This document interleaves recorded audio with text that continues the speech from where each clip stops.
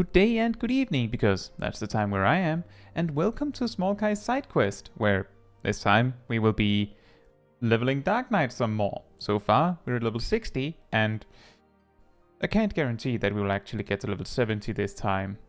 First session we got to 50, second one we got to 60. Not sure on 70 this time around, but maybe. Oh, we also have to do the near quest before I get too ahead of myself.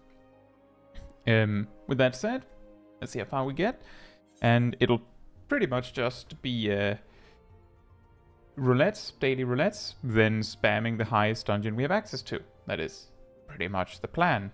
Also, hey Sean, hey Gazel, hey Rust, hey Traverse, hey PSR, and hey Ymir, I hope you're all doing very well. And hey Ham, hope you're doing well as well.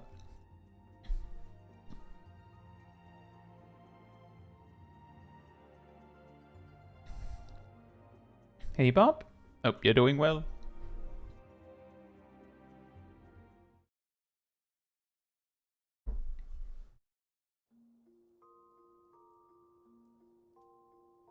We also have to check if we can get a few gear upgrades at the very least, because the armor and accessories and so on, we also have to clear our inventory.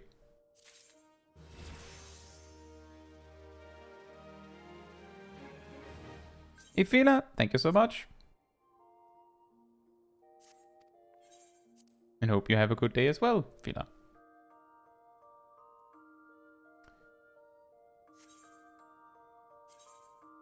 Oh. That's actually not helpful anymore. Hey Saurius, hope you're doing well. A ring.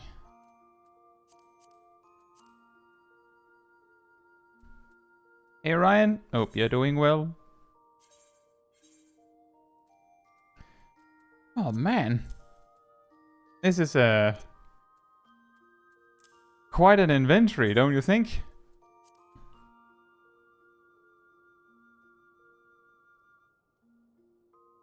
You're leveling through the 60s as well, Michael. Oh.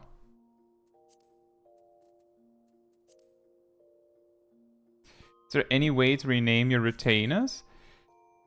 I think there's like a name tag or something, or like a retainer Fantasia or something that you might be able to do it with. Not 100% sure on that.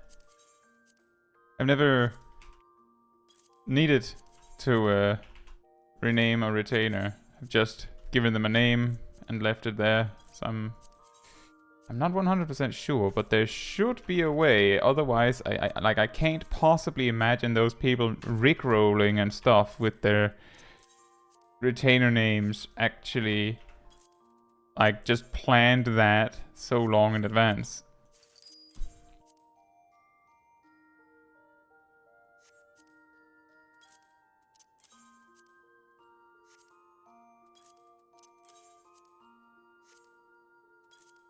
There should be a way.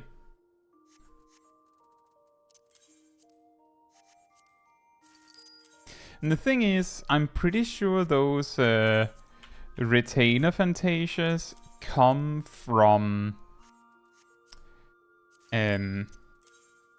the like 1 hour random ventures. I'm pretty sure that's where they usually get them from. So there's a real possibility that you just pick them up randomly. Although, probably not just something you just do. You can buy it off the market board as well.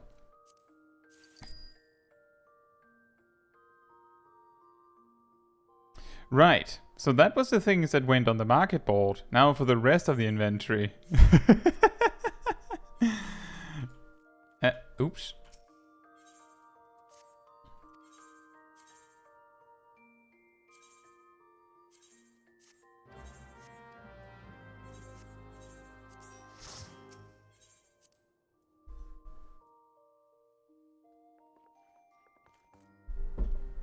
The squad.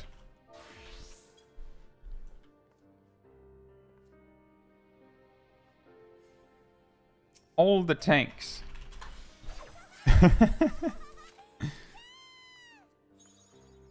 Right. I think we need to start with...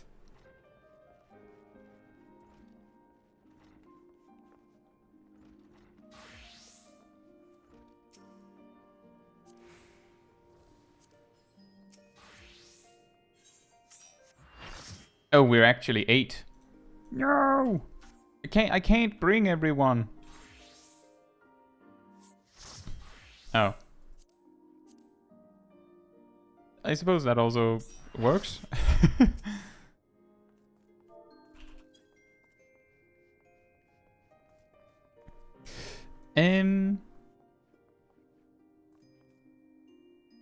Right, Ifrit. Gridania. Wait, where are you going? I mean, we could also start with that, but I will have to clean this inventory. I do have to close up these gaps in case I pick anything up, so it doesn't just disappear in the madness.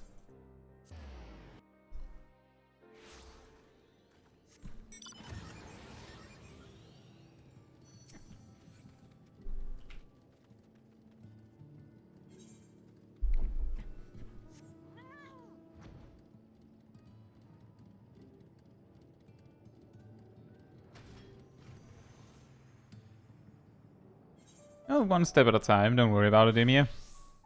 The order isn't that important. I'm pretty sure we don't get, like, items from this, like, weekly quest.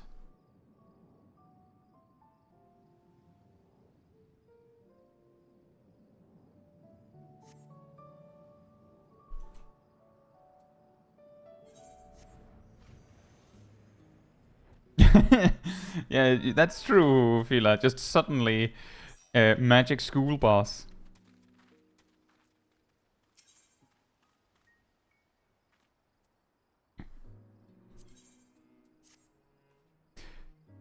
Yeah, I was wondering when you would come by again.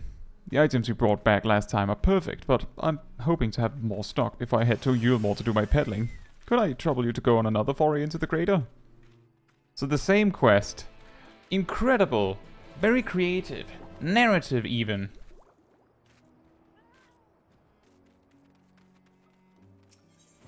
Can you do exactly what you did last time? Perfect. That's all I wanted.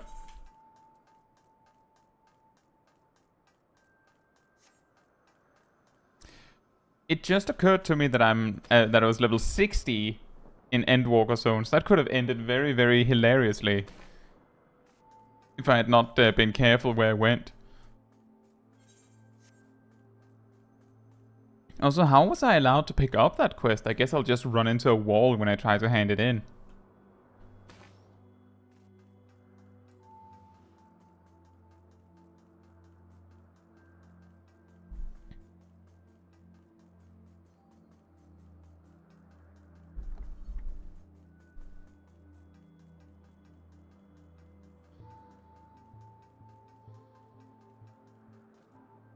Running through the puppet's bunker.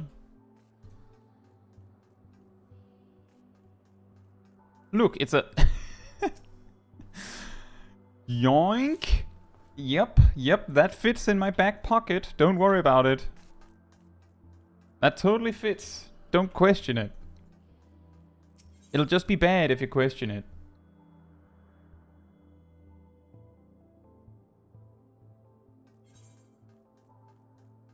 Just put a container larger than me in my inventory. Does it have a funny description? Does not. A heavy container holding unknown contents recovered from the depths of the puppet's bunker, which somehow fit in your back pocket.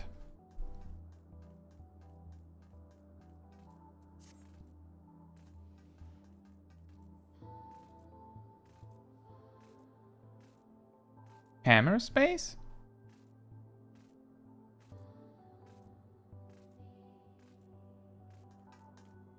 Ah.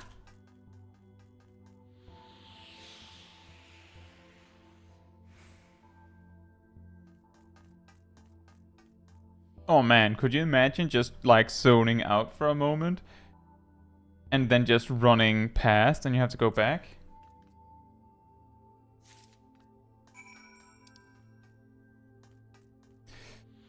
Negative says, where did your group go? We are in, I'm pretty sure we are in separate instances of the of Puppet's bunker when we enter like this. So we can't see each other. But because we are in the same area, the game is like, well, I mean, if you could see each other, you would be able to see each other. And BSR says I'm in copied factory. Well, that adds up.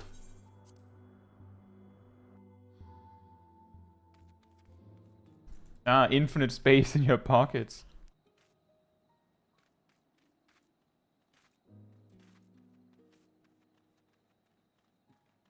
Aradel says the tooltip of the knapsack object before you add it to your collection is: research has proven that wearing a knapsack or similar greatly reduces the likelihood of being pestered with questions.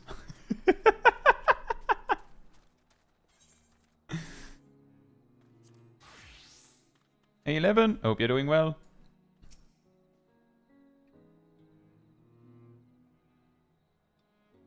Steve says, I was collecting the ether currents on my miner, which was all fine until I got to Thule. I mean, if your miner was level 90, you would probably be fine.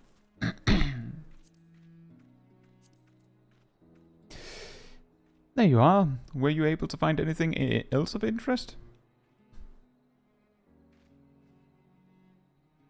Marvelous. With the addition of this little lot, I'm now ready to set forth.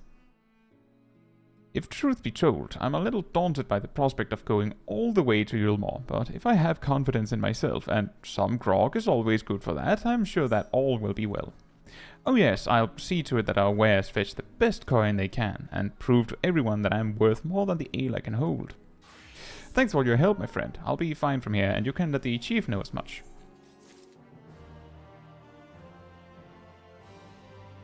Ah, of course, Steve says, it wasn't 90. That would cause the problem. And also, thank you, Chester, and I hope you're doing well.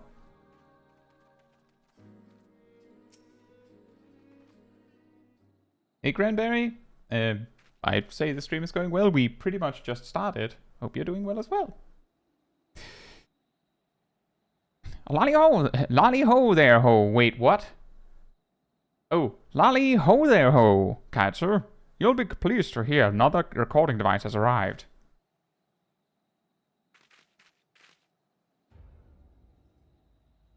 I know what you were up to. Oh yes, I can see through your ruse. You pretend to be a friend while spreading vile rumors about me behind my back. Well, you're not going to drive me out of my own village. I'd rather die beardless and dry. You hear me? Beardless and dry. What am I doing? I don't know. What are you doing? Running. You're running. Well, it seems the visit I paid Glak the other day backfired. Hard to tell if trying to reach out to him is better than not doing anything. But that's enough about Glak. Let's talk about cheerier things. Owing to everyone's hard work, the village is starting to look like itself again. This had the effect of inspiring another one of us to volunteer to help. The fellow's been wanting to speak with you, so let me call him over. Oi, Caetsu's here, if you wanted a word.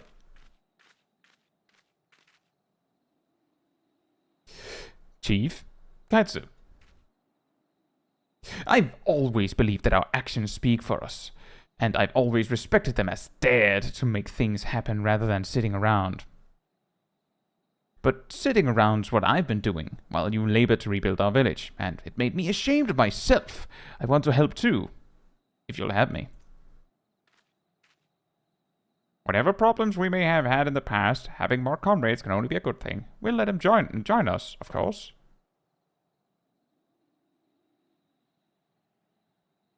I'm glad we're on the same page. Thanks for giving me a chance. I'm ready to get to work. Just tell me what you need me to do.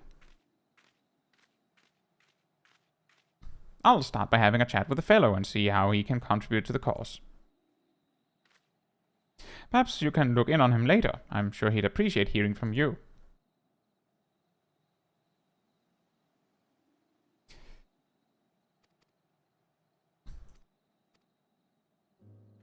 The things that happen every week. Let's see here. I always forget which tab the collections tab is in. Ah, yes. The white theme. Dear Caetsu, the white spheres have ties to 2B and 9S's world, which is almost inconceivably advanced. I found that data there is stored by machines bearing the names of gods, and even the tiniest glimpse of the smallest portion of it reveals memories by the hundreds. People's memories. What does it mean? I need to know. Konok. Hey Viek, Morvanesh and Sniled, I hope you're all doing very well.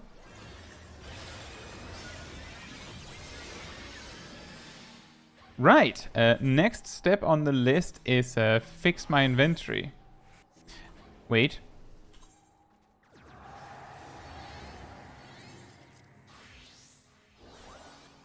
Okay, this looks fine. Someone died? This is okay. This... Maybe we need something. The question is whether we should instead stockpile level 60 gear. Also, maybe this is better. Pretty sure it is. Pretty confident this is better.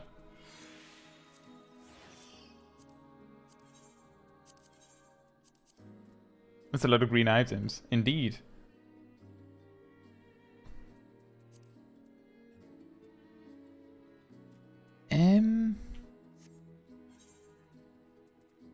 Do we need upgrades is the question. Whoops.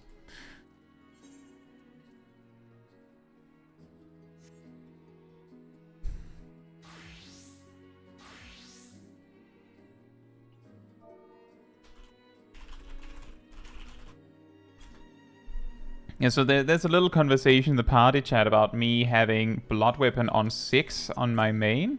We'll get to that when we actually get the blood gauge. But yeah, I only use my MMO mouse to reach the right hand side of my key my hotbars. I can reach 6 quite easily, in fact.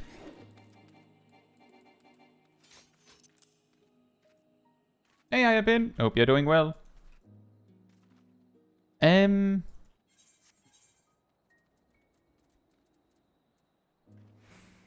Do we have a... We have better Dark Knight weapons, like waiting in the wing, but we don't... We don't need this. Or this. Or this. Or this. Or this. Weird. We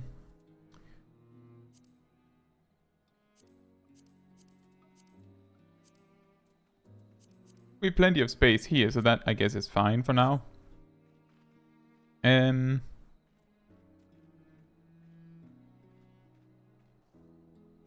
Maybe buy a level 70 weapon and then grab... What's cheaper? It's cheaper to go to Ralgus. Grab a level 70 weapon, then go to... Well, how much can we actually get with this many poetics?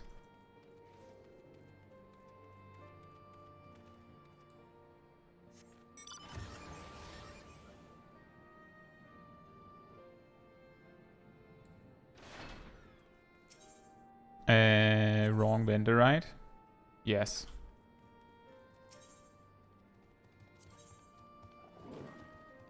We grab this. Why skill speed? Why? I don't want it. That's exactly the opposite of what I want.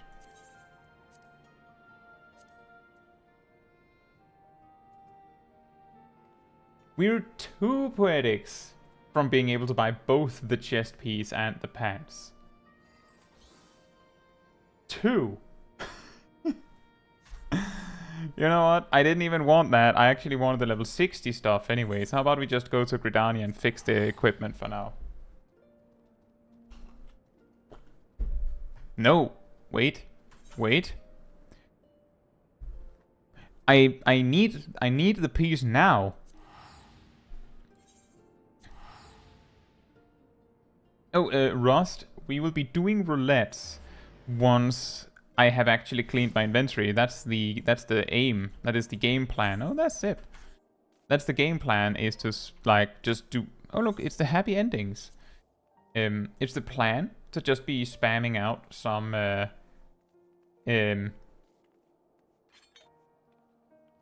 Oh yeah, right. Tank gear with direct hit on it.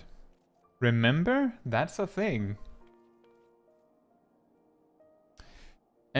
Sure, let's grab the pants. Sure. And...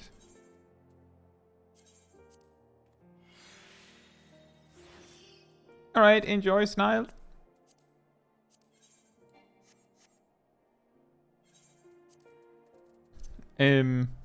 Okay. Now we go to Gridania, finally.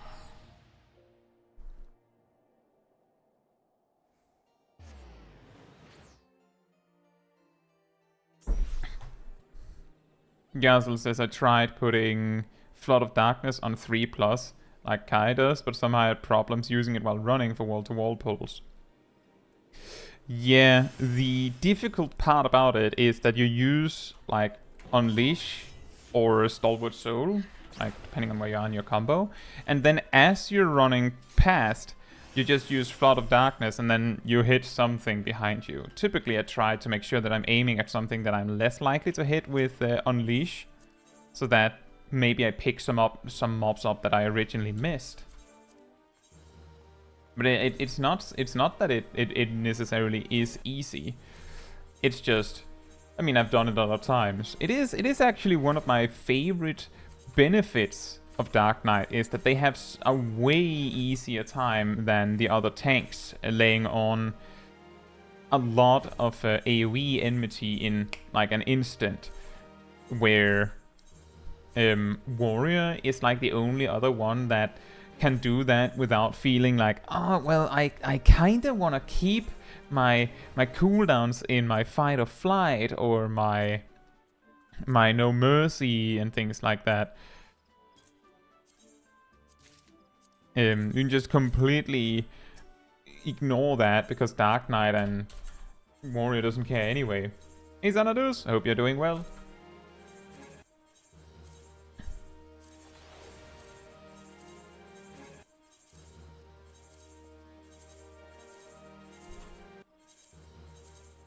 How Smol Caetsu is feeling? I think she's feeling lighter.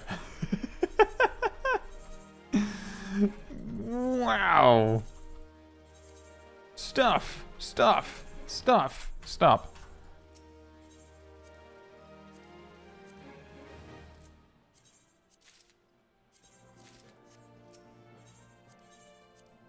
Maybe she'll finally eventually get a full 999 Glamour Prism stack. Okay, what's left? Oh, right, those.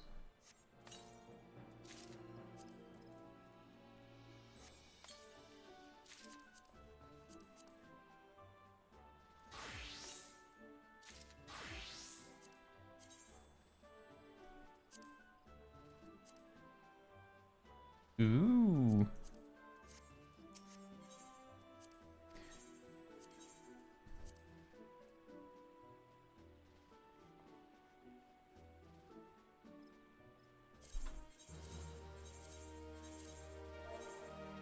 Whoops.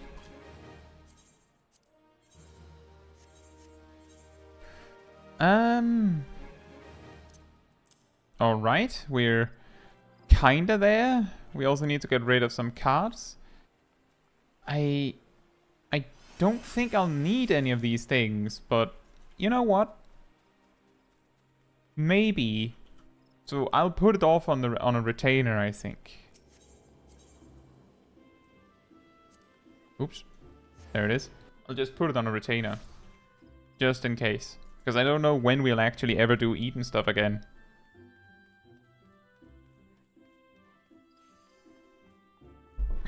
Hayapin says, are you doing exclusively dungeons or will jump in Bozja once you hit 71? I don't know. I hadn't considered using Bozja at all. Partly because Smol Caetsu hasn't even unlocked it. Which might have a direct impact on its effectiveness for leveling.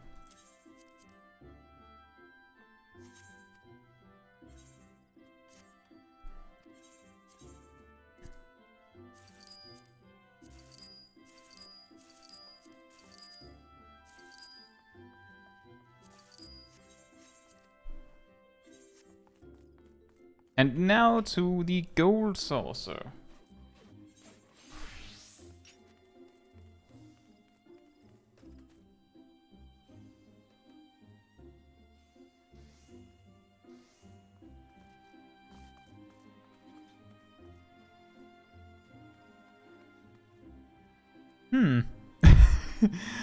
Oh, right.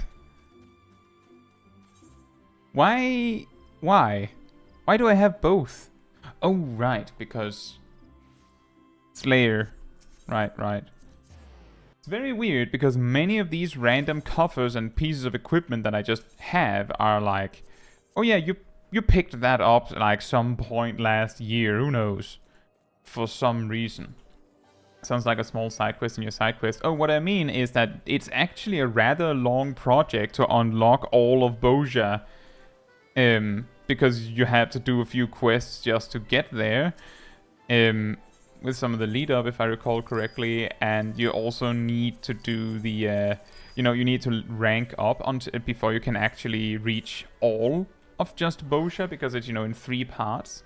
So it might take a while before it would actually be worth it. So that's why I say I don't know.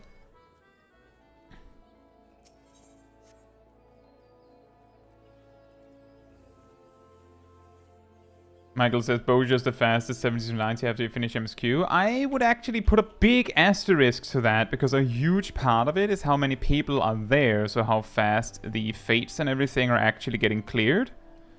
And there's also the important thing that power leveling in Bozja is not... I don't think it's super entertaining to see, is it?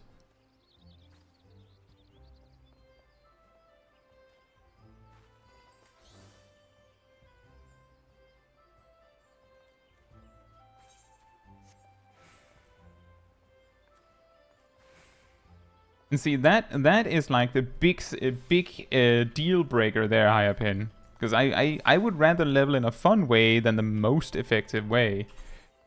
Case in point, since we're already 8 here, we could start with trials.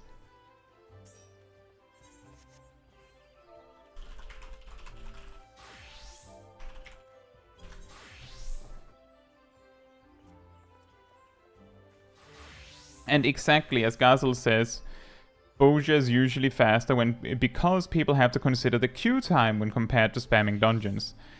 It reminds me of like leveling guides before Bozja was like the big grinding spot. I do remember that it wasn't uncommon to hear people be like, oh no, Palace of the Dead and Heaven on High is like the best of the best. And it's okay. But you will probably immediately agree that if you're a tank or a healer, it's not that great. Like, compared to just doing a dungeon.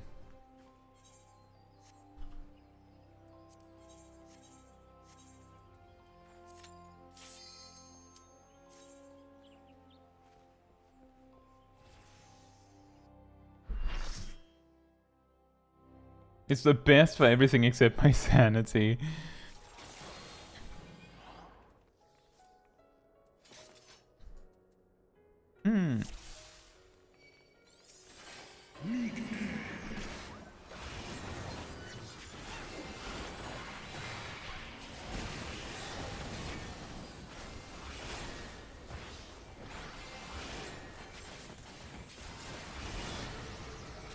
It's the big dog. Well, the big dragon dog. Ah.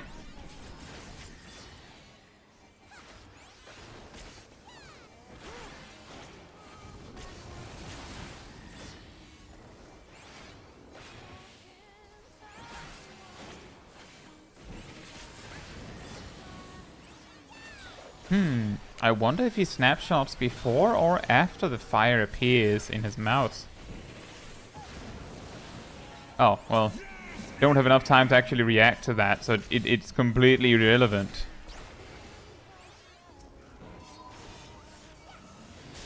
Ah!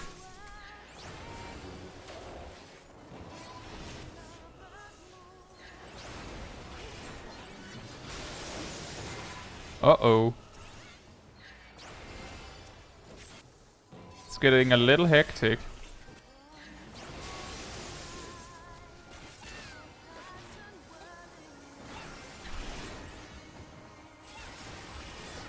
Remember that the Shadow Dragon uses invisible telegraphs, so if he's winding up his claw in your face, he is going to hit you if you don't move.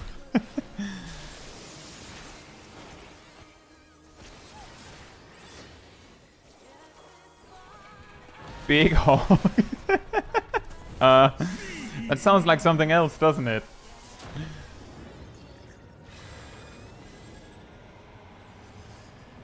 That sounds very unlucky, Sarius. But it happens. Extra unlucky with a game crash, though.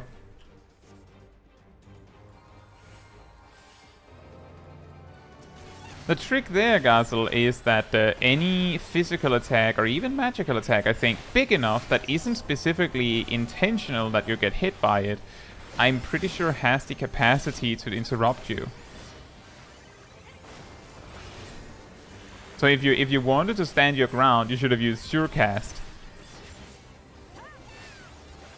But yeah, it is always surprising when you take the risks that the game then goes, nope, and just stops your attack entirely. That's always fun.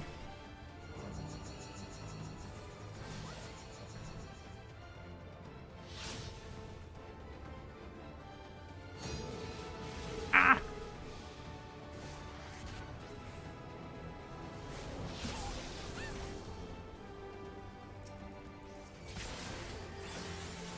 Nailed it! I finished my combo.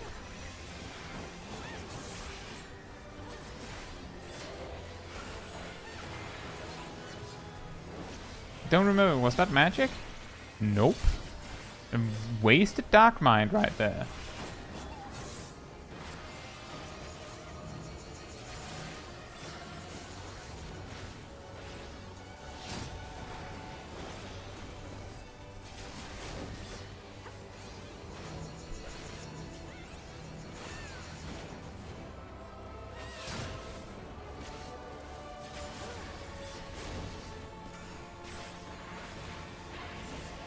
Did you nail it? I'm not sure why I used arm's length there. That doesn't help against bosses. Hey Malice, hope you're doing well.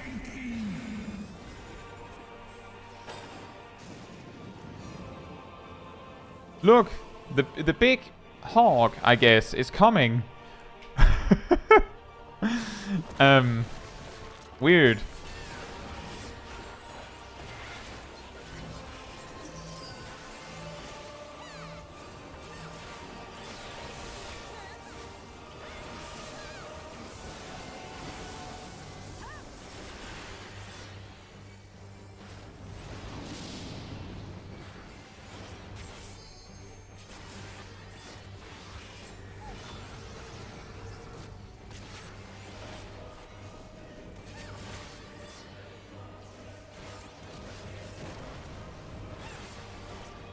I didn't remember what the fireball did, so it's just like, is it?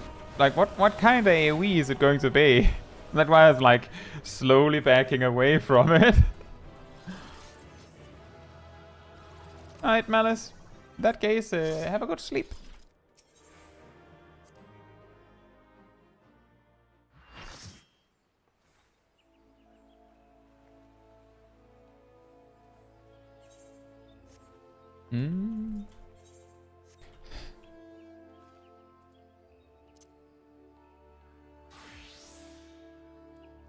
My food buff XP!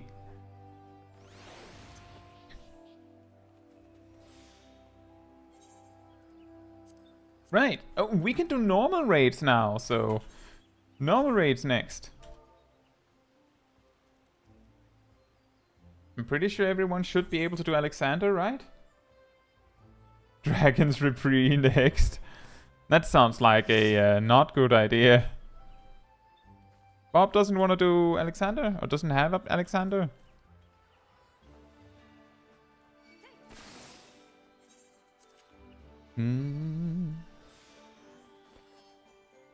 Haven't unlocked it. Fair enough.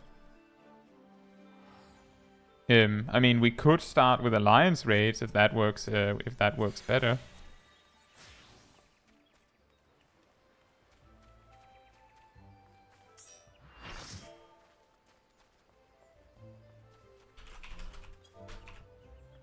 So the key thing here is that you have to make sure that the job you have equipped has high enough item level to queue, even if we know that the highest possible result would be Shadows of Ma, given level requirements. What about abnormal raids? Oh, that's savage.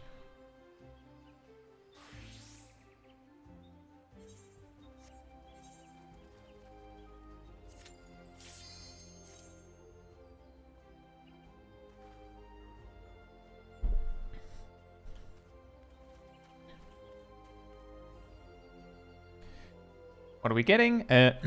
Labyrinth of the Ancients. Labyrinth of the Ancients. Circus Tower, then. For like the 5th time this week, I feel like.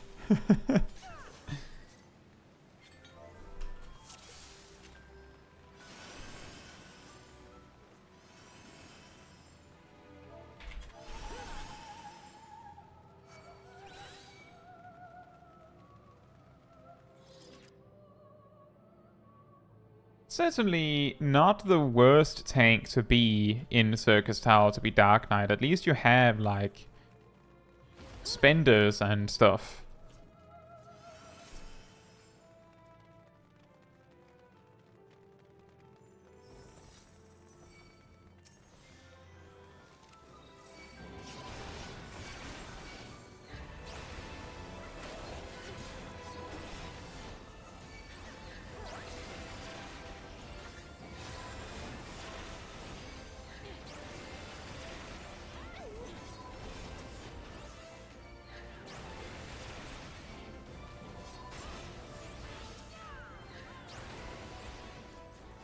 Oh, that's immune to stun, fair enough.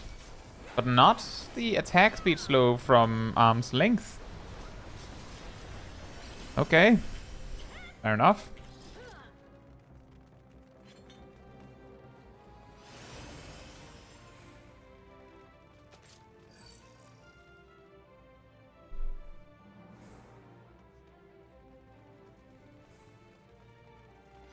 Oh, maybe Holy had something to do with it. You know, that sounds like a pretty good analysis, BSR. Very good analysis. And Cranberry said the same thing.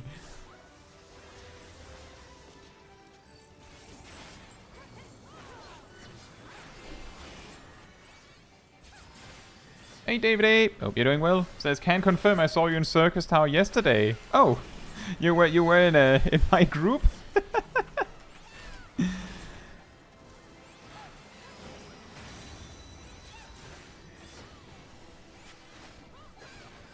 Oh, I do remember that.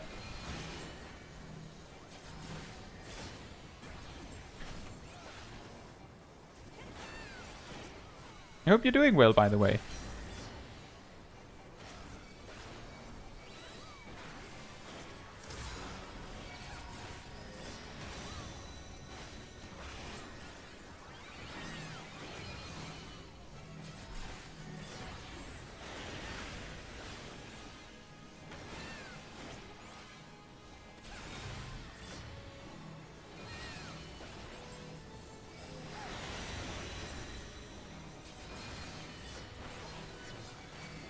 Oh, Steve, that's what we call the desire sensor. The game just somehow magically knows what you'd prefer to have, and then it just It just doesn't give it to you. Nah. Nope.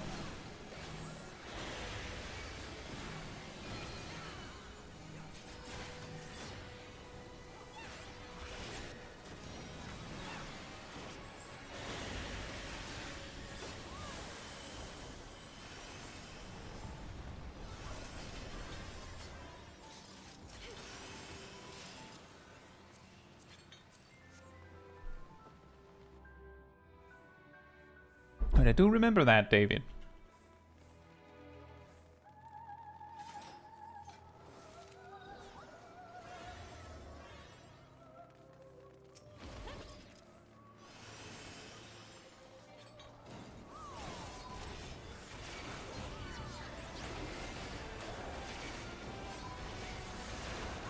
Remember the ads at the back? Right.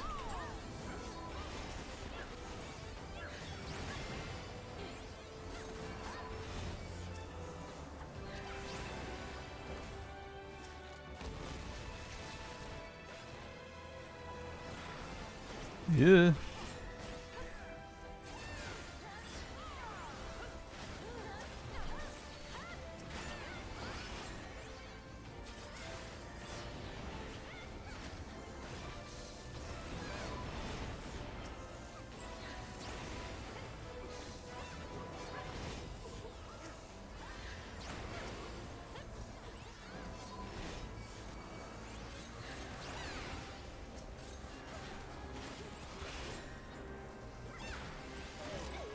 Very efficient.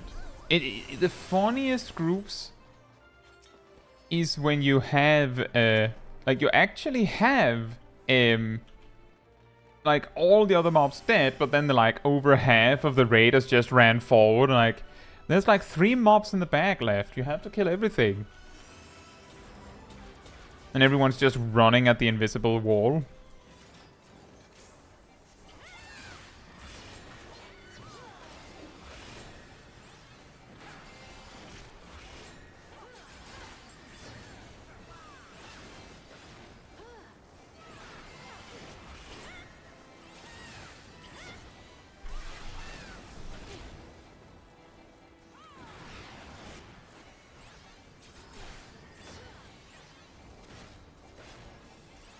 Sorry.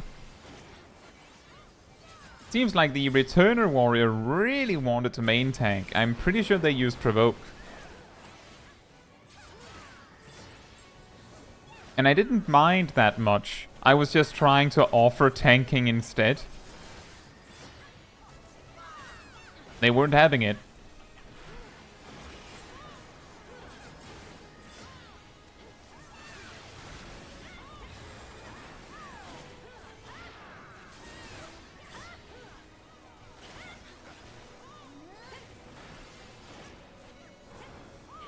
Vile auto...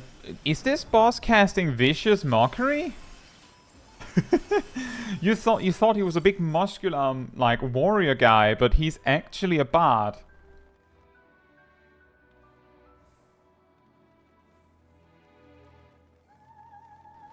That's true, Viek. That's just the key thing that I don't care about being the main tank. So if they provoke that, then I'll just let them be the main tank. That just means I'll have less to do.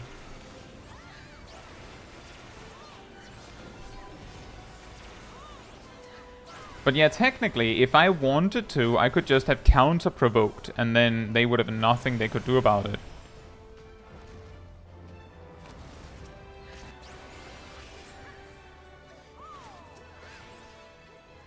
See, that was the insta-provoke again.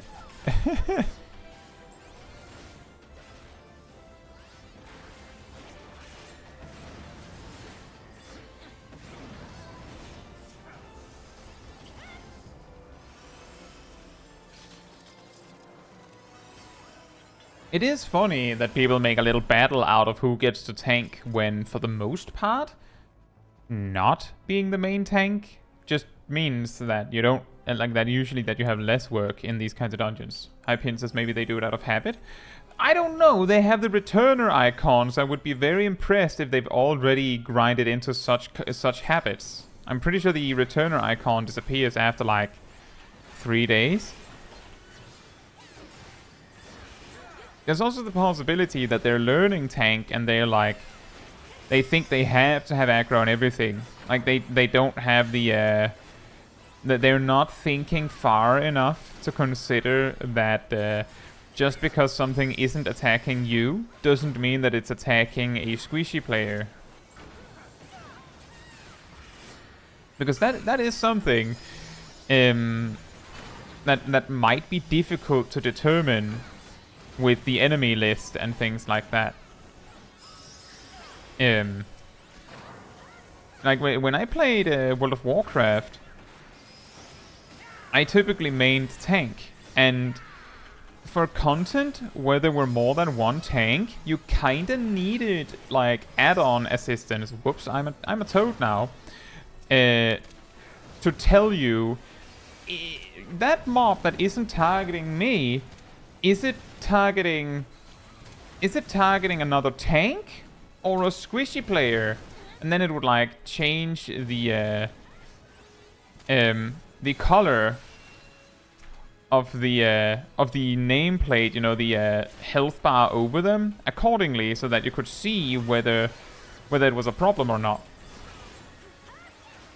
Specifically because you kind of needed this information, but you can't really see that in Final Fantasy XIV. Like, you just see, well, it's not targeting me. Like that's the I don't trust that one. I really don't. The greed worked somehow. That doesn't happen often, as far as I know. What do you mean, curtain call? Just skip it.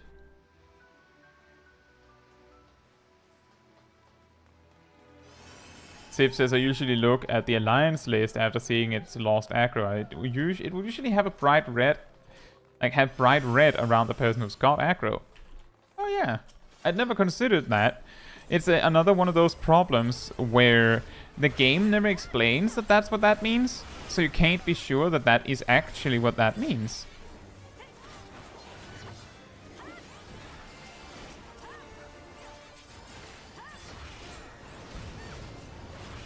But I guess that is what that means. That it's, I'm guessing it's highlighting who's being targeted by the boss.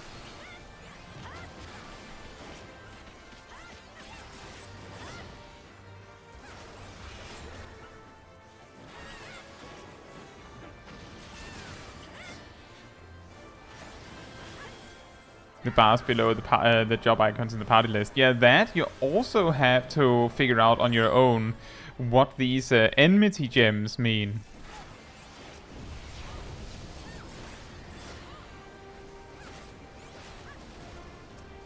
Yeah, I do agree on that, Sib. It's probably just highlighting who in your who's being targeted by who you're targeting, which greatly limits how much you can do with it. But it would, at the very least, be able to tell you whether you need to use provoke or not.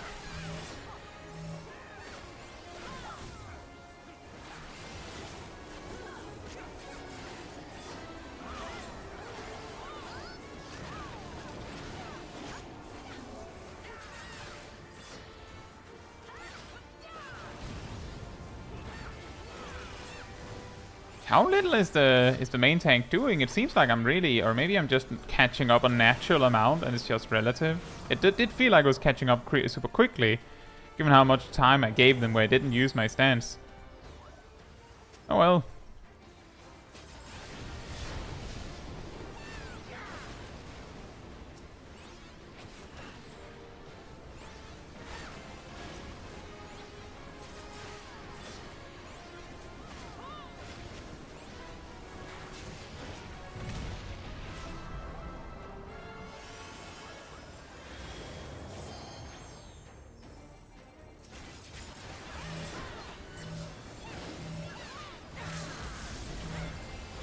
Ah yes, the triple stack. The classic super move.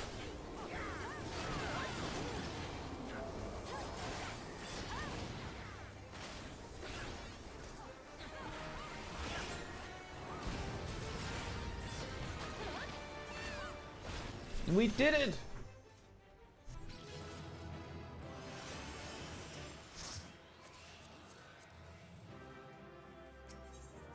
We did the thing!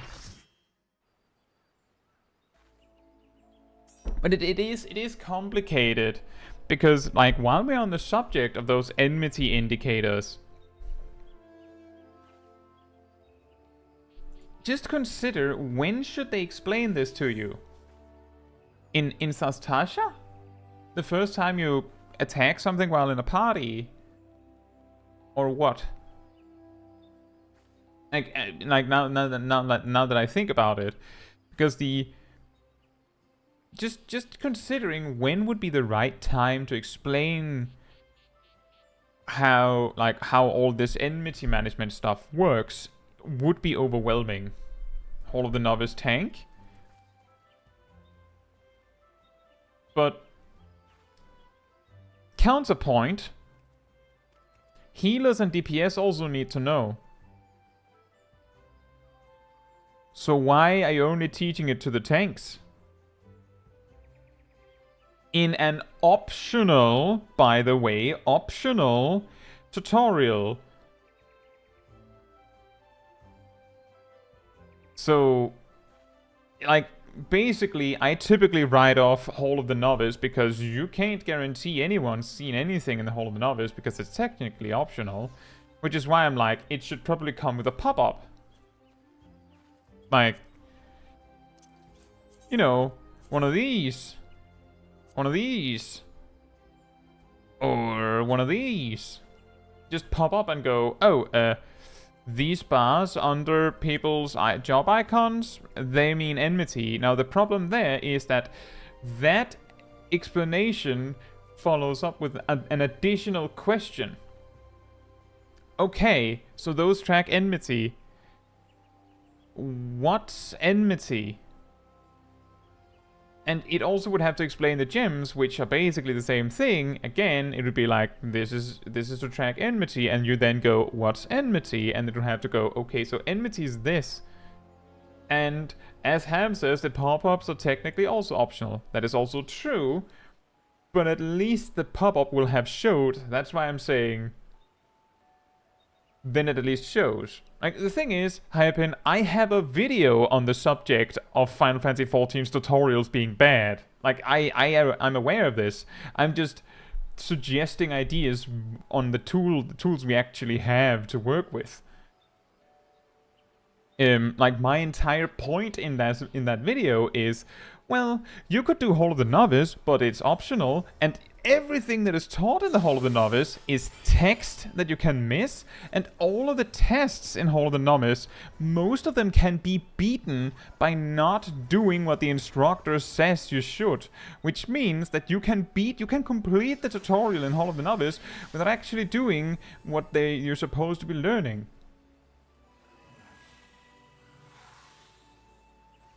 So, and Michael says they should teach everyone about threat and to run towards the tank instead of away like everyone does. Did you know that the Hall of the Novice for DPS players actually advises you to go and help the tank pick up mobs and bring them to the tank? As far as I know. At least help the tank pick up mobs when they're engaged to you in combat. You know, ads coming in, you know, in Sastasha when the captain calls in his dogs. Apparently, by that logic, a DPS is supposed to intercept them. Which is weird.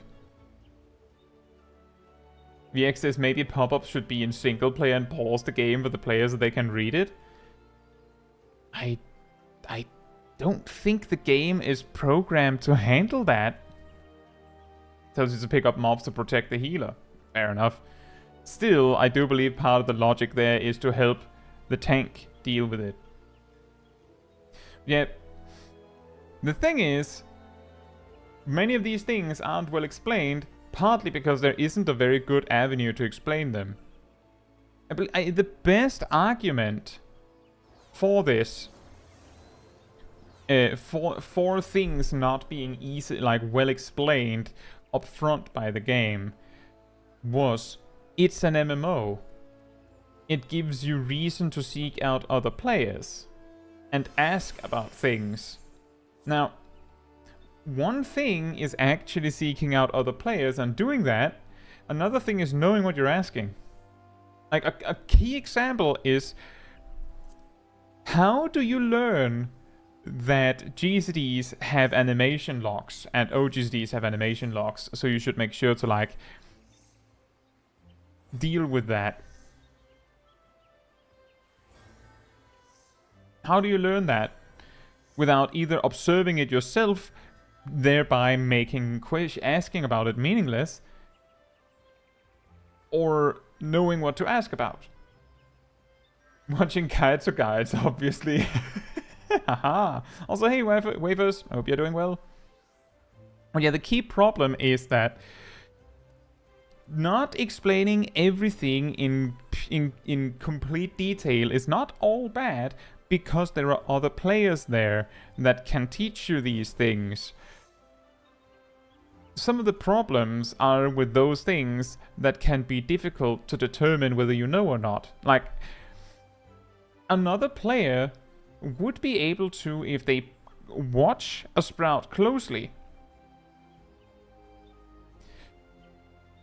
Higher Pin, the key here is still, how does the sprout know what they need to ask? If you don't know that there's animation locking, then it just feels like the game is laggy. Then it just feels like the game is slow, and it doesn't pick up like that you're lagging when you're spamming all your cooldowns all at once. It just feels like it's the game's fault. How, like, it's equally possible that that's the problem, so they have no incentive to ask unless they're like, excuse me, is it me who's an idiot? And then someone in the novice network goes, yes. Or something like that. But many of these kinds of, like, mechanical things, it might be difficult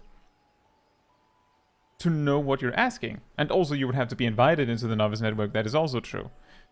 For the GCD and OGCD thing and weaving, another player would be able to see you, a sprout, for example, messing up your rotation completely and just spamming OGCDs like crazy, and then going, are you sure you know what you're doing? And then there's a chance we go further from there. And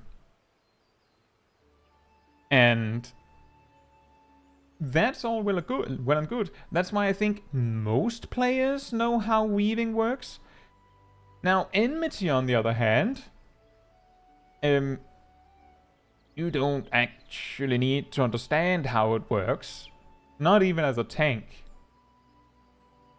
As long as you understand that enmity is good when you're a tank, and you have to turn on the thing that makes you enmity good, that's fine.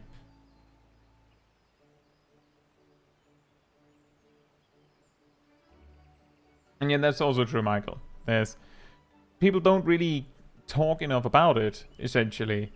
But that also leads to situations like a lot of people reaching level 90, playing the game for ages, and having these enmity bars under the job icons, and just not questioning what they're for. Like, I don't know what that is. It's probably not important. I guess it's good when it's red under the tank. And if you're a tank, you're like, well, when the gems are red, things are good, I guess. Because the game doesn't really explain it that well. But the thing is, you might not know what you're asking. Like, what you need to ask about. So that's the problem there. Which is why I'm like thinking, how would you be able to engage, like, intercept that and explain to people what they mean? But anyway, there's a reason why a lot of people don't know these things. It's partly because it's usually not important. Now, with that, I'm thinking we do normal raids next. Should I invite Ymia again? Or, oh, you're in the job quest.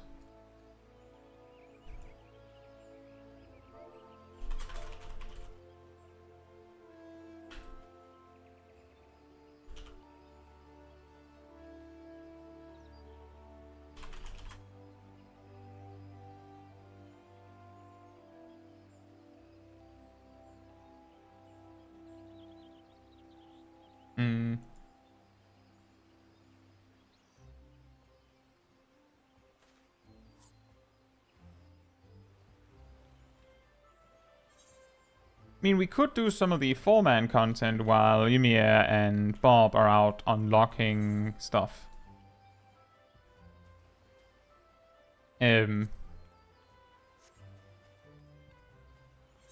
What if we do leveling roulette next? Do we have anyone who doesn't mind sitting out for that?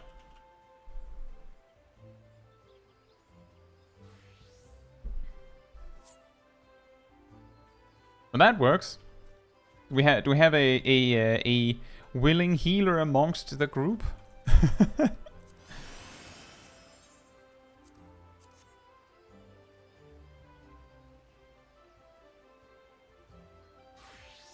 Thank you for coming, Travis. Enjoy your day. The boss lady told you to hear, feel, and think, so figure it out, Warrior of Light.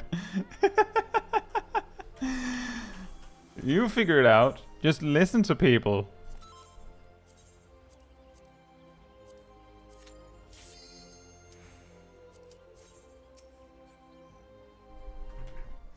Enjoy, thank you for coming. Ah, yes, one more go in the area.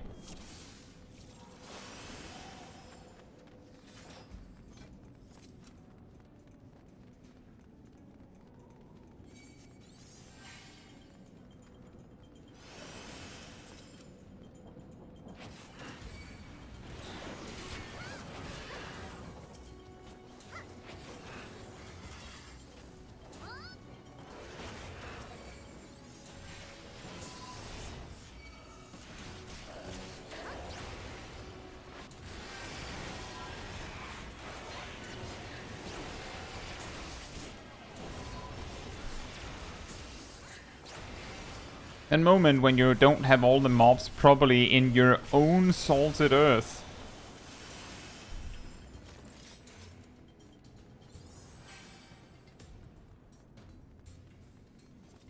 That could also work, Michael, and I actually have considered that myself.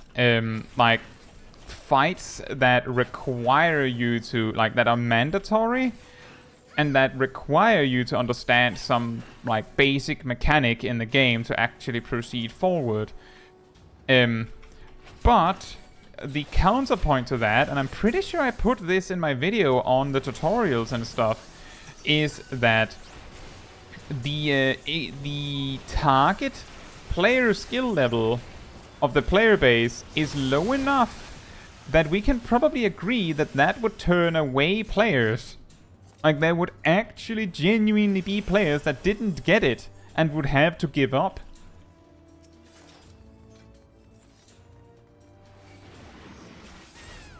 Which you might say, and? Sucks to suck then.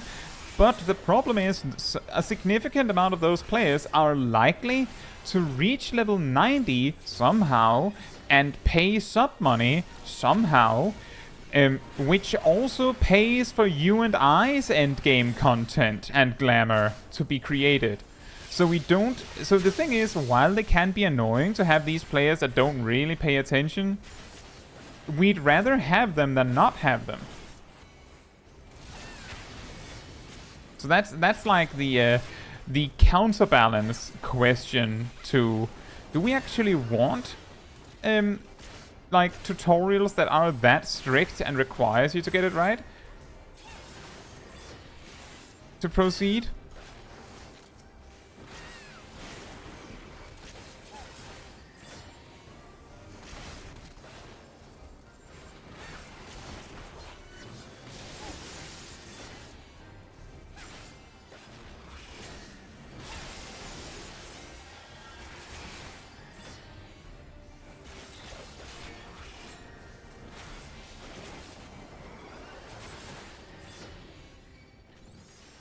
And I think the way that I described it in the specific video on the subject was some of these players that don't get it when such a tutorial would make sense to be presented to them might not get it because they don't care at that time. But when they've reached level 60, 70, 80, or maybe even 90, one day they might be like, well, actually... Now I'm actually curious, how does XYZ work? Like, how do I actually learn these things? And then they will like retroactively learn them. But if the game had said no, you have to learn it today, then they might never have gotten that far.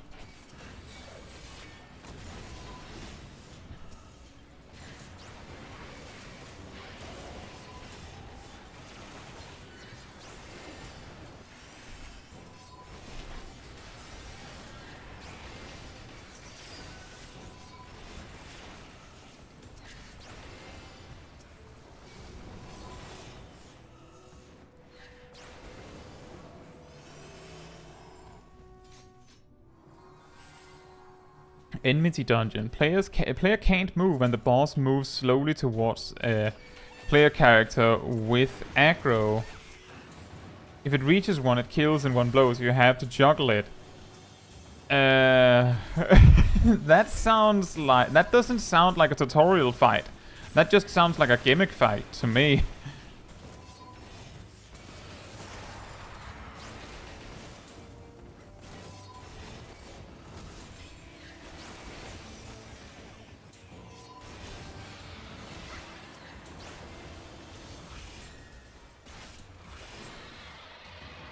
But it isn't like that. That's also a very good point, 11. Like, to bring up in that subject is how... What would be a good fight to teach enmity? Like, what would be a good way to teach these kinds of features in a way where you can't proceed without being forced to deal with it? And the key thing you have to remember is it has to be like, if you actually want to make sure that the student learns, is by making sure that it cannot be beaten over with brute force. Like, an example that I showed in the video itself is the tutorial for tanks on picking up multiple mobs can be done, completed without failure, without using your tank stance, and only using the action you learn at level 1. Your filler attack. That is all you need to beat that test. So it doesn't actually test whether you got it.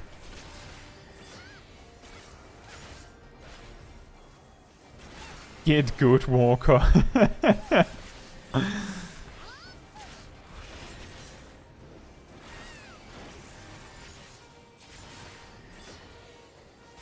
Thank you, Yachts. Appreciate it. And also, I hope you're having a good day. And hey, Wool. Hope you're doing well as well.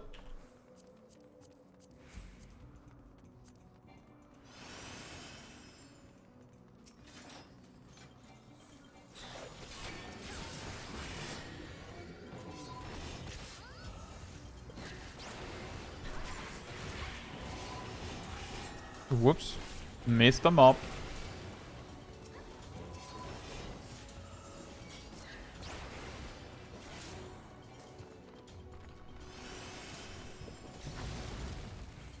Like, for example, tank buster spam, how would that test enmity management? That sounds like that might be a good test to see if you understand defensive cooldown cycling, for example.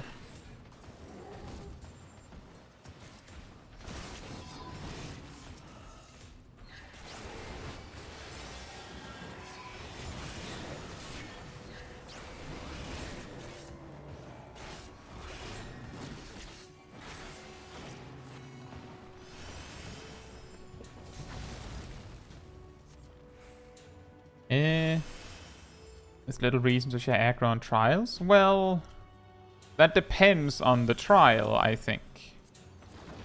As we just discovered when we were doing Nidhogg a little bit ago, it turned out that it might actually be difficult to deal with all 3 mobs in a safe and efficient way if one tank insists on having both of the tankable mobs on them.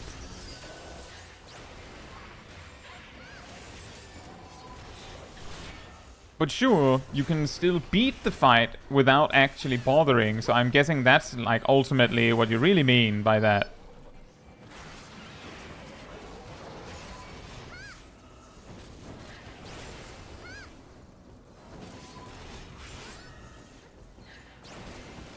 Is it efficient to pop a dot onto a mob pole to help even out when the pack dies, rather than just spamming your mob attacks and dealing with the survivors as they are? I actually talk about about this in my video on running dungeons faster.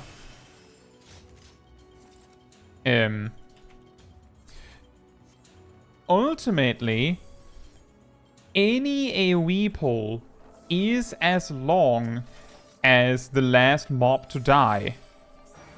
So if you can do something to make all the mobs die, like, collectively faster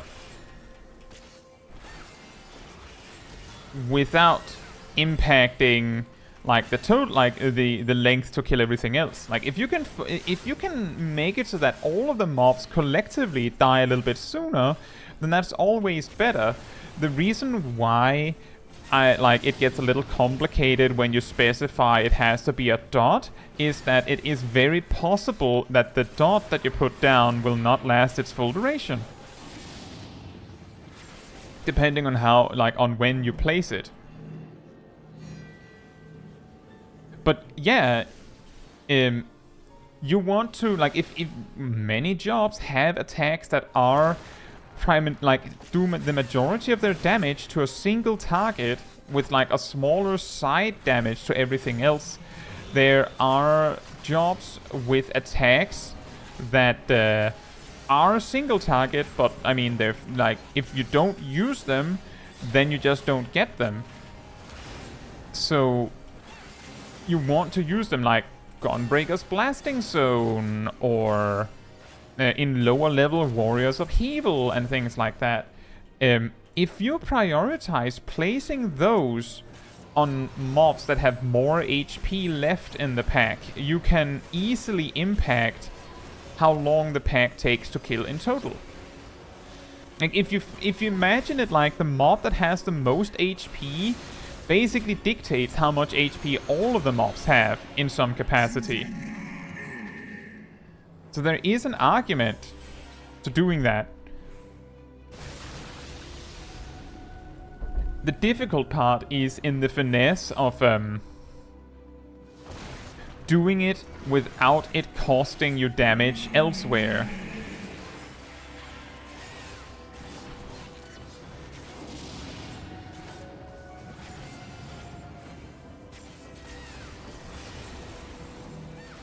And also that, Hyapin, that is maybe a little bit of a side point, because that wasn't really the question, but yeah, you want to use all of your damage cooldowns should be used on AoE packs. Always. It is, and we've talked about this on, I'm pretty sure we've talked about this on Smol Caetsu streams even. You should use your damage cooldowns on trash. On trash packs, the big AoE pulls. In fact, once you understand the mechanics, of each boss fight in a dungeon, then the hard part of the dungeon is actually whether your tank and healer and DPS in your group can survive the big AoE pulls, because those are usually the weird outliers. They're much shorter than the boss fights, but they're usually the hard part. Xanadus, I said, I'm pretty sure we've talked about this on a Smol Caetsu stream. The past tense being the key here. We've specifically talked about this subject on a Smol Caetsu stream before. Yeah, you want to use your cooldowns basically on cooldown, as long as there's something to attack and you're not wasting any of it. Which means you're going to be using your single target cooldowns, your AoE cooldowns, and any damage buffs you might have on trash. And the key here is that in your average group, it takes around 2 minutes or so to deal with the 2 first packs in the dungeon. Like, the 2 big AoE pulls take around 2 minutes. And then a little, like... So, because of that, your cooldowns will be ready again shortly after you reach the boss. In most groups.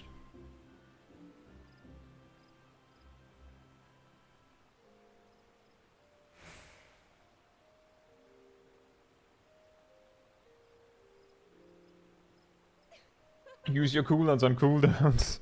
On cooldown. They are called cooldowns, indeed.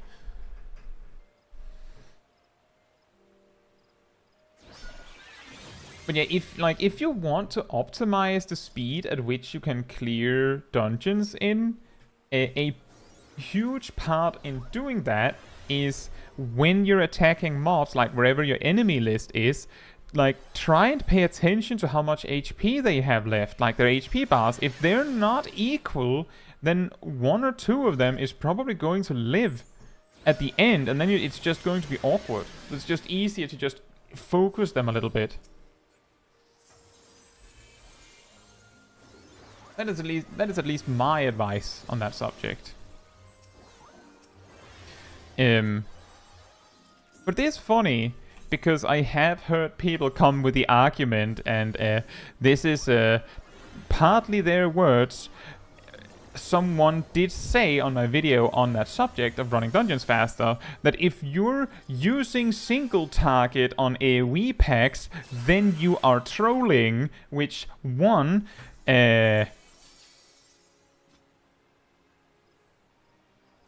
that's not what trolling means, and 2, they didn't even address the potential fact that one of the mobs might have 2 or 3 or 4 times more HP than the rest of the pack.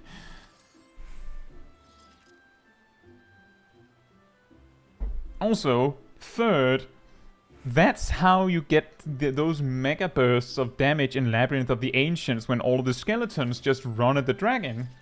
When you're single targeting on AoE. Because technically the skeletons make the fight qualify as AoE, doesn't it? I'm mostly memeing here, but I hope you get what I mean. By the way, did we lose someone?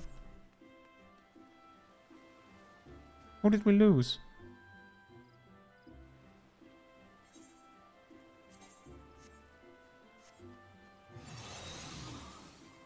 BSR says, man, wouldn't it be weird if I still used Goring Blade in AoE because otherwise it'd line up weird?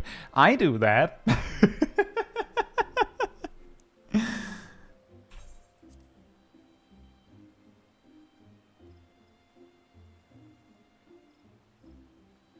Oh, Aradil is already in a dungeon.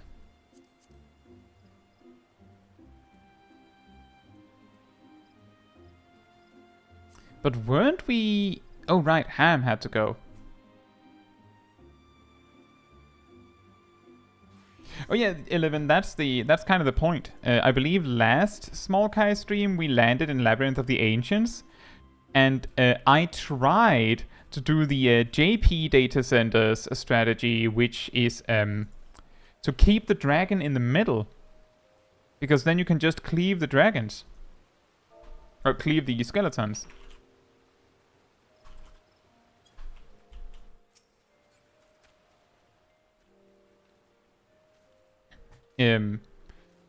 But if you move the dragon over to Narnia, which, as you will know, most of the West does, we specifically pull it north, weirdly, then you have to single target the skeletons.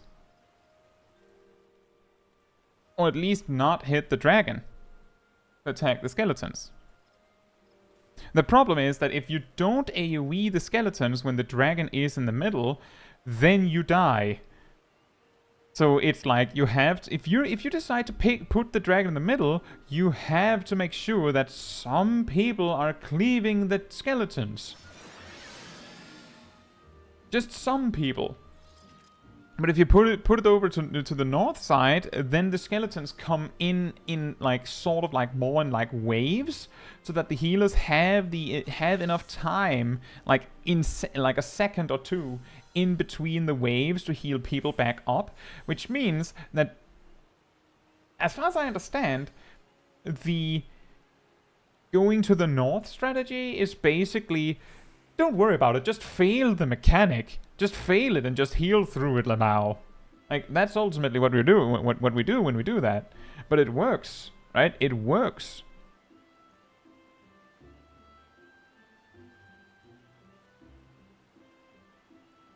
Snile says, I had a run in the burn the other day where a returner tank refused to do AoE attacks. They ran the whole dungeon with only single target attacks. Never raised so many people in a run before. Did they at least use defensive cooldowns? Because I think I've told this story before, but I had a run in Bottom's Metal where I was a healer, and I had a tank who refused to use any AoE attacks and also refused to use defensive cooldowns. I believe they also only pulled one pack at a time. And when questioned about the AoE attack thing, their argument was, I have all the other tanks at max level, hence I know what I'm doing. Which is of course a genius argument when you're told that you're doing something weird. And their reasoning for not using defensive cooldowns was, I want the healer to be healing and not attacking. Do your job. I don't want to do it for you. Which ironically misses the entire point in that the tank's job is to reduce the damage intake. So you're basically refusing to do your job, right? So that I have to do more of my job. It was quite funny because it became a little bit quieter when both of the DPS players were like, no, you tank, you're the idiot. But he didn't do anything about it. He just stopped arguing. Like, it was just like, oh, guess I'm in the minority here. I'll just because we didn't actually talk about it much until like really until the final boss, because for the entire dungeon we thought he was just bad at the game. Like, basically there was no indicator to suggest he had 3 tanks already at max level. So we're just, it's probably his first tank. We'll let it slide. And then he started talking about something.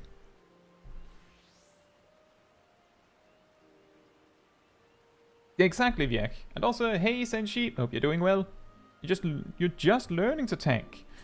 Yeah, see, the thing is, to get to Bottom's Metal, like, just to get to Bottom's Metal at level 65, you have to be blocking out a lot of advice to have a tank at level 65, even as Gunbreaker, and I'm pretty sure that player was a Dark Knight, now that I think on it.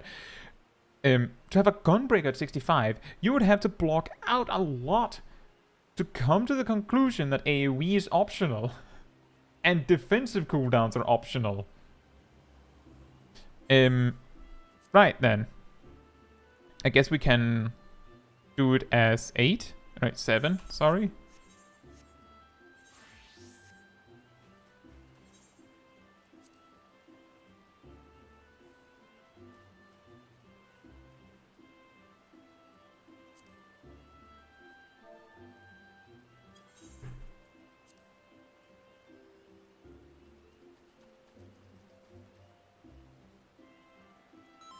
Oh yeah, that one too, Wool.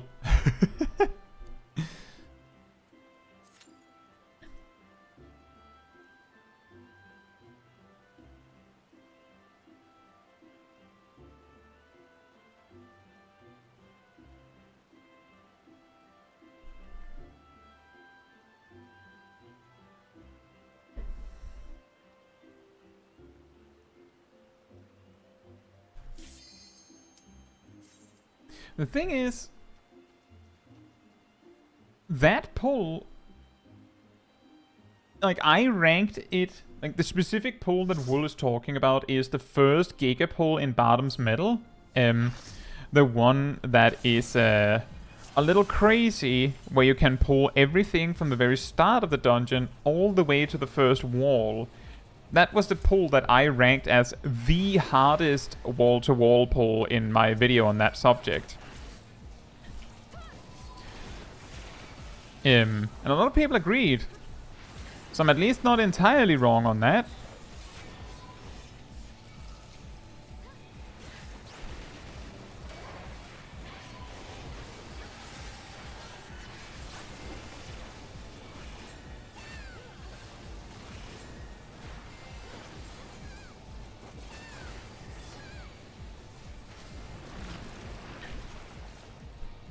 Jeff says, you're nicer than me. If I'm healing and ask a tank to use AoE or some mitigation, they refuse with reasons.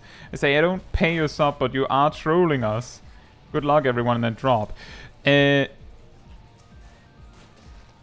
thing is, I've talked about this before, where if people start using the reasoning that you don't pay their sub as a good argument for not having to do something that you suggest, then my counterpoint to that is you can just start not doing your job very well. They'll notice that they can't pull like some big champ if you're not carrying them with the way they play. But the thing is, it's these days, for me, it's not necessarily that I'm nicer than you. It's more that it's not, like, for me, I've carried some terrible tanks through dungeons just by sheer force of will if I'm the healer. It's not because I want to let them get away with that behavior, it's just because it actually wastes more time to try and convince them to change.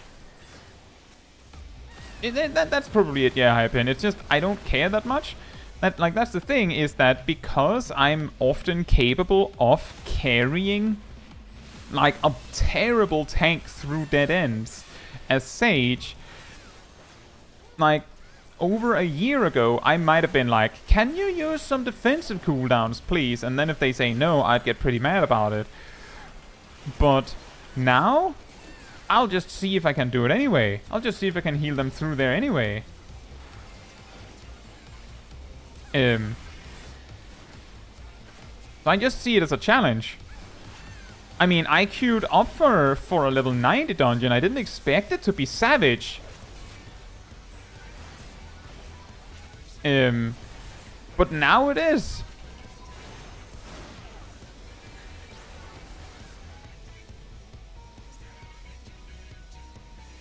Exactly, sort of like a mini game in the dungeon. Like, surprise, actually.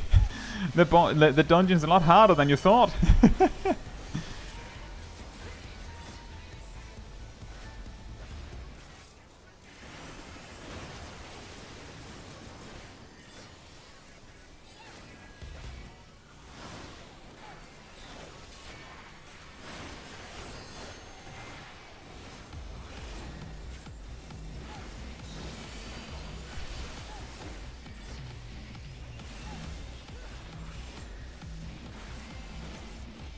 It is quite funny. Because through the videos, new mechanic, teammate, intelligence down. Just see it as an actual debuff in your UI.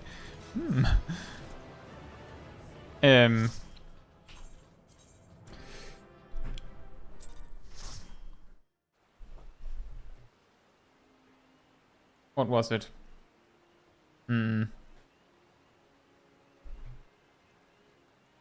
Right. Through the comments on my videos, let me put it like this. If I combined the responses to when I say content is difficult, like if I have a video that as much as suggests that any content is hard in the slightest, I'll have anything between, you're right, it's hard, you're wrong. This thing, other thing, is even harder. Or option 3, everything in the game is easy. And number 4 is basically the amalgamation of a player that both says somehow simultaneously, warrior is so tanky that it does not need a healer, and the same warrior gets offended if the healer has the audacity to heal them for any reason. For some reason. Just the other day, I even saw a comment, someone who said that they would actually get offended if the tank uses their healing cooldowns. The healer gets offended if the tank helps with the healing.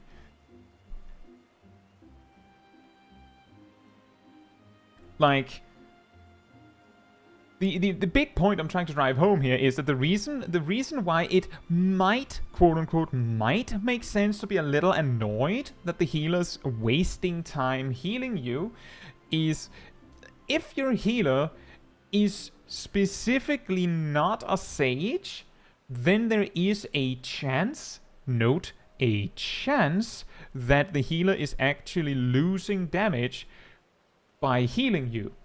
That doesn't mean you need to be offended. Relax, it's just a game. But it might be a shame if you realize they didn't have to heal you. Like, if you didn't need the healing, then it would have been pretty convenient if they had just continued attacking. But that's not something to be offended by. Like, so what? And there were even some people that said, even if the tank announces they will use their invulnerability, I will still heal them because all tanks are idiots and they don't know how to use their invuln, so I don't trust them. So there. And I'm sitting there like, I mean, you could give them a chance. The worst that could happen is you wipe.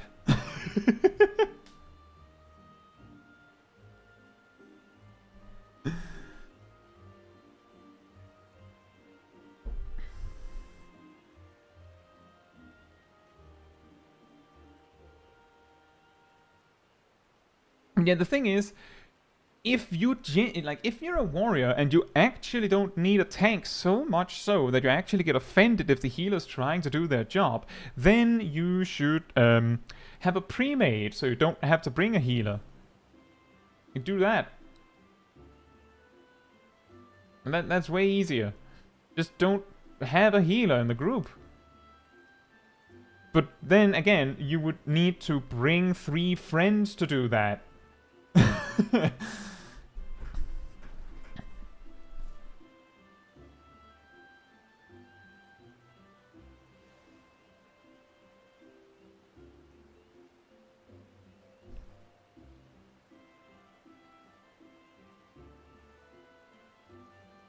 Consider have friends. Yeah, exactly.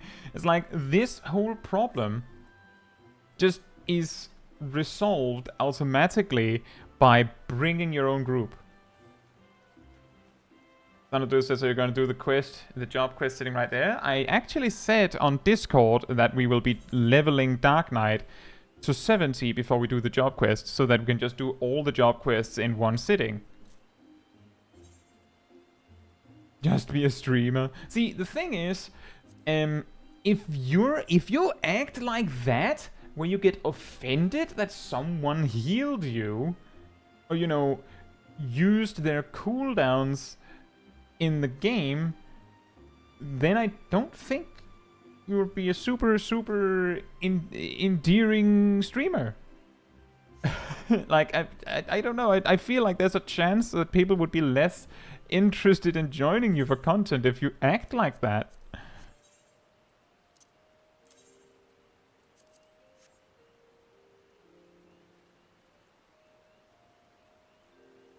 BSR says, I announced Living Dead in the level 89 dungeon. Seems the healer didn't know. And see, that is actually the origin of why I made the video on the like healer perspective of tanks. Is that Living Dead is like an enigma for some reason. Yeah, we could do frontline. I feel like we should do frontline last, because I do know there are some people that specifically don't want to do that. But we do have some 4-man content left. I was thinking 5, 6, 7, 8 next. Is there anyone that doesn't mind sitting out on 5, 6, 7, 8? 50, 60, 70, 80 dungeon.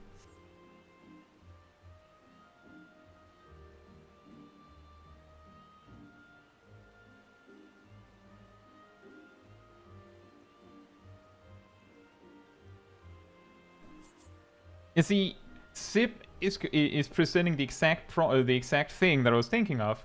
I remember I had a warrior get annoyed at me for healing them when I was playing Sage, and I just had to reply with, all I did was my opener for your trash pack. The reason why it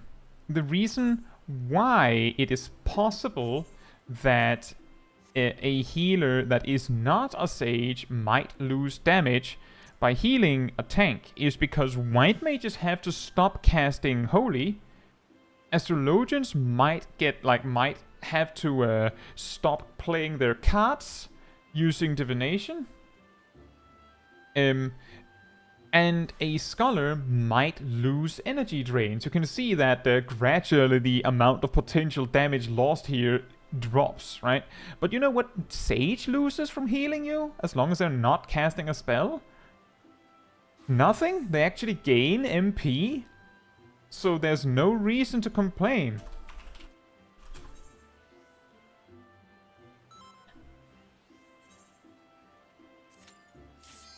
That's like the reason why I'm saying if your healer's not a Sage, they might lose like a small amount of damage on healing you. But specifically Sage doesn't lose anything.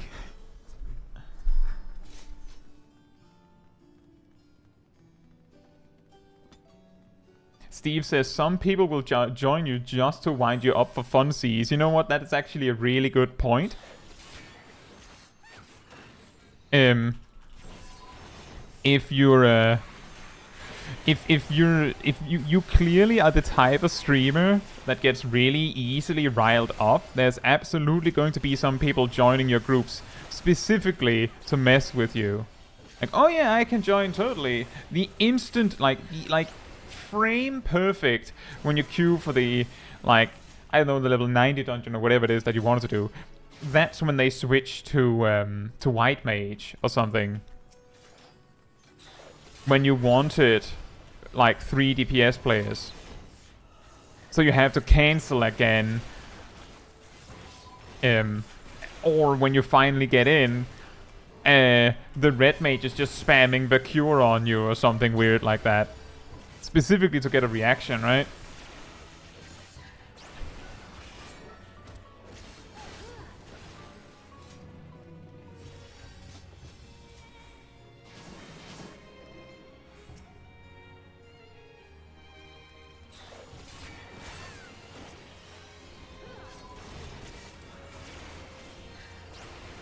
That is an interesting approach to the problem of memers in your group, Wool. Certainly. What class is the top healer DPS? I would think Sage. What healer is the one that does most damage, you ask?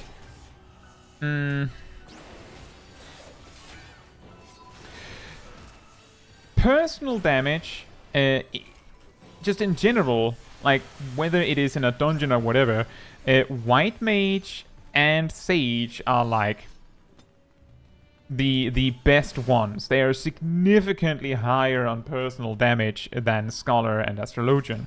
Now, it's a completely different story with when you're introducing like a raid group.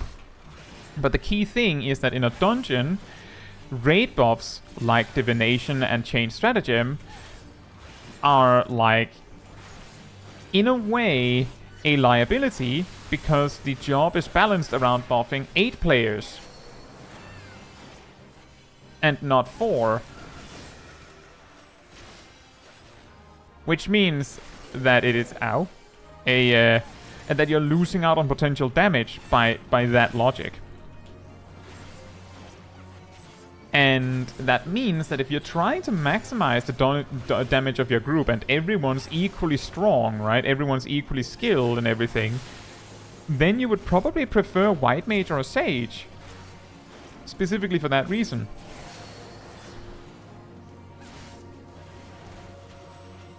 Uh-oh.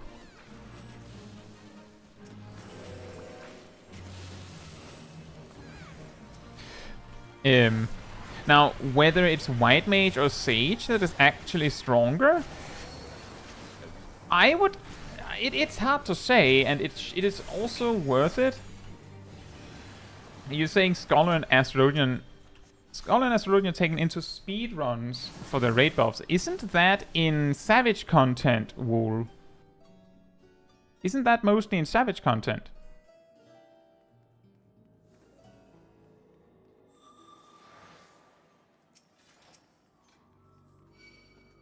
Because I can actually guarantee you that Scholar and Astrologian are not being taken into speedruns of dungeons. Because healers are not being brought to speedruns of dungeons. Like, none of them.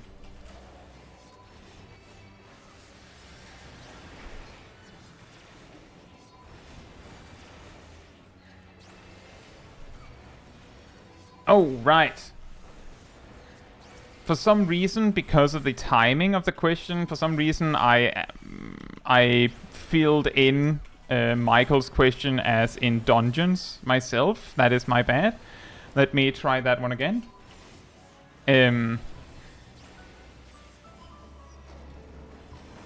If you are trying to maximize the speed of 8-man content, like any 8-man content, then yes, as Wool says, Scholar and Astrologian are typically the preferred ones because their raid buffs scale better with the number of players. If you scale down to 4-man content, then it becomes a lot more interesting which of the healers are the best at personal damage. Which is where my why I originally assumed that Michael meant dungeon content when they suggested Sage. Because in raid content, being a really strong personal DPS or being like Sage might not be the obvious pick for the best at damage.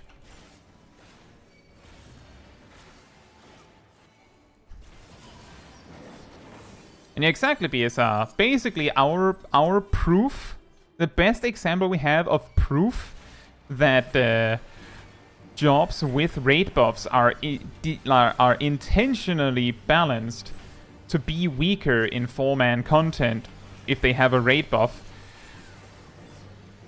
is like this is the case by accident, you could say, is the simple fact that Criterion dungeons just give you a damage boost if you have buffers in your party. But yeah, in a dungeon context, the simple answer is that, well, if you're trying to speedrun a dungeon, you're not bringing a healer. Like, you're just not bringing a healer. But if you are bringing a healer, like, if we assume that you have to bring a healer, then there's a pretty good chance that you should choose between Sage or White Mage. And I would imagine that it is at least a lot easier to do as much damage as possible with a Sage compared to a White Mage.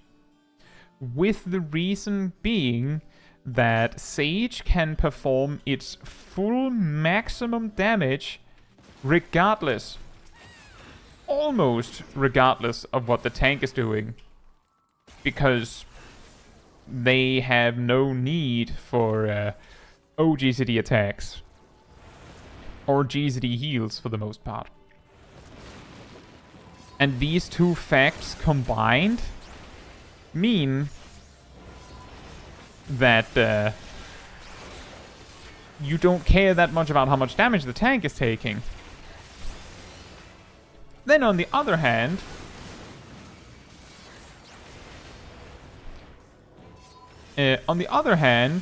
if you're trying to maximize the speed of your run in a dungeon, then you'd already be actively aiming to minimize the amount of healing the healer will do by bringing a warrior. Which means that there's a reasonable chance that the white mage doesn't have to do anything anyway.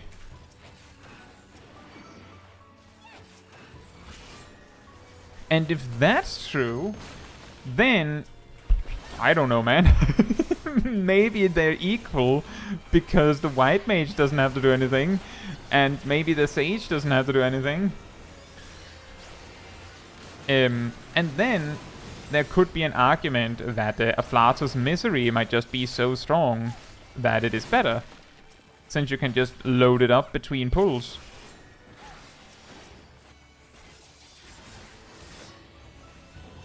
And yeah, something like that, Sun Arcana. Something like Sage or White Mage, Samurai and Black Mage. Machinist is also extremely good, simply because of things like Chainsaw scaling really well with a number of enemies. White Mage can't AoE while the tank is still pulling. That is also a pretty good argument. That would probably that might very well be what pushes White Mage behind. It is difficult because the kind of things that I'm thinking of is Afflatus Misery and Essies. But then Sage has Phlegma. 2 of them.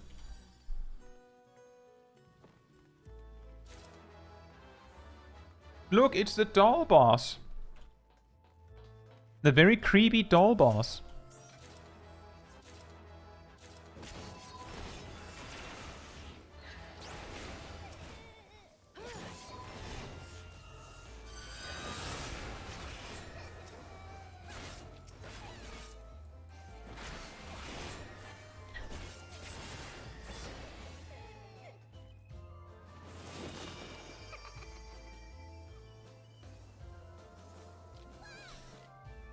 Well, it is not a benefit to bring... Like, if you're trying to maximize the damage of your 4-man group, it is distinctly, absolutely the case that bringing a job with a raid buff is detrimental. Simply because healers do enough damage in a 4-man group that it is actually better to just have the healer do more damage.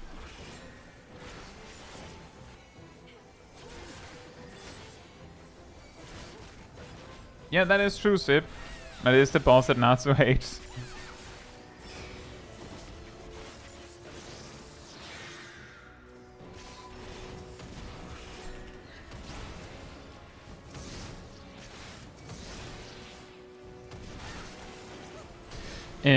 Yeah, no.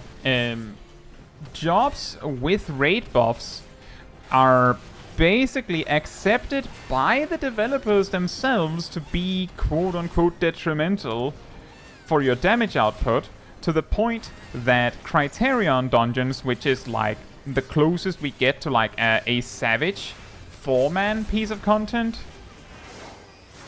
they give you a damage bonus for each supportive job in your party, which means like Dancer, Bard, Dragoon. Actually, anything that has a raid buff gives like a little bit of a compensation buff to everyone to compensate for the fact that you brought a not selfish job. But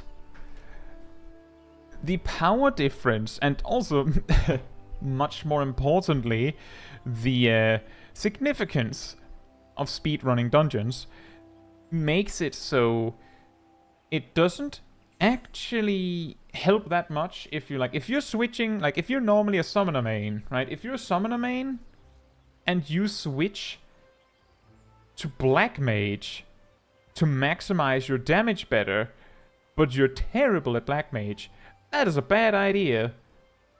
Because you're going to be performing terribly as a Black Mage. There's also a thing, because we've talked about this before on stream, I'm pretty sure.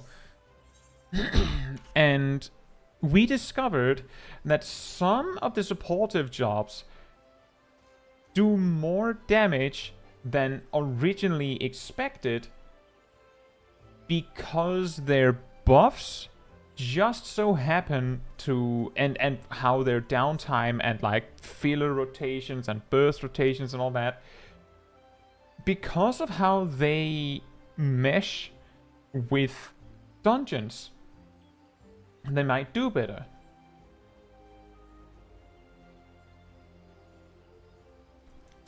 To put an example to that, while Dragoon has like 3 raid buffs, so they have, like, they would be, well, they have 2 raid buffs, sorry. They have a Battle Litany, which buffs everyone, and then they have Dragonsight, which buffs one other person, which shouldn't be costly in a 4-man group, but Battle Litany is, so they have 1.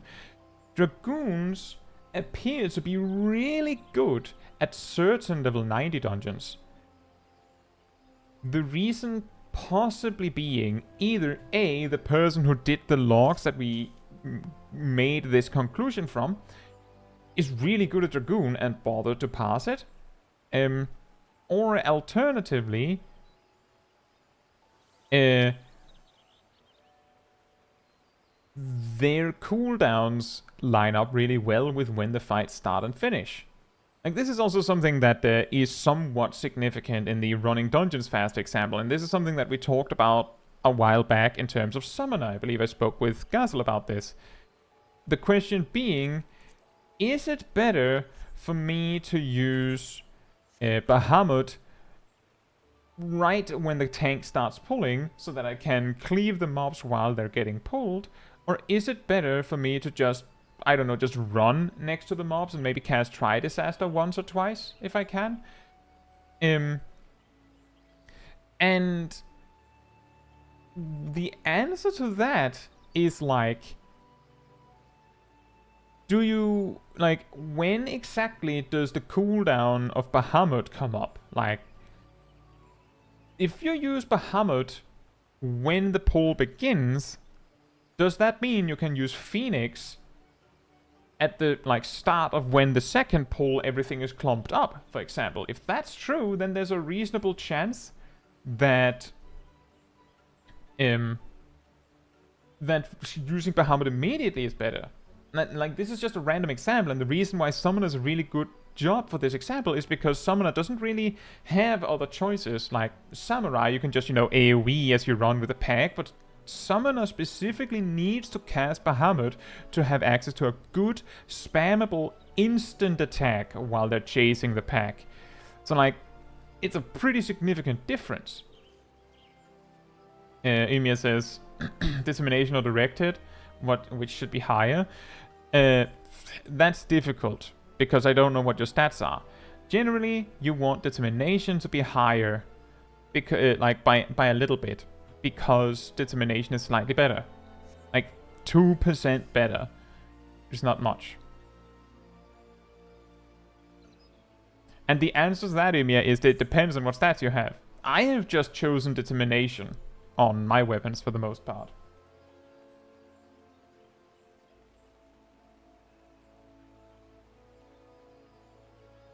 And well, the reason for that is simply a matter of level, how people, like, how different jobs get their actions distributed.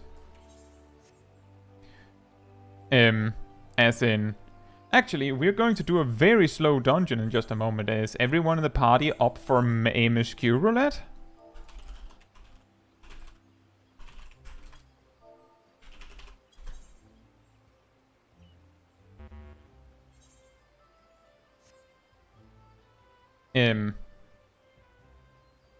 Essentially, in Uvu,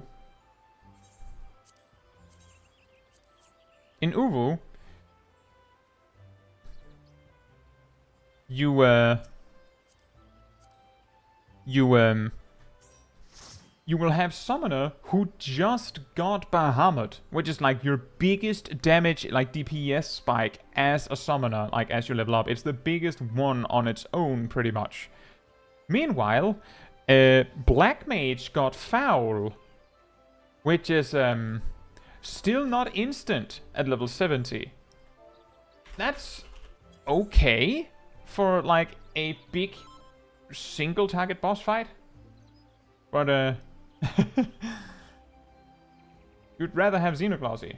Also, hey Ino! What? Thank you so much for the pink super chat, Ino. That's crazy. Hope you're doing well. This rawr. Thank you so much.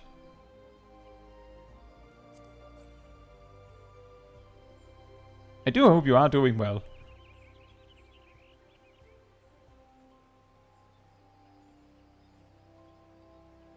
Oh, right. The ready check.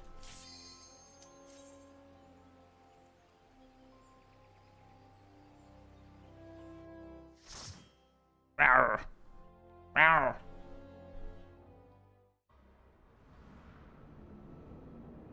Yazel says Black Mage has Scathe, Summoner doesn't. That's true. But then again, do you need Scathe in Uwu?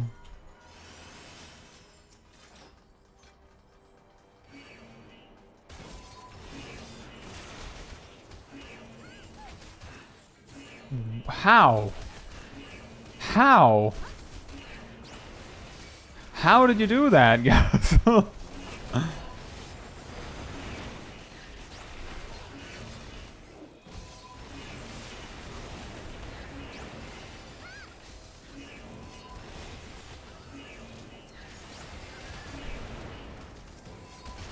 Scathe is one of the most interesting, awkward spells in Final Fantasy XIV, because Scathe is so bad relative to the other spells you have access to that while it is technically better than nothing, the sheer magnitude of power the rest of the Black Mage's toolkit serves is so massive by comparison that I don't know if you actually would want to use Scathe.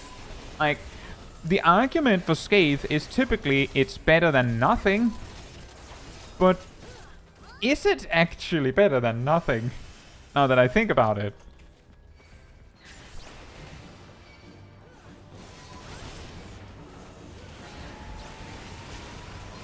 The way you can make Scathe not a bad thing is, like, if you have nothing else you can do, hypothetically, if you literally have nothing else you can do, then you could cast Scathe while in Umbral Ice. You just transpose to Umbral Ice, and then you spam Scathe for a little bit, then you transpose, and then you transpose again. Like, maintain your Umbral Ice state.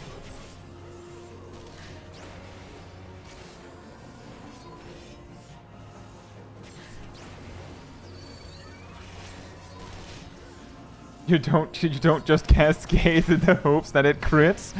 See, the reason why I'm saying maybe you'd rather not do anything, like you prefer to not do damage over Scathe, is because I'm pretty sure isn't Paradox 500 potency?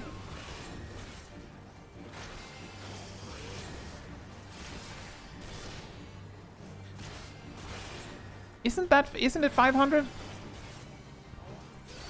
I'm pretty sure that Scathe is 100 with a 20% chance that it's 200. Is that right?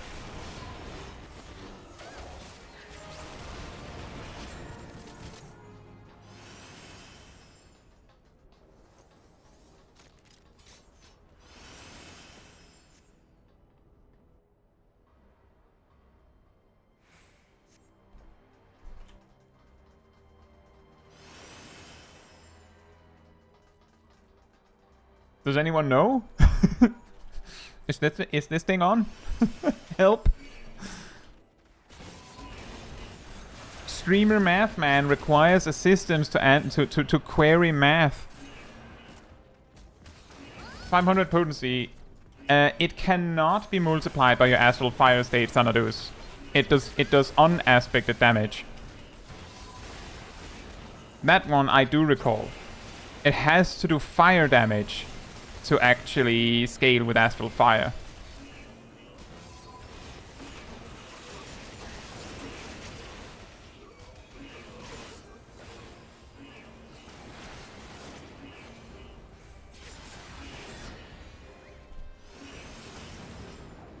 But 500 potency. Start with that, right? Xanadus, I would very much like you to actually go and test that.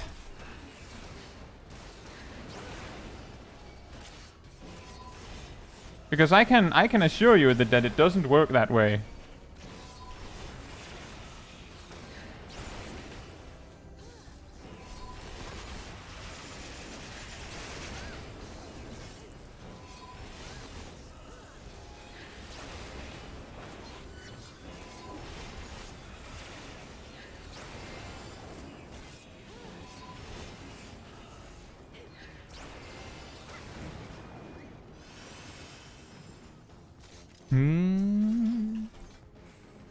Yeah, that is true, Michael. In something like Bozja, and content where you just need to snipe attack something before like is gone, Scathe is kind of good. But the key thing in Bozja is also that in Bozja you don't have Paradox. And the whole point I was going to go on is that Paradox completely invalidates Scathe, like completely. Regardless of this little hypothesis we have with Paradox and scaling with Astral Fire. Even if it doesn't, which it doesn't, as far as I know, I'll test it after the dungeon. Smol Caetsu actually has Black Mage, so I can test that on Smol Caetsu. Scathe doing 100 potency. You would need to, well, it does an average of 120 potency, actually. It would need to, you would need to use it 4 times, at least, to break even with Paradox. But if you transpose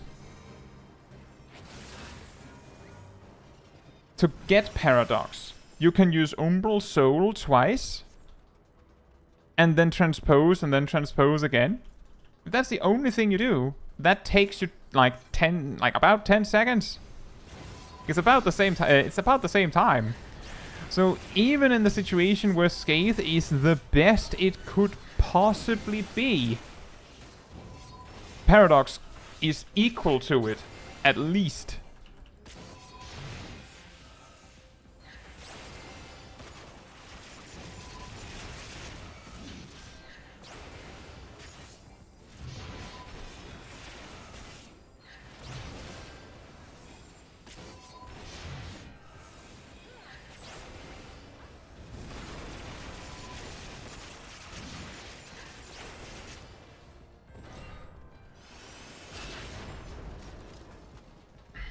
It's so weird with how they like half of the, like what feels like half of the dungeon just being closed off. And those also being closed off. In retrospect, why didn't they put those barricades up in front of the signal towers in the first place? That seems like a massive oversight on their part.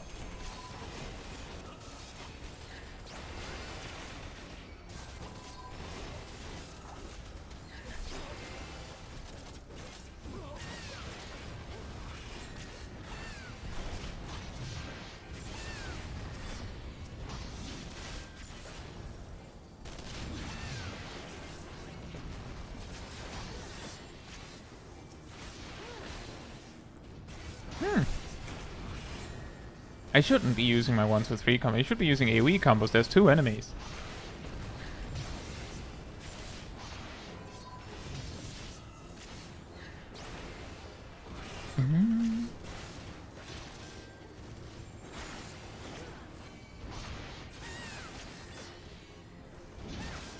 Yeah, don't worry about it, Xanatos. I'll test it after the dungeon so that we all know whether I was right or not. Always better to test it.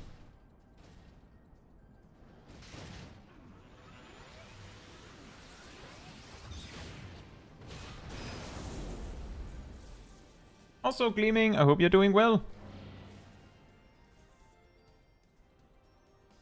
We don't get cutscene down. Is it that much in Praetorium these days? I thought Porta de Comana was the only one with like giga-long downtime.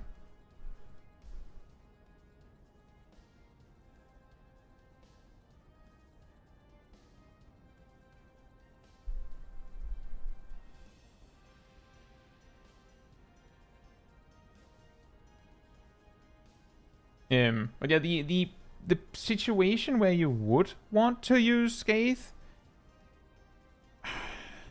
is like, I feel like I got like a little bit sidetracked on that. But the situations where you would want to use Scathe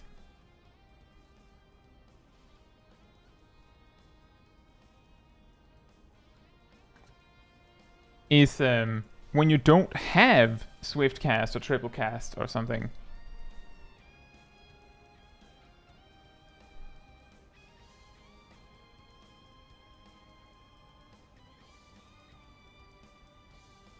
The breaks in Praetorium aren't that long, but there are a bunch of them, so you can do quite a few things.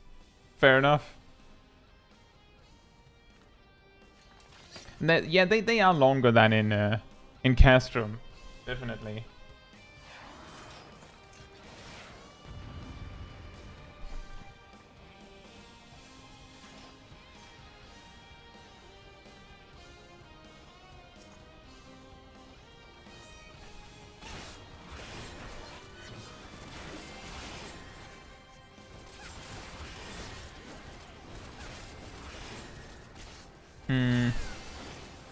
The times so you would want to use Scathe, or if ever, is like literally a situation where you've accidentally put yourself in a situation where you don't have any other options.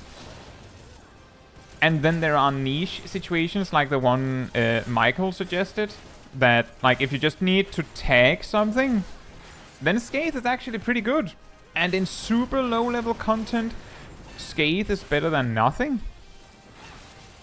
Like, in Sastasha, a thaumaturge even, who bothers to use a thaumaturge that uses Scathe at all is better than one who doesn't, because in Sastasha you don't really get to do anything as a Black Mage a lot of the time. So you can actually massively increase the damage you get to do as a Black Mage by using Scathe in low-level dungeons, where you normally not have time to finish your casts at all. Scathe would be more useful if it reset your timer like Fire or Ice. Yeah, probably. Although... yeah, like in general use? Yeah. Yeah, I suppose it would be.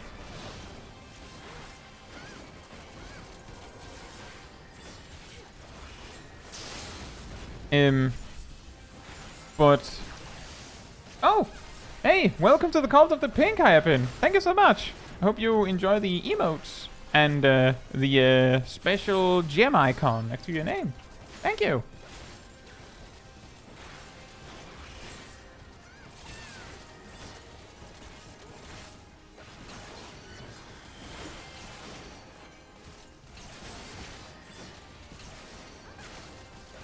Got to update it after you got the free. Oh, well, fair enough. I appreciate it. The thing is, the freebie when someone gifts the the memberships, I feel like for some people it's essentially like a free trial, right? And you're in your right to go, I don't know, I don't want the full subscription, I just wanted the freebie. Like, that's totally fine. But I absolutely appreciate the support. Emir says, should I slip and give some more? You know what, actually, Emir, funny story, I'm pretty sure that the Great Slippening of December, it just had its month anniversary, because I noticed that the amount of members on the channel dropped by like 80 or something insane today.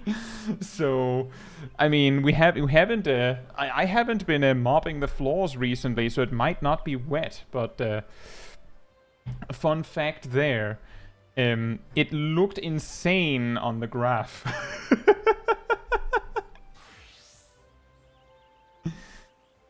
But yeah, as I always say, don't gift anything just because you don't have to gift anything. It's, if you want to support the channel, you can. Mia says, we're going to lose emotes. As far as I can see, once they're unlocked, they stay unlocked. But we need like 150 or 160 members to unlock the next emote slot, which is far away. I don't think we're losing anything. I'm pretty sure we're not losing anything in here. Pretty sure.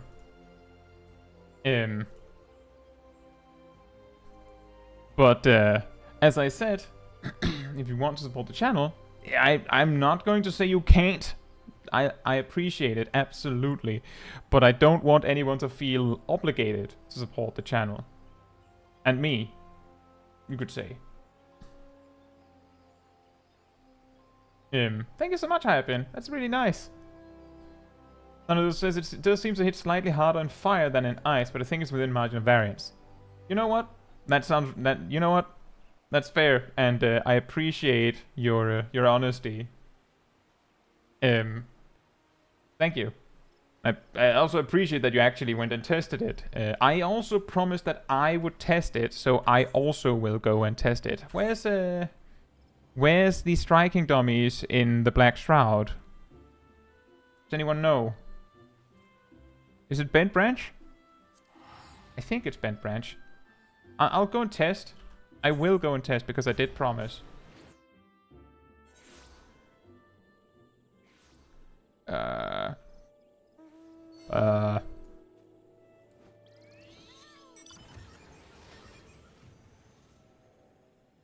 they over here? Well, that's really weird. I prefer Summerford Farms. Alright, my Black Mage has a blade gear, but it's not important for testing this.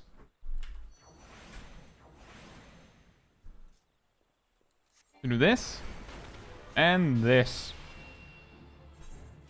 500 on-aspected damage potency. 12,500-ish.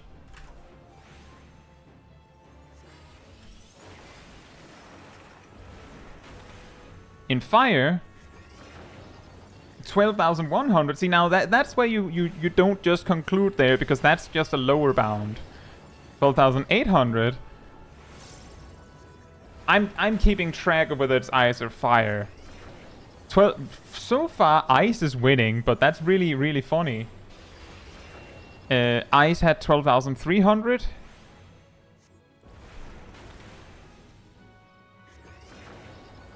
Why is it fire keeps being weaker? That's I'm not satisfied with that result. Fire should be equal to ice. What's this? That's a direct hit. That's really, really strange.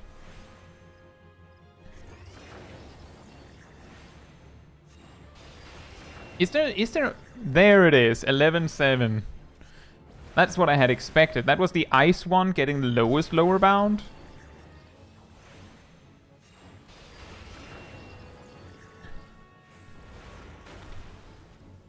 But I do think... Like, this is a little bit ad hoc, sudden testing. So, like, this isn't, like, the most efficient way to test. Like, I also have party bonus stuff. So, like, it's not exactly precise necessarily.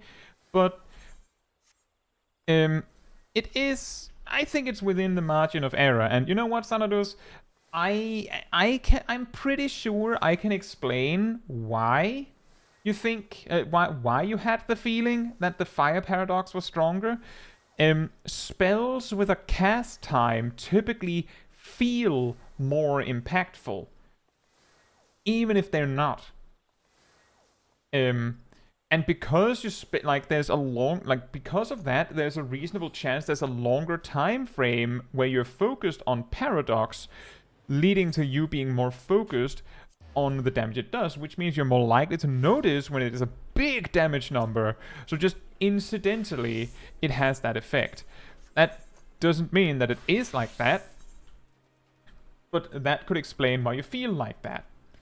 Hyapin says, I never played Black Mage. Is the one after ice and instant cast for some reason. So let's take that for a second. Let me see if I can actually get the paradox tooltip to not overlap with the chat or my face. Right, so what does paradox do? Paradox does 500 potency of damage. And if you're in Astral Fire, then it has a 40% chance to grant Fire Starter. The reason for that being that Fire 1 does that, and Paradox in Astral Fire is supposed to replace completely Fire 1. So they share this mechanic. Second, it of course explains what Fire Starter does. It's the thing that makes Fire 3 instant. If you've heard about transpose lines and all that, Hyapin, then I could imagine you get that. And then next it goes, if you're in Umbral Ice instead, then it is instant, free, and just like Umbral Ice would, also refreshes, well, just like Blizzard would, it refreshes Umbral Ice. So basically, Paradox in Umbral Ice is instant, Paradox in Astral Fire just does kinda good damage compared to Fire 1. And now you might be saying, 500 potency for that, why are you not just staying in Ice and just spamming Paradox? And the reason for that is this trait, Aspect Mastery 5. What does that do?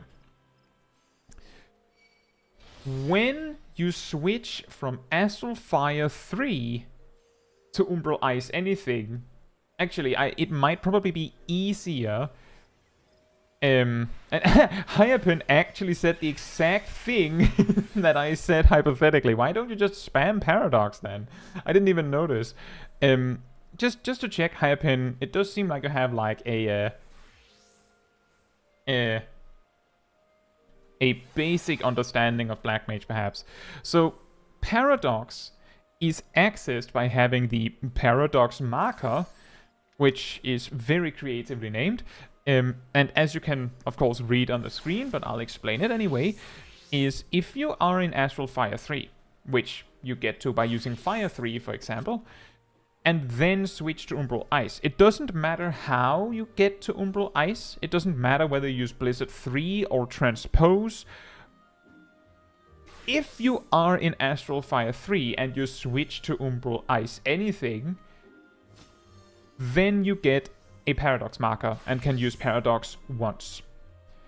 Alternatively, if you are in Umbral Ice 3 and have 3 Umbral Hearts, which is Umbral Hearts are granted by using Blizzard 4, then you get 3 of them. You can also use Umbral Soul, that grants 1 of them, which is like just basically a filler spell. It is actually the thing you would use instead of Scathe to like build up. It just doesn't do any damage. But if you have 3 of both of them and somehow enter Astral Fire, 1, 3, don't care. If you enter Astral Fire from Umbral Ice 3 with 3 Umbral Hearts, then you get a Paradox marker. So you can cast Paradox once. The thing that is worth keeping in mind with this is that you don't lose the paradox marker if you switch state again. You don't even lose the paradox marker if your state ends entirely. Like if you're in Astral Fire 3 with a paradox marker and the timer on Astral Fire runs out, you keep your paradox marker. And that is correct, Xanadus. Blizzard 4 and Freeze gives 3 Umbral Hearts and Umbral Soul gives 1. So you'd have to cast it up to 3 times to cap out. If you've ever heard about the infinite paradox meme rotation, the crucial quintessential reason why it is a meme rotation and not actually a considered a good rotation is because it genuinely uses Umbral Soul as filler to make sure it doesn't have to stand still and cast anything sometimes. So, like, that's the reason for that. It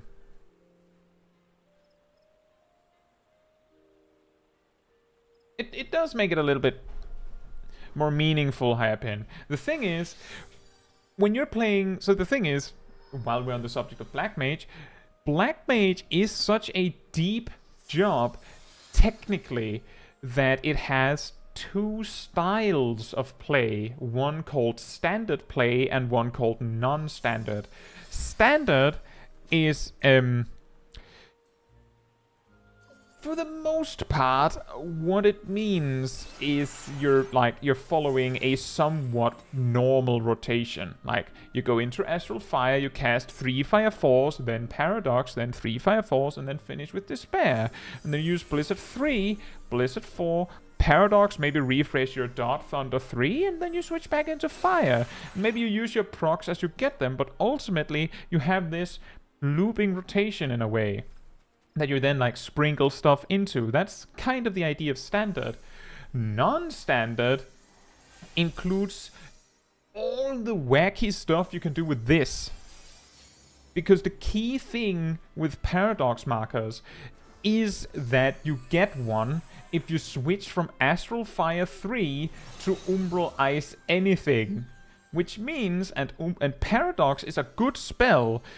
The ice part of the Black Mage rotation is generally considered the bad part of the Black Mage rotation. Blizzard 3 has meh damage. Blizzard 4 has meh damage. Because all of the fire spells do 80% more damage than they say they do because of Astral Fire 3. So, most of these spells you don't want to cast, but Paradox is kind of good.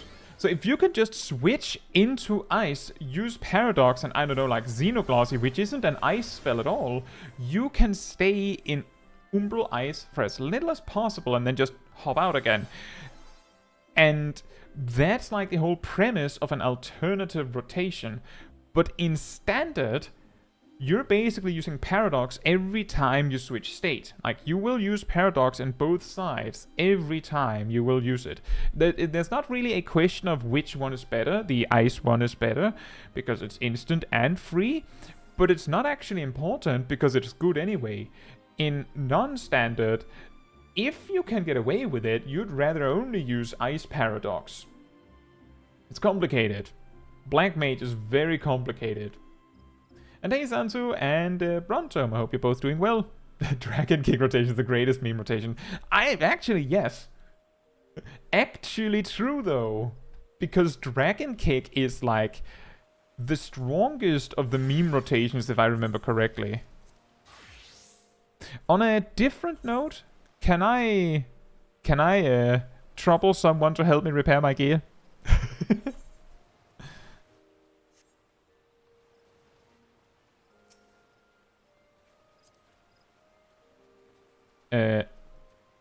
Oh, you need to be in my party, I think. Or is there a different reason I can't see it? Oh, you have Dark. You don't have the Dark Matter, it says. Minikai doesn't know how to make things. No, Xanadus. She just knows how to. She just knows how to bring destruction. Choom.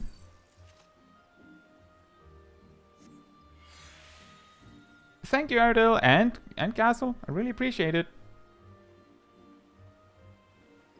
Castle says you can always click on me. I appreciate that. I'd just rather ask. I'd still rather ask because I'm technically asking you to spend something.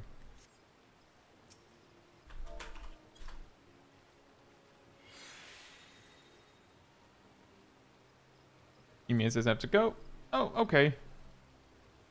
See you later, Emia. Thank you for coming. Let me see. What do we have left? Right, we have frontline. I mean, we can try and get as many people into frontline as possible. What I will do is I will be right back. Then we will do frontline. And if you want to join for frontline, remember we are on Alpha Light. Come on over here. Just come on over here and make yourself known that you want to come along. And then I'll try to get as many along as possible. And that's all right, Rust. But anyway, be right back. In the meantime, enmity restored. No snowball this time.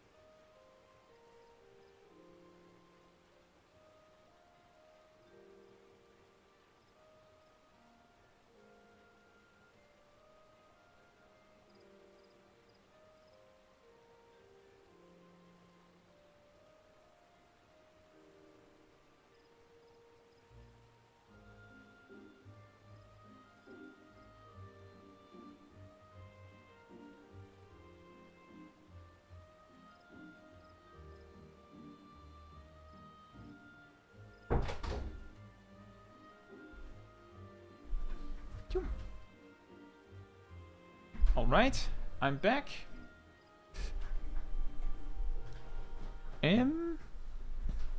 Right, I see there's a huge interest in frontline.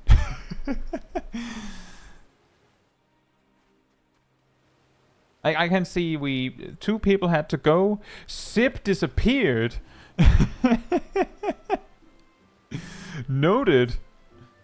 Well, that makes things easier when we're queuing.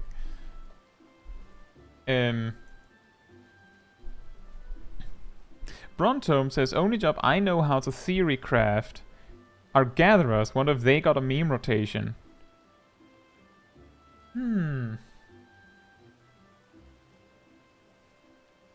I mean,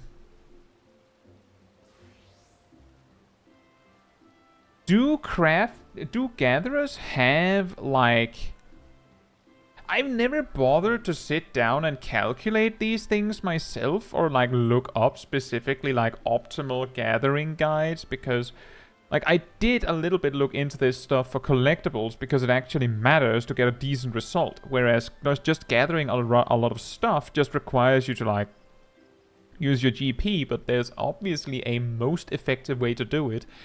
And just to be fair for a second, when we call them meme rotations, just remember, originally the infinite paradox rotation came about because it was like a 3% damage loss when it was discovered or invented.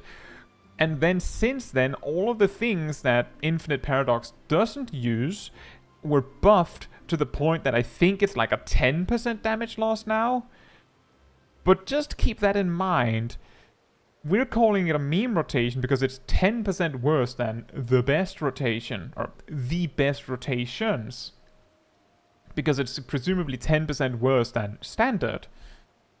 From what I've seen of estimates, non-standard Black Mage peaks at like 2% better than standard. The only reason why non-standard is ultimately better is because it works better with slower Black Mage, which has a higher peak because of crit variance. While we're on that subject, like it's like a combination of reasons why it's ultimately considered the better option to master once you're like a true Black Mage master. But 10% worse? Like, I'm just saying, you could do far worse than doing 90% of the potential DPS you could do, right? Like, I'm just saying.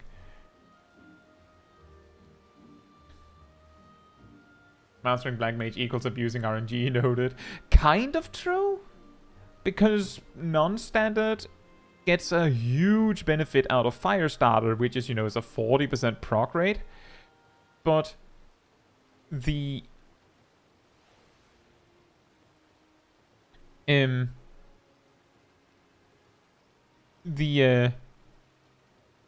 key thing is that the reason why it is like this is because standard Black Mage tends to be slightly better with high spell speed.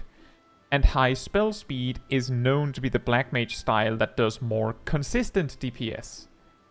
And is easier to learn because you mess up less. You don't get caught in an AoE as much because you don't commit for as long to your spells because your cast times are shorter.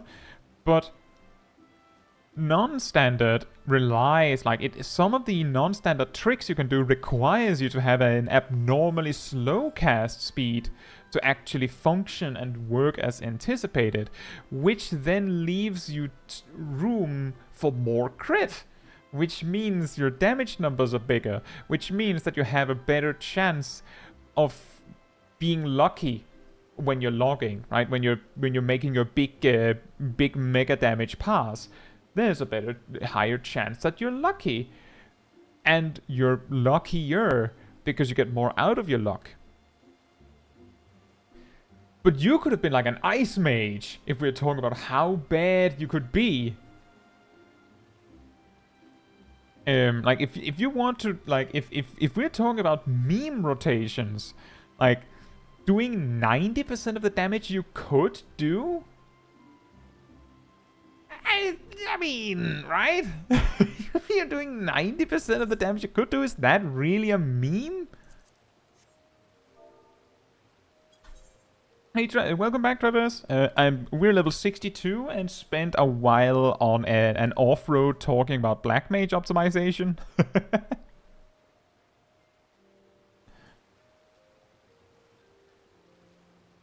Exactly, Hyapin, and that's actually the general problem with stacking speed on jobs.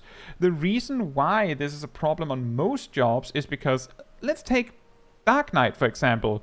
If you have a lot of skill speed, you still only get 1 carbon spit per minute. You only get 1 delirium per minute. You only get 1 blood weapon per minute. You only get 2 plunges per minute. You only get 1 Shadowbringer per minute. All of these things, you still only get the same amount. So the thing you're actually gaining from having skill speed is slightly more MP and slightly more 1-2-3 combos. That's it. But Black Mage does a enormous amount of its damage actually originates from its GZD. it doesn't really care about OGCD damage in anywhere near the same amount. Like, yes, you only get 1 triple cast per minute, you only get 1 swift cast per minute, you only get 2 sharp casts per minute, you only get 2 xenoglossies per minute, but you do so much GCD damage that spell speed is actually good on Black Mage as a result. There's also the part that with a lot of spell speed, you can actually sometimes fit 1 or 2 more spells in ley lines, which itself gives you spell speed. So it like double dips. But it is worth considering that crit has only become better and better for Black Mage, because over the course of the expansion, Black Mage's Xenoglossy, that big nuke that you can use once every 30 seconds, has been buffed by 33%. As in, gone from 660 potency to 880 potency over the course of the expansion. It is absolute insanity that it is buffed that much. Traverse says, is that why Black Mage and Summoner can share gear better than Black Mage and Red Mage? Kind of. Basically, Red Mage hates spell speed. They don't want very much. If they can get away with it, they want no more than like 247 GCD, and actually that's not super great. I'm pretty sure they'd want like 249. Some might even say 2.5, but sometimes it's kind of nice to have that like single 2.49. Summoner doesn't actually need more than 248 to work well in a crit build, but there is technically a spell speed build. The problem is that it only really pays off if you can get the GCD down to like 2.1, because then you can fit an extra astral impulse in your Bahamut and an extra, what's it called? Searing Flame or something in Phoenix. You can use an extra GCD in Phoenix and Bahamut, which is huge, and is also part of the reason why Summoner is so insanely busted in Uwu.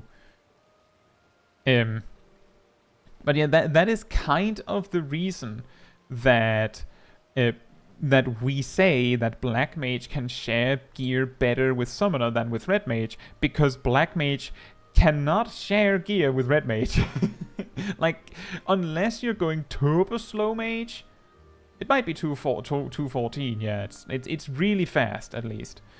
But unless you're going as slow as possible, Black Mage, where like all of your spell speed actually originates from your weapon, for example. Unless you do that, then it's going to be hard to satisfy both of them. Let me put it like this. On my main, I have a Black Mage spell speed gear set, and then I have a Red Mage and Summoner gear set that is for everyone else. Like for both of the other mages, because there's just no way to make all three equally happy. But yeah, as Gazel says, you don't really want to have Bahamut drift in a weird way. Fun fact, and this was actually something that I rediscovered in the making of all of the demonstrations in yesterday's Test Your Claims video. You don't need more than like a GCD of 245 for Bahamut to drift 1 GCD every 2 minutes. That's not good. Like, that's really bad.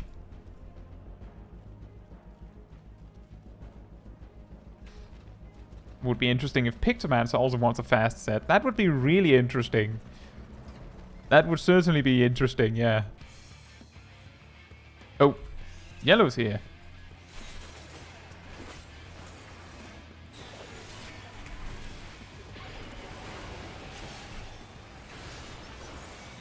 Come back here, you! I wasn't finished with you! Take that! Ow.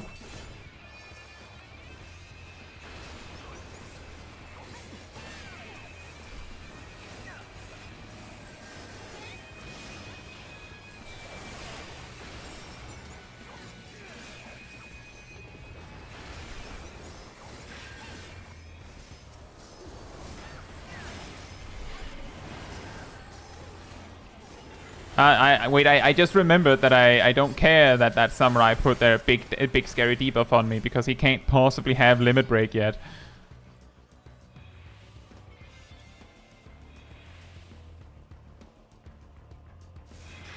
Oops, I didn't mean to use that. I meant to use this. Hey cat, hope you're doing well.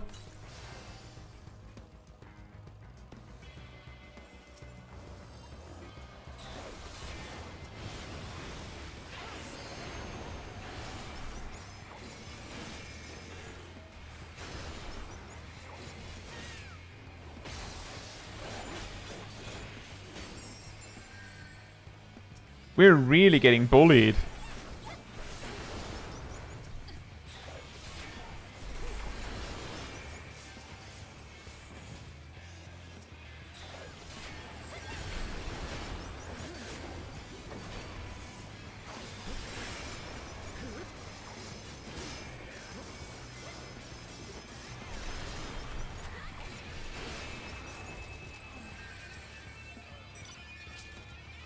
Oh boy. Yeah, Blue, did you realize? Did you just remember that Yellow's winning?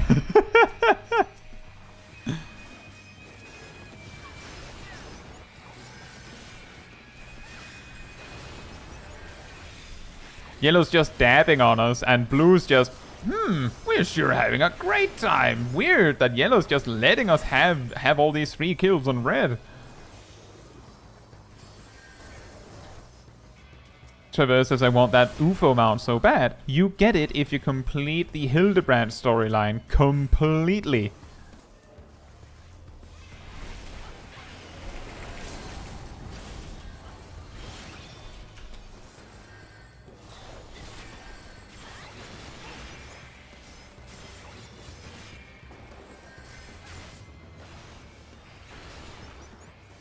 My tiny legs can't keep up. I think this is getting dangerous now. Let's not do that in retrospect.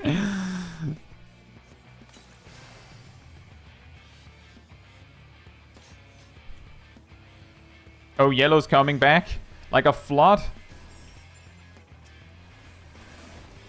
I'll give you my shield, but I can't help you. I'm a Dark Knight. I don't have support. Maybe we can get this point. Hey Blue, go and fight Yellow. It's your win that is on the line here.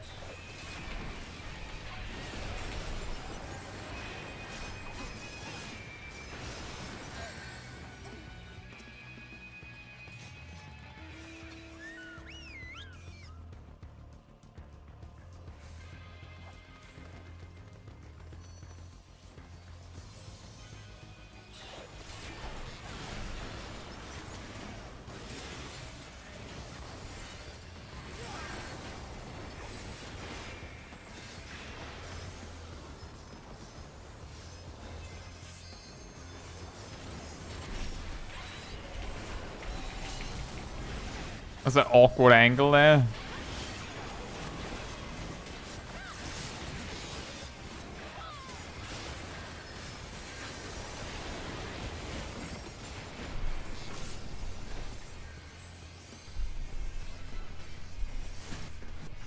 Minika is too angry to be supporting. Minika is too dead to be supporting. Oh.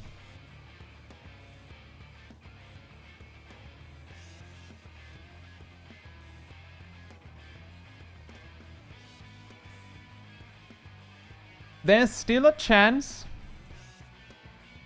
but I think our chance of victory relies at this point entirely on one or both of the enemy teams making a crucial mistake.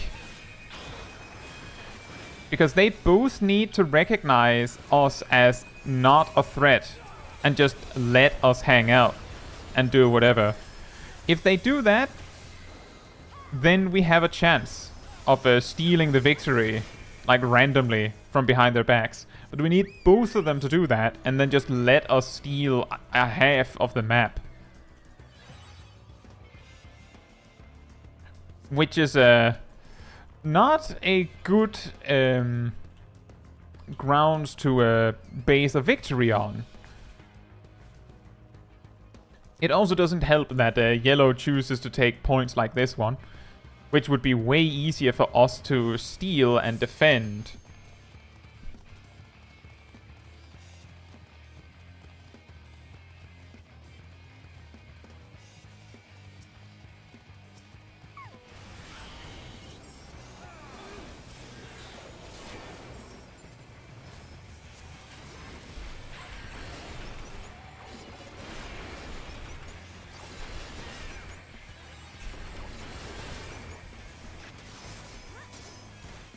Just gradually inserting my HP bar into damage on them. One hit at a time.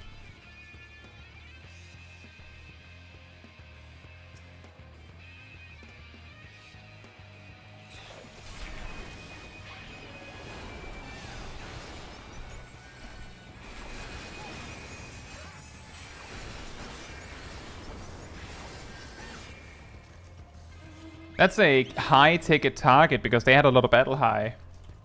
If you've ever seen people be extra aggressive when they see those like orange or even red banners next to their name, and you're new to PvP, basically this battle high bar makes you do 10% more damage and healing for every 20 points on it, and it shows everyone how much you have by those banners next to your name.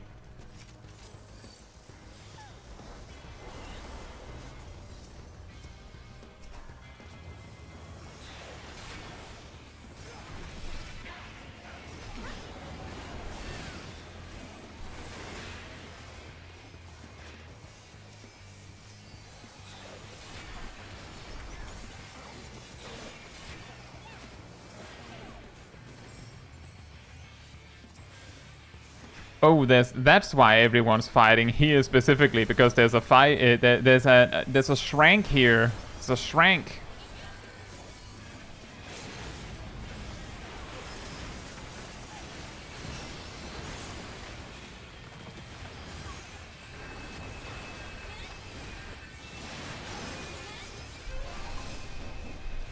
That was a lot of damage. That was a lot of damage. Cat says, man, I wish they'd toned down the Bahamut graphic. You mean in PvP or PvE? Like, or do you mean in general?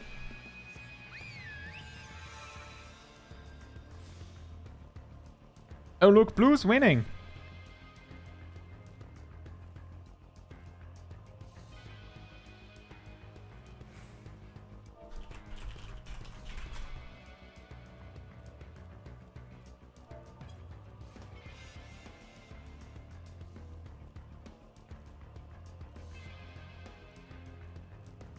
Oh!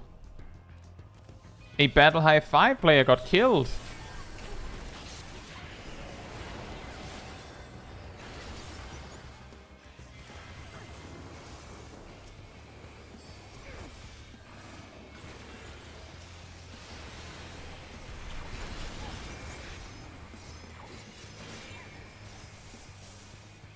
Thanks?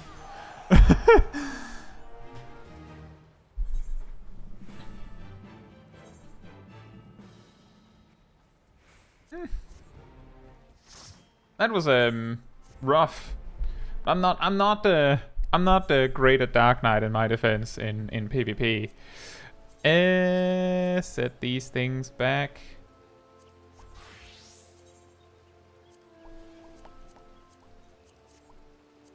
And did we get anything here?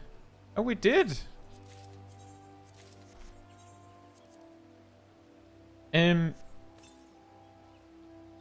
Cat, if you meant in PvP, not sure what I can suggest there. I feel like sometimes just spell effects in general are a little insane.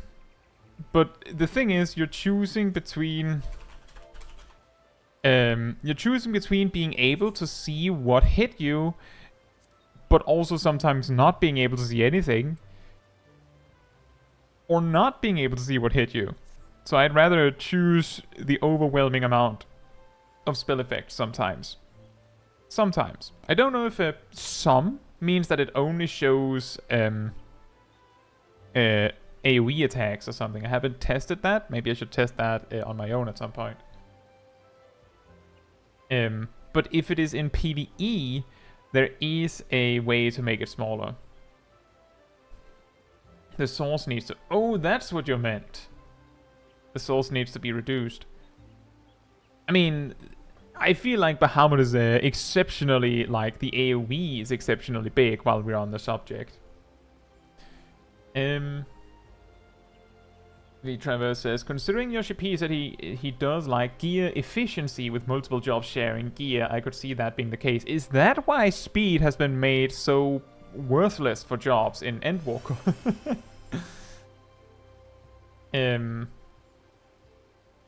Yeah, the UFO is granted for the final Endwalker Hildebrand quest, Traverse, so you'll have to look forward to that. Anyone else? See, Travis also said, anyone else find it weird that the flames are blue while the maelstrom is red? Shouldn't it be the other way around?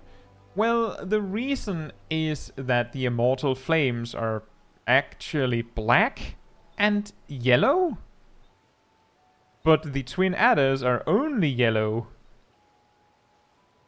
So they can't be yellow. I don't know how that makes them blue. But they're black and yellow, right? With Maelstrom, I don't know. I guess they just decided that the Maelstrom liked red because they're pirates or something. I don't think there is like a particular logic to it.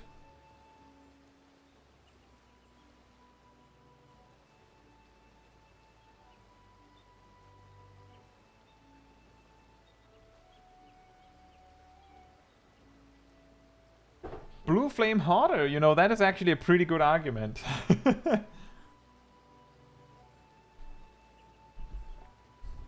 Maelstrom shows a blood red banner. See, that also makes sense for pirates.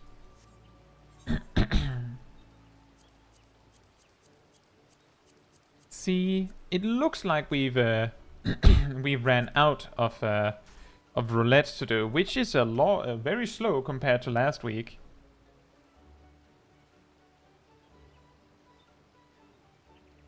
They really wanted to be named Stormblood, and we're told, nope, that's already taken. And they're sitting there like, by who? And then like, years later, they're like, oh. I don't get it. Why does expansion get dibs on it? Couldn't that be called Maelstrom? Right, since we're back to doing PvE, I just wanted to say if there's anyone that wants to join up for good old Siren Song C-Spam. Oh right, new weapon. That looks kind of nice.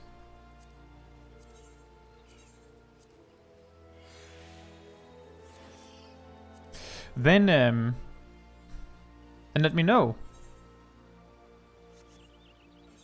Maybe we just have to be 3. No spoilers!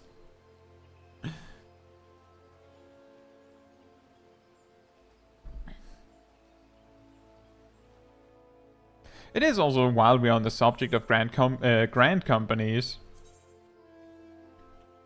weird that all of those nice ranks up there with the really cool icons are just inaccessible.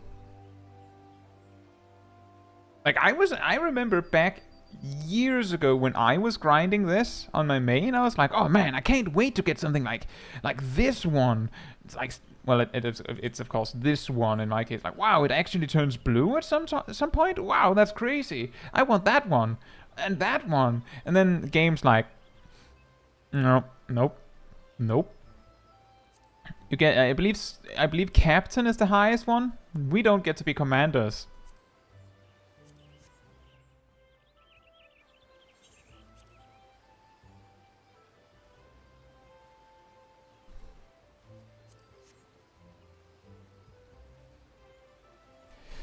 They decided not to do anything with the grand companies in the ranks anymore after AR. That's not true, because the squadrons were added, I believe, in Heavensward.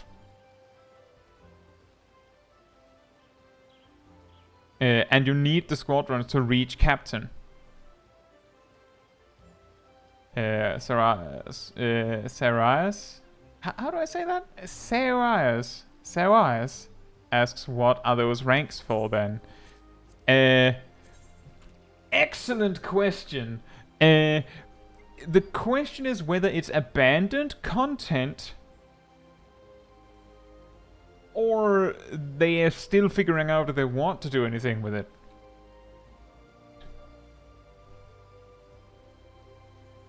Traverse says, latest I've heard for Grand Company says that they want to rework the squadrons at some point after the Dawn Trail, duty support and trust updates.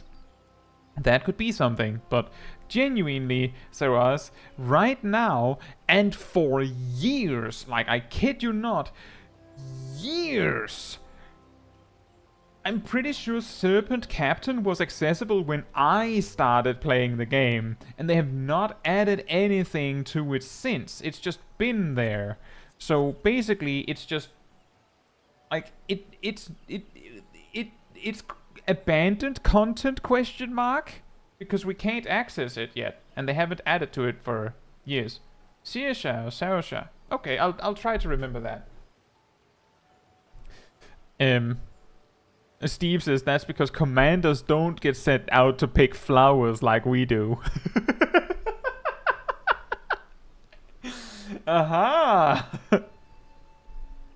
That's a that's a genius reason.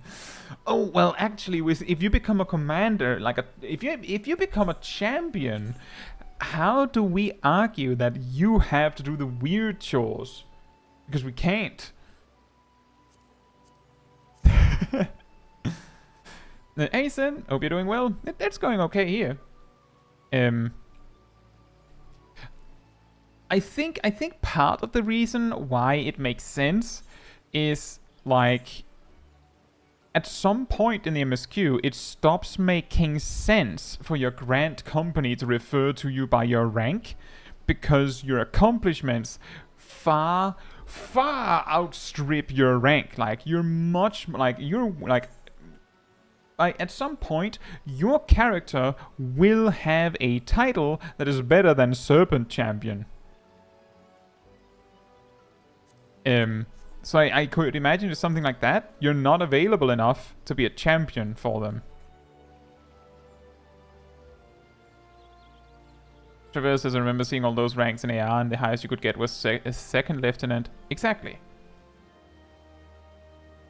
But yeah, maybe after Dawn Trail has released, we'll get something finally. Right. Siren Song C time.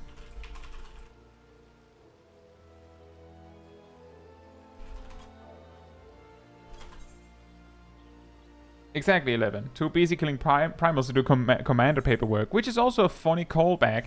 Did you know that the Scions actually get all of their teleportation fees reimbursed?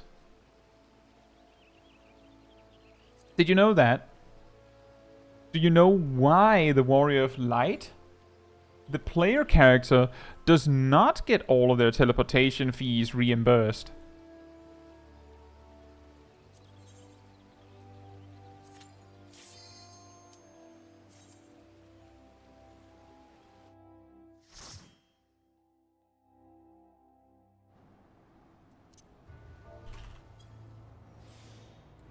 Because the simple answer is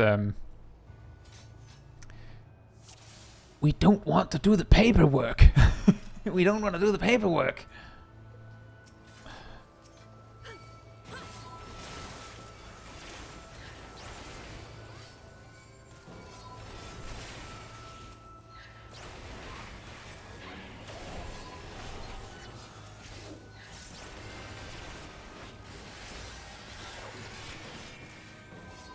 Oh yeah, this is the weird level range where you have Bloodspiller, but not Quietus. Ugh.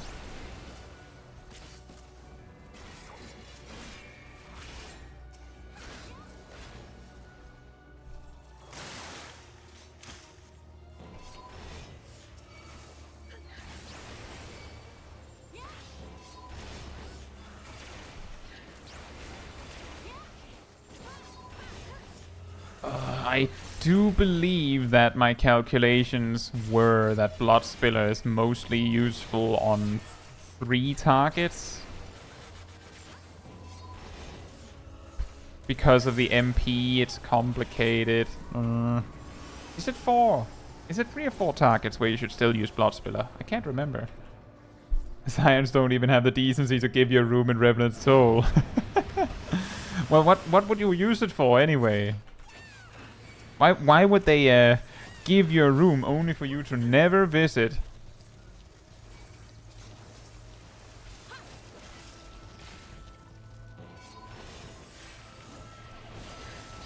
Ew. I'm ready to use my my invuln at least if it becomes necessary. I don't know if it will, but I am ready.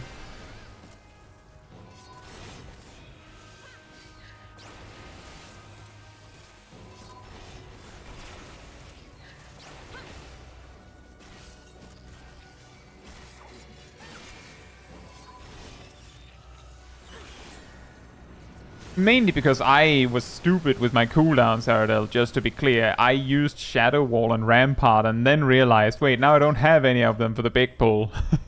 That's on me. It's not your fault. Just me being dumb.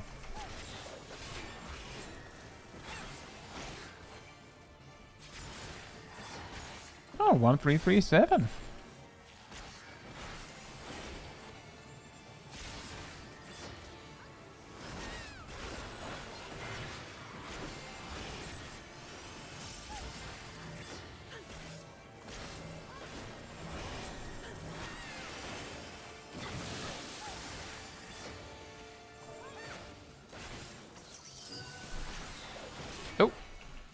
That's the time to use Blood Spiller. When you have the nice divination.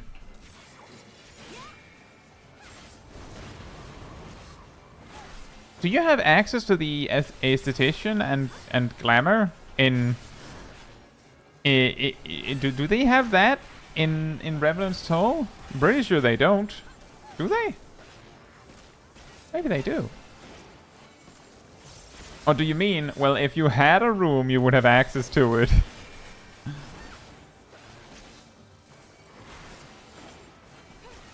This is where I would put all of my stuff for an in-room, if I had one.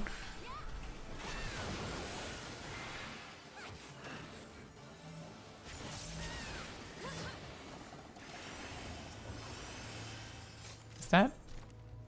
That is not an upgrade, so I'll just read on it.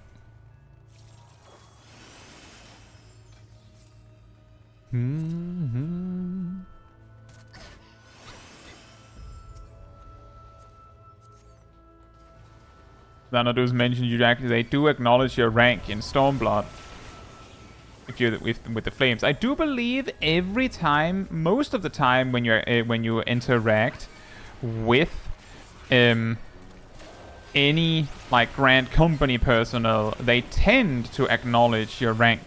It's just that it starts to feel kind of weird when you get really far in the story. Because it's like, yes, technically I'm a captain, but I'm also basically your savior of the universe. Ow. I could have invulned in time there, but I just didn't expect it at all.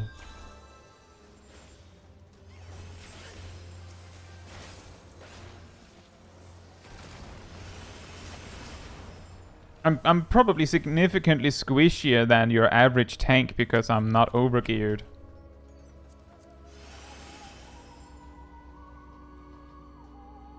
Machinist tank. You've got it, machinists. We have 2 of them.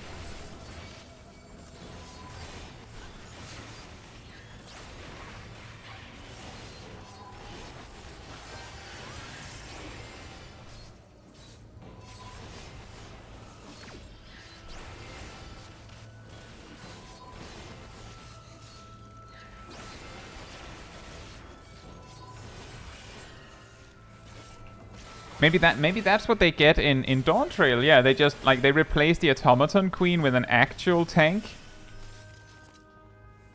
That would be good.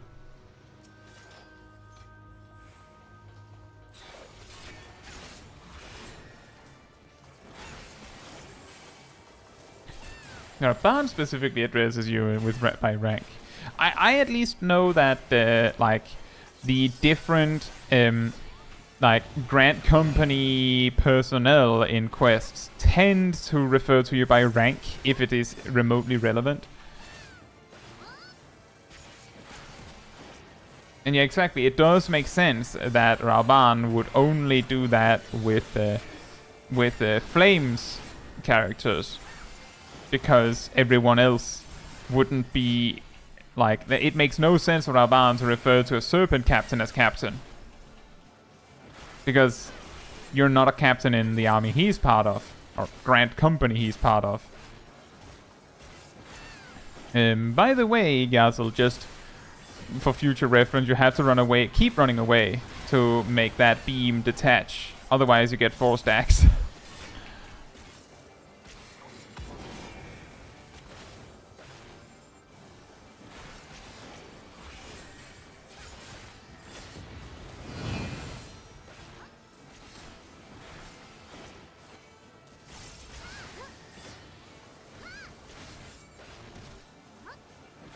I think I've heard the same, just in general, for the different housing districts, Cat, that if you are the appropriate grant company, or are associated with the appropriate company, then anyone associated with it will also salute you. I will use Living Dead for this pull, Aradel. Just so you know, I will use Living Dead when I drop low the first time. Which means I will not be using any of my other cooldowns.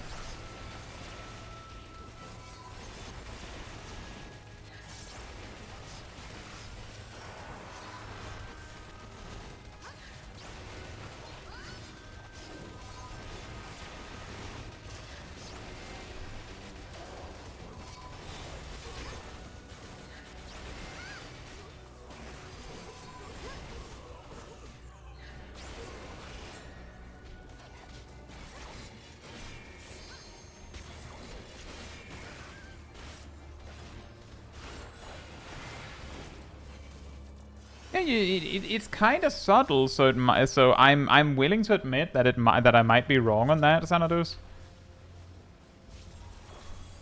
I'm pretty sure some adder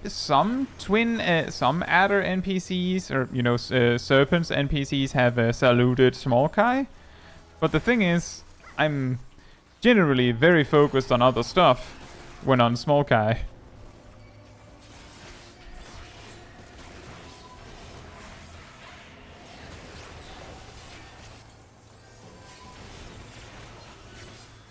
Hey Eli Felis, hope you're doing well.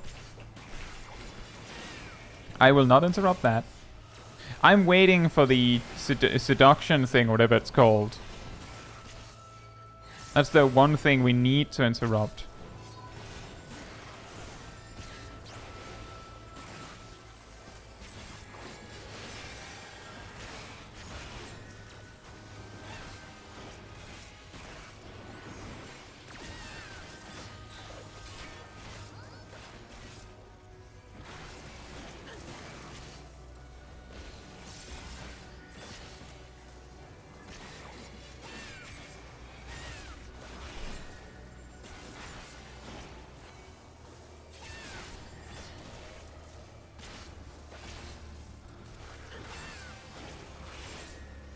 It's a chonky boy! That's crazy!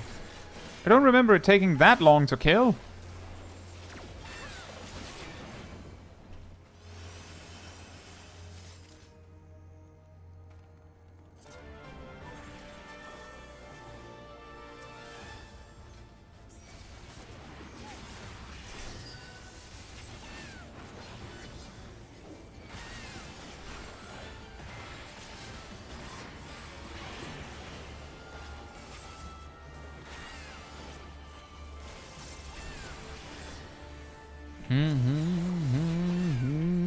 Orbit advance.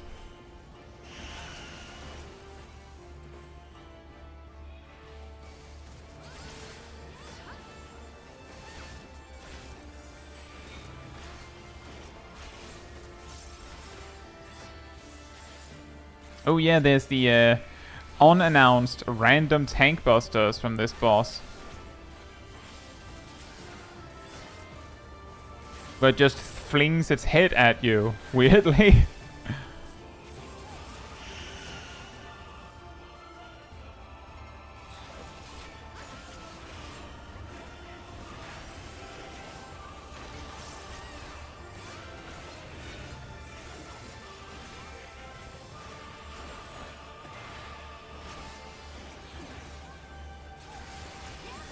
I think, yeah, we will level up from this, so that means we can do Shisui for a few levels. Shisui.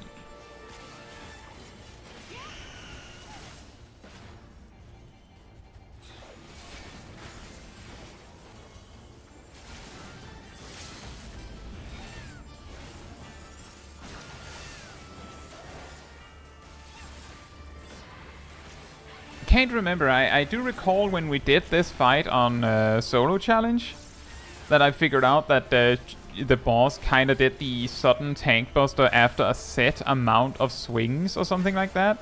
I can't remember exactly how many it was.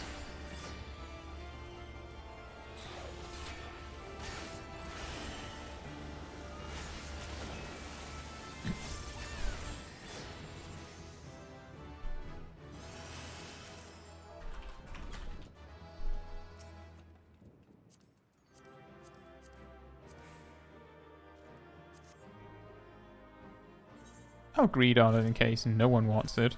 Oh my, big upgrade. Big shoes. Big shoes. Did we get anything else? Nope. But we got some big shoes. We were kind of talking about housing, yeah, Eli Phillies. Asks, do you think there will be a new district in Dawn Trail? Well, if I remember correctly, was housing added in A Realm Reborn? I never actually bothered to look into this, but what I do know for certain is that there was added, the Shirogane housing area was added in Stormblood, and the Ishgard housing area, Imperium, right, was added in Endwalker. So the probability that they will add another housing district already in Dawn Trail is really, really small. However, if you would like some positive news on that, Eli, is I believe the Firmament started in Shadowbringers, which was this event that that basically where we built the Imperium essentially. So and in Dawn Trail, this might be a little bit of a spoiler, but we are getting something. I'm going to be a little bit vague. We're getting something that seems to be a lot of crafter and gatherer stuff somewhere that could technically maybe lead to a housing area one day. So maybe it suggests we will get a housing district in the expansion after that.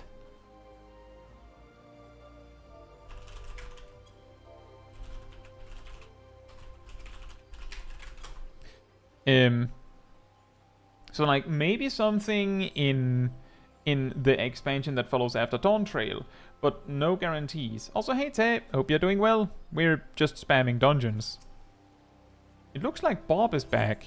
We're going to do I think I have all the gear that I can have. We're going to do Shisui of the Violet Tides. If anyone would like to come along, we have a fourth space. For once, we have a space. Maybe Bob is only here in body. Also, I died in the dungeon. Story there. I think I discovered this when I was doing the dungeon on my warrior. Those mobs, most of them have tank busters. So if they just so happen to all just whip it out at the same time, you just go and then you die. Just suddenly, if you're not fully topped up already. And I think that what happened there was that neither me or Ardell expected that, then I went, and then I died. Hey Angel, hope you're doing well. Right, I'm just giving it a moment if I'm just queuing in case anyone does want to come along as player 4. VX says, during low-level content as Black Mage, how do you handle mechanics that require a lot of movement, such as the lightning tethers and striking tree? You transpose... option A, you swift cast a Fire 1, and you hope that you already have a Fire starter proc to just use Fire 3, and hopefully you have a Thundercloud proc to use Thunder 3. But if you have to move at that level, then, as Gazel says, transpose to Umbral Ice 1 and just spam Scathe. If you're at full MP, you can transpose to Astral Fire, and then 5 seconds later you can transpose back to Umbral Ice to, like, maintain the buff without it dropping completely. And then just spam Scathe. Another thing you can do, if you can, like, stutter step or slide casting is fine. You can alternate between Blizzard 3 and Fire 3. They will do...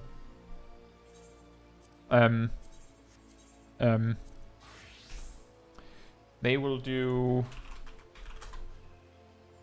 182 potency instead of 260 because Hot Blizzard 3 and Cold Fire 3 are kind of bad, but that's still better than Scathe. Like, if you have the time to do that, you can do that. That's also bad. Just keep in mind, it's still bad, but that is like an option if you have to move somewhere, but not immediately.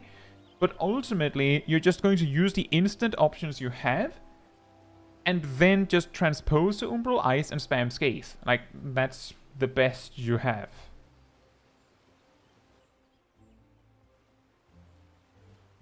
And yeah, she's Shisui is kinda yikes, but I think we can do it.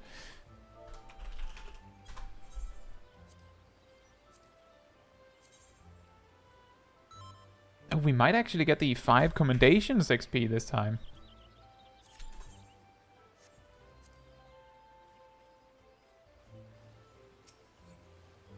Yeah, your options are limited.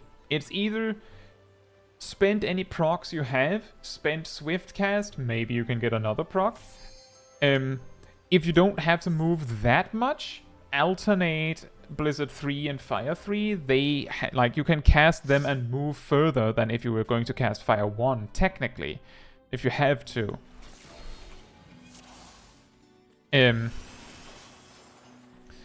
But if you have to go, then it has to be Scathe, because you simply don't have any good options. You don't like Shisui, eh? I actually don't mind it. It's tough. But the thing that makes me most worried here is the simple fact that I'm technically undergeared.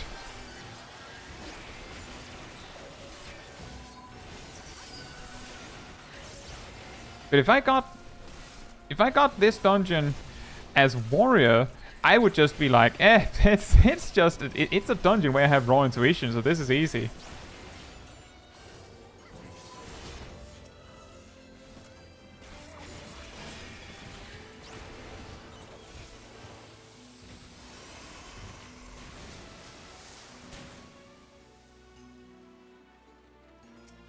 I like the vibe, but that's about it. Fair. The thing is, we don't all have to like Shisui. But it's, I don't know, I think the problem in my case there, Tay, is that, like, I make videos where I talk about what the content that I think is hardest is. Like, what dungeons are the hardest, what pulls are the hardest, what duties are the hardest. But for me, most of them are like, I mean, I still beat it, right? So like, I'm like, I don't think there's, when I'm think, like, if I really think about it, I can't come up with any dungeon that I would actually be afraid of seeing when I'm queuing for roulette.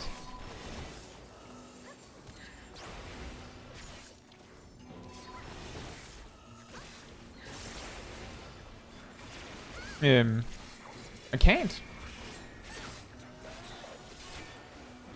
But it is, as you said, one of the nasty dungeons. By the way, did you notice one of the jerk anglerfish in Shisui of the Violet Tides can still apply the stupid, insurmountable physical vulnerability debuff? Did you see it?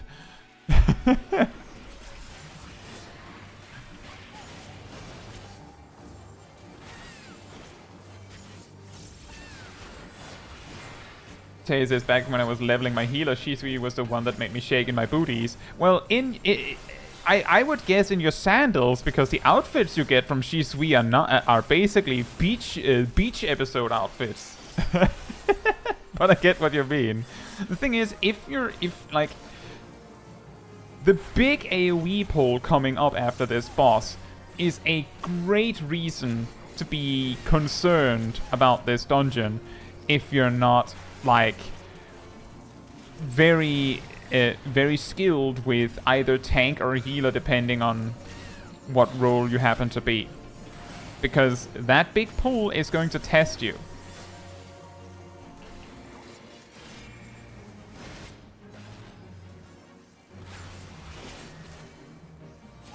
Yeah, Holminster Switch, Tower of Zod, and Shisui have some of the most brutal pulls. They do. I can see why they're scary. I can absolutely see it.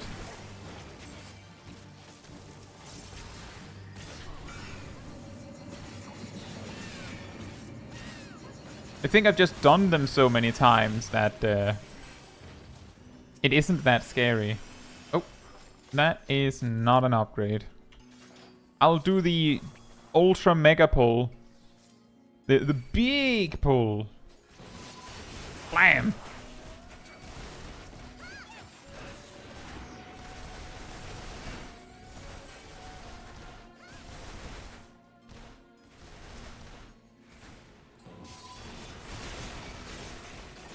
I will probably use Living Dead when I get low the first time in this pull, Aradel. Don't know how much delay there is, but I will do that.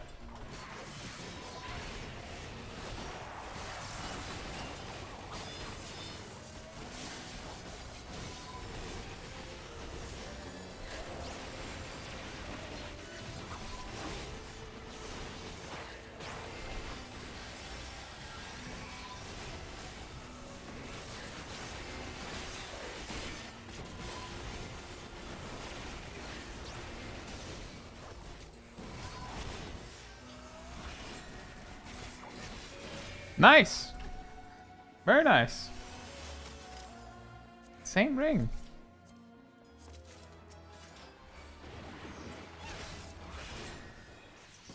Vanaspati is also pretty scary. It's really weird because, in my opinion, the thing that makes it really scary are specific pulls with like weirdly strong mobs. Like in particular, the second pull in the dungeon, like the second AoE pull with the big things, I think they're called idolizers. Those, they hurt like, wow, they hurt. And then they're also ranged, so that just really makes it even funnier. Also, welcome back, Emir. Hope you're doing well. Yeah. Ow.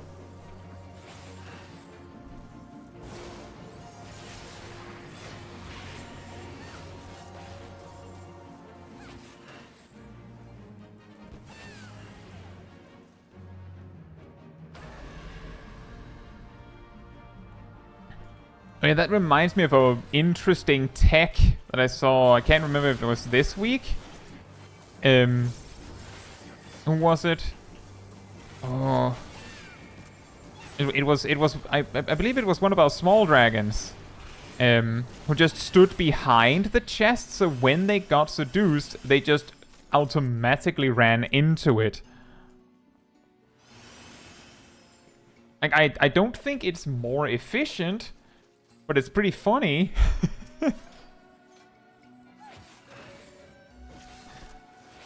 And the reason why it's not more efficient is, of course, because then you both get charmed and then you're stuck as an old lady.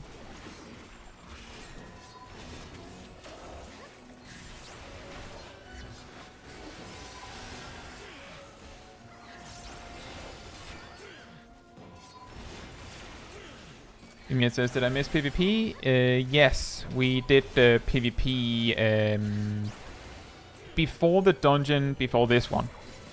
That, like, 30 minutes ago. We lost, like, wow, we lost. Like, incredibly so. Like, honestly, you might not have missed much when it comes to it, actually. Might have been for the best. We really lost. We actually spent most of the match just getting bullied, so...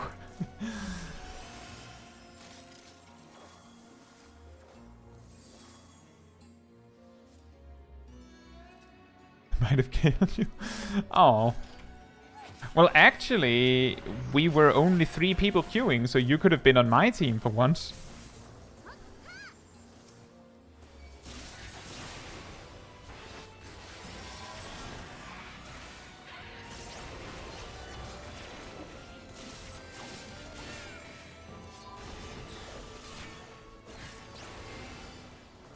Maybe that was why we lost so bad.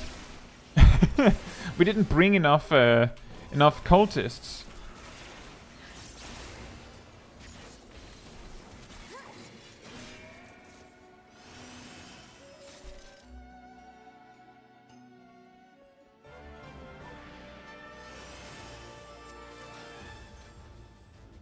Also, Darth, hope you're doing well, by the way. I don't think I actually greeted you in the game. Regarding the volcano on Ruby Princess, I think it's actually quite interesting how those kinds of mechanics have a tendency to sneak up on people the first time they see them. Like, the kinds of AoEs that hit multiple times in the same spot. And especially those that chase you when they don't have a chase marker, although the chasing ones, I feel like if they don't have the proper marker to indicate it, I feel like that one's fair, that you misunderstand it, right? Which, for example, the Ruby Princess one doesn't have that, as you said.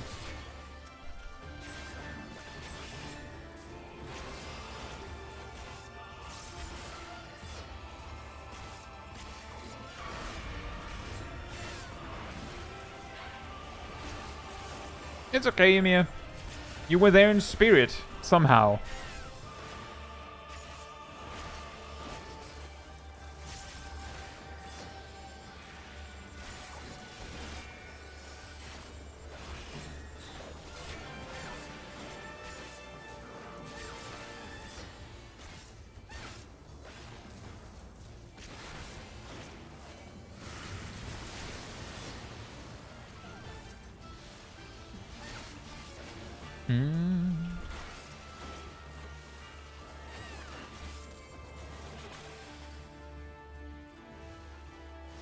Ah! Run the other way! A weird Scooby-Doo situation over here.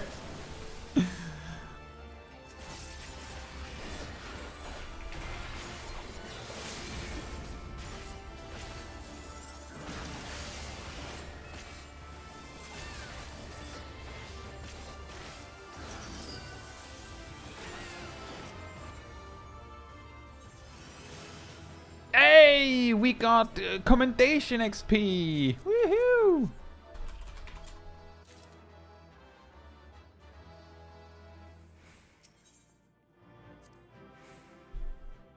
Yeah, as Xanadu says, I'm here in spirit. Which kind of spirit depends on which I'm feeling like. Usually a nice scotch, I think. Nice. Oh no, it wasn't actually the commendation XP we got. We almost got it. That's fine. I'd rather bring a third friend, than get that extra XP anyway. Any upgrades? Oh, nice. Bruh. The gear from this dungeon. You know what I mean?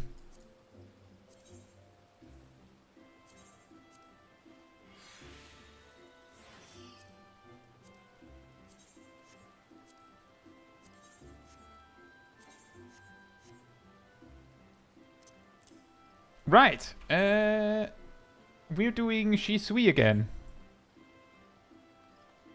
Going with the chainmail bikini school of armor. See, it's not even that. It's literally just cloth.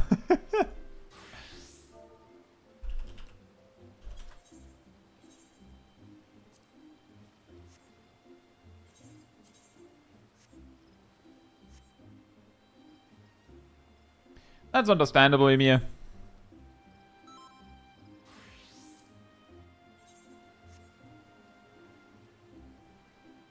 Three dungeons with 2 machinists in a row. I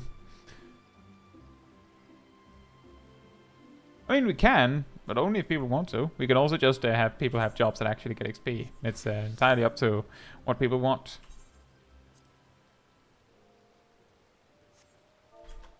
Are you ready, Emir? Magical magnetic cloth. Oh yeah. It somehow just sticks. It just works. And blocks damage. Extremely efficiently somehow.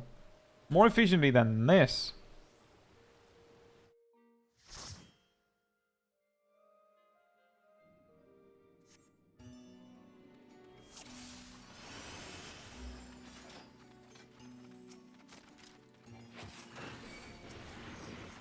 Well, this time it'll be slightly easier because I got an armor piece upgrade. Let's hope that I get a few more before we get to Barton's medal. Yeah?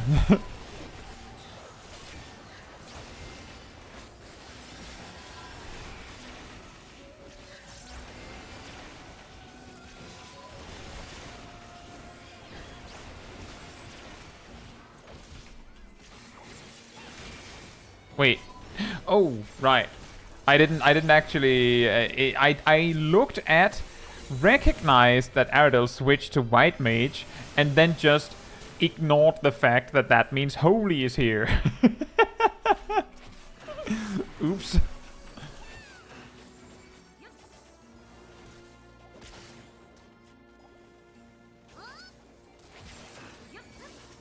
Ah, right. Indeed, Xanadus. It's like how in movies where two people like dueling with swords, somehow their swords are always just magnetized into each other. So like they just have to land. It's the same. Like if you have like a only very little armor, then automatically attacks have to land on it because we can't have your armor not work, right? That's not how all this works. Nice damage reduction. Wouldn't it be a shame if I used Holy?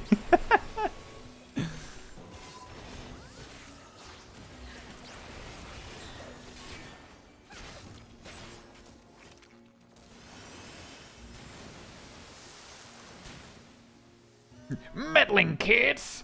Oh, and I would have gotten away with it too, if it weren't for that pesky Lalafell and her entourage of elves and a small dragon.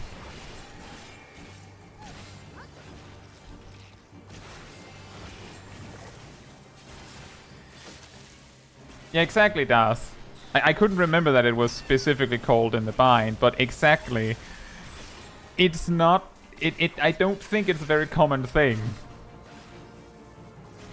And I have specifically like watched some like analyses of things like that where they say exactly as you say. It doesn't happen nearly as often as movies would have you believe. If it did, then what would be the point of a shield? Somehow you just like if you just swing your sword at your opponent, then they can't. They'll never hit your shield anyway because their sword just goes over to your sword. Movie magic.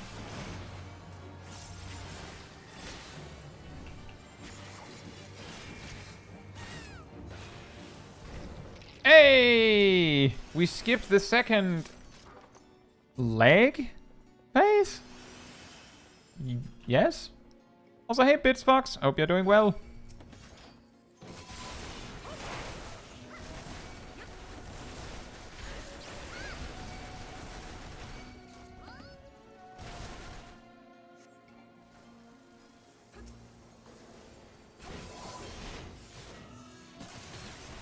I will use Living Dead when I drop low the first time again here.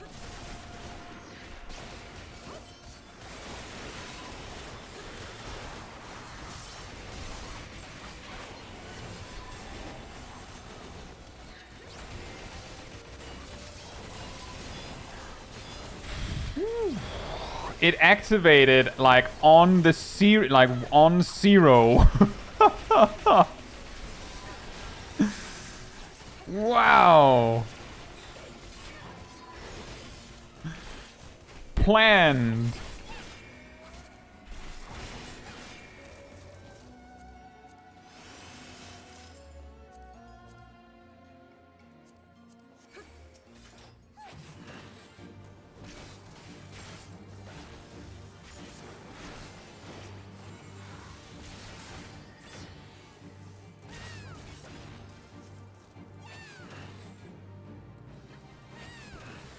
Calculated. Haha. Nice, Ardell. Oh no, she used her magic. Quick, stop hitting her. Could you imagine if mobs played around your defensive cooldowns? What would happen? Would they just all stop using their tank busters and just like wait and like go, and now? You just immediately die.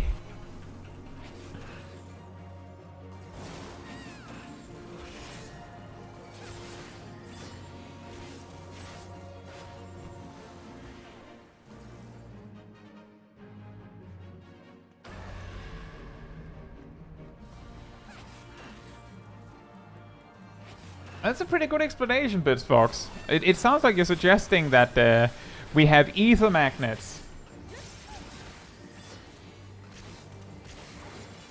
Hold your burst, the tank is doing a mechanic. Alright guys, so you can see in this particular dungeon run called Shisui of the Violet Tides, yeah, we have all of our like 80 party members. Blue Unkyu is ready with his tank buster move, and the Violet Tatsunokos are bringing up the rear if our first squads don't make it. You know how it goes. But listen, there's a white mage in this particular run. So don't stack. Oh, I just realized I actually got Quietus. Nice. Don't stack. We don't want that holy stun. Like, you have to dodge that. It's really important that you do. You just see the mobs just perfectly running out of range whenever the white mage starts casting holy. Like trust or duty support levels of like they just start walking out.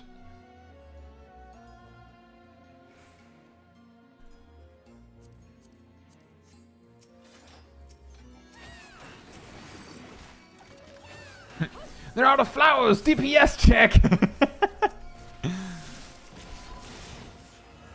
Alright, so just like maintain okay damage, but keep your big burst for when the tank is low, so that they think we're out. That's actually what happened in Siren Song C earlier when I just suddenly died. Was all of the mobs just like coordinating their burst. Guys, stop using all your defensives right away. They don't do their major damage mechanics until like 7 seconds in. Smash cut to the mobs just like they actually pop their raid buffs of their own immediately just to get the jump on you. They're like, alright guys, so on the first attempt, use everything immediately. Then on the second attempt, hold, because they're going to use defensive cooldowns immediately. That would be pretty funny. Like that would be pretty interesting. Like a game, like an async, an asymmetric game where one team is like the mobs in a dungeon, and the other team is like a dungeon group that has to beat it. That'd be pretty interesting. An ad telling the boss to not use all of their resources at once. Could you... just think about that for a moment. Look. Can't you just use your tank buster 3 times in a row? Like, just looking at any boss that has like a mechanic where it's like, if a tank, like with a tank switch mechanic where it's like, if a tank gets 2 stacks of this thing, then they die. They're like, couldn't you just, like, I know you can use it twice in a row, but what if you used it 3 times in a row? Like, just a thought. What if you did? Then one of the tanks would be guaranteed to die. Oh yeah, I hadn't thought about that.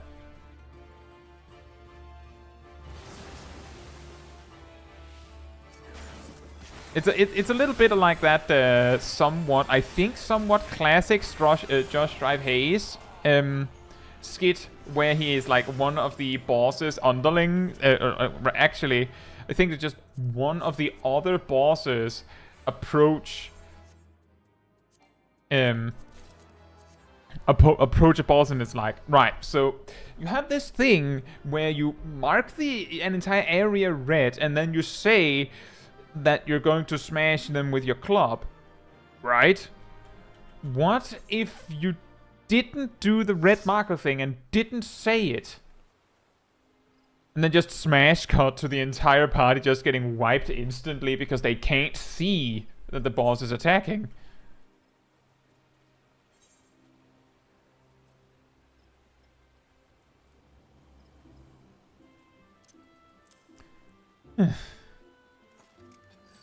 You know, this kind of works because we have a good top to go with it.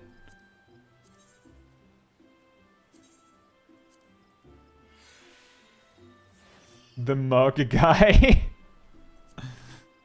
Ah, yes.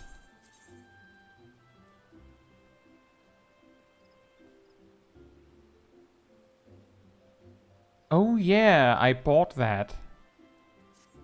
Right, that wasn't actually an upgrade. But this is an upgrade. New sword! Yes! Although... Sure.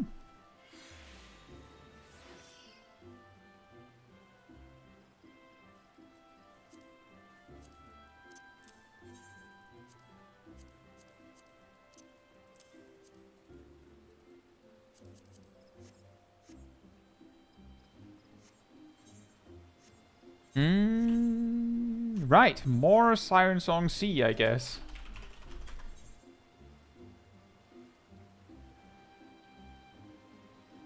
I'm not high enough level for Bottom's medal. If only.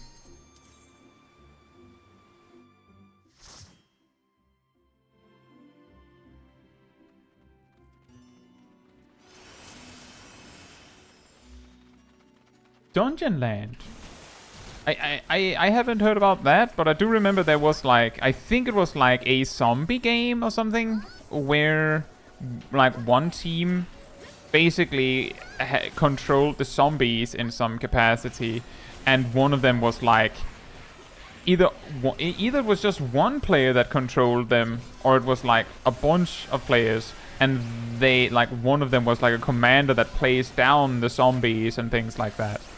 But then the other team was like, you know, players in like just like trying to get by.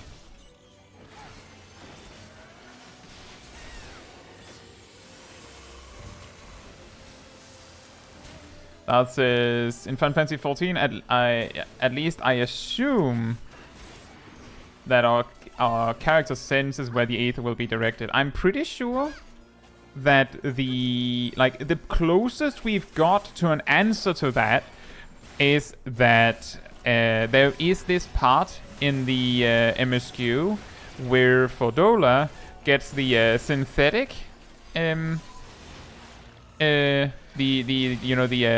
the fake echo, so to speak, and she basically gets the Sharingan and can dodge exactly as a move is about to land. Almost as if she can see the attack a moment before it happens so that she can sidestep it. Which is like the closest we could get to explaining what we see. And that could like the thing is, it's not been officially stated that that's the logical explanation, but it would be an explanation because it is like a skill that you could have with the Echo.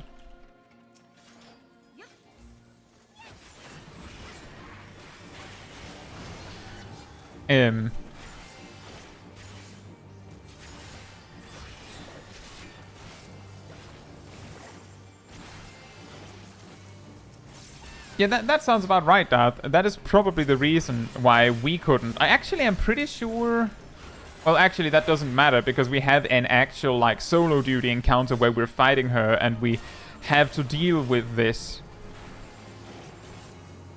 So yeah, you're right. She can, like, we're basically not used to that. There's also the possibility that Fodola's version of this skill is just so much better than ours that it doesn't matter that we can tell what she's going to do, because she can tell what we're going to do about knowing what she's going to do, or something like that.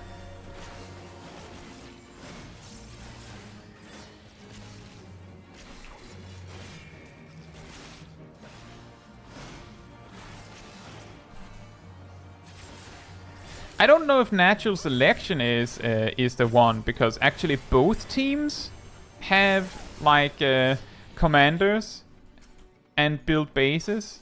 I don't know if that would be the one. But that is also a pretty good example of the commander thing.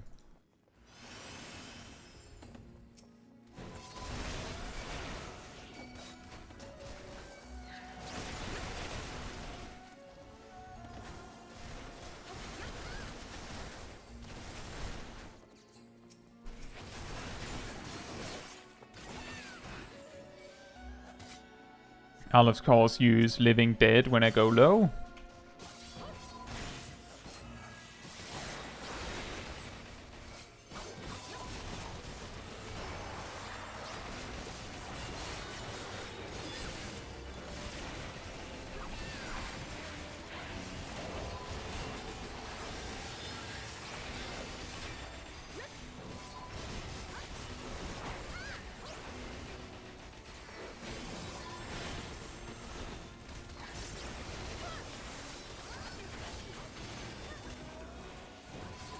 The thing is, for my part, I can't possibly tell you what game I was thinking of, because I'm pretty sure it was a game that either my brother or my cousin, like, explained to me, like, one time, a long time ago. I was like, oh, interesting. Yes.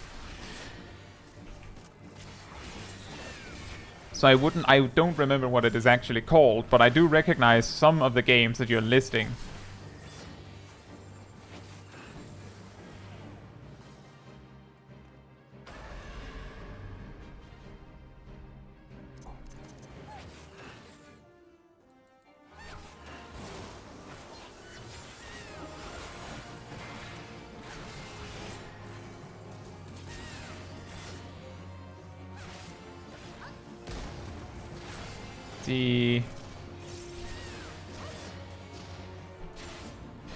The explanation that Bits came with where traded traded teams and stuff sounds familiar, at least.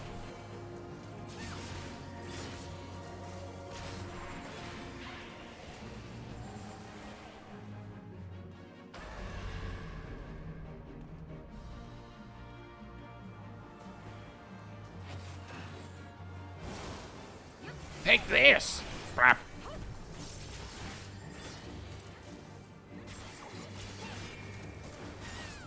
Hey, Archibasta. Hope you're doing well.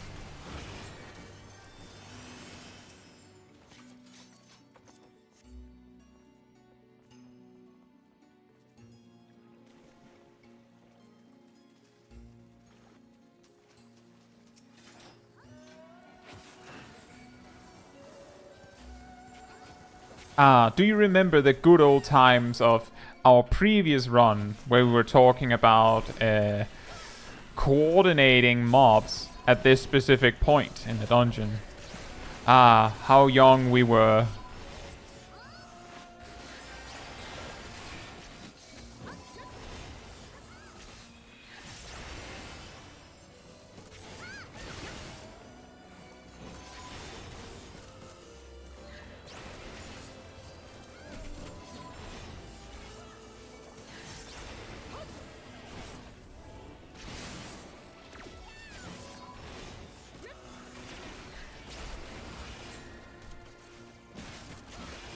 Ow.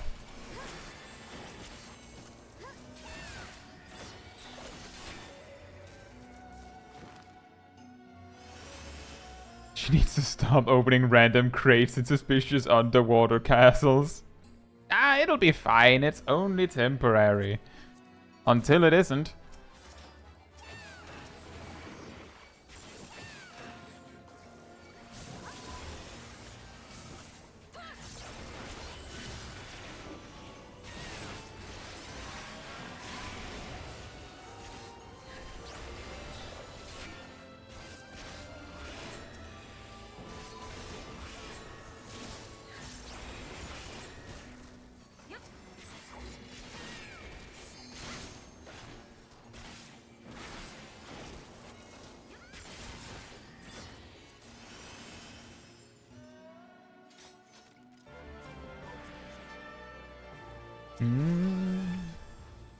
I think we actually have to do it an additional time after this to actually get to 65. At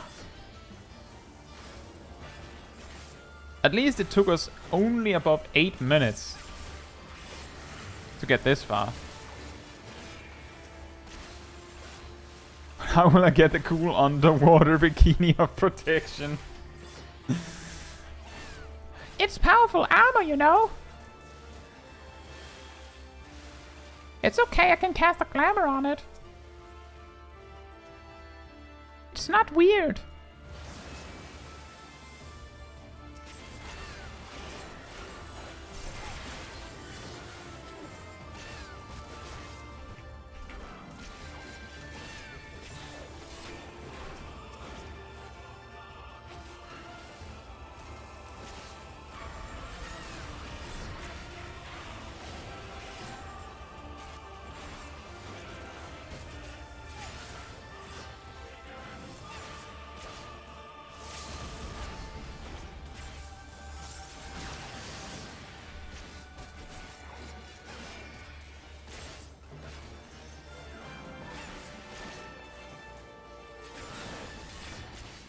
No, we don't have the damage to skip this. I don't even know if it's normal to have that, but we can't.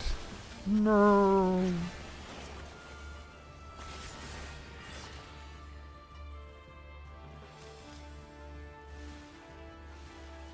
At Darth, I've done basically every single roulette we've access to. Every single one.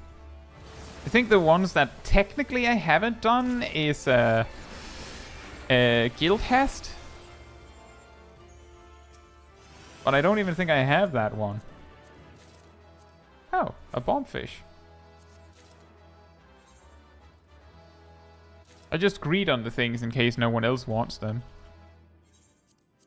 It is a bit of a shame if no one gets that. I was not close to that. I call shenanigans.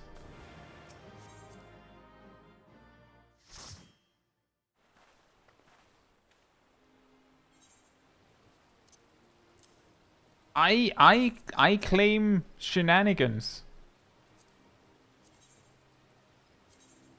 It has to be a mimic chest because it grabbed me. Oh right. How do we do this? Ding, ding, ding, ding, and sure. Ding. There we go.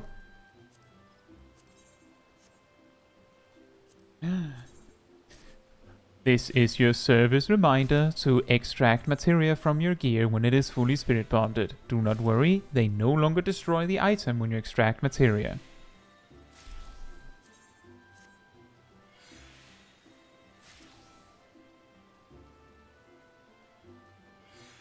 Just make a plate with only glasses? Yeah, that's a good idea. I'll remember that.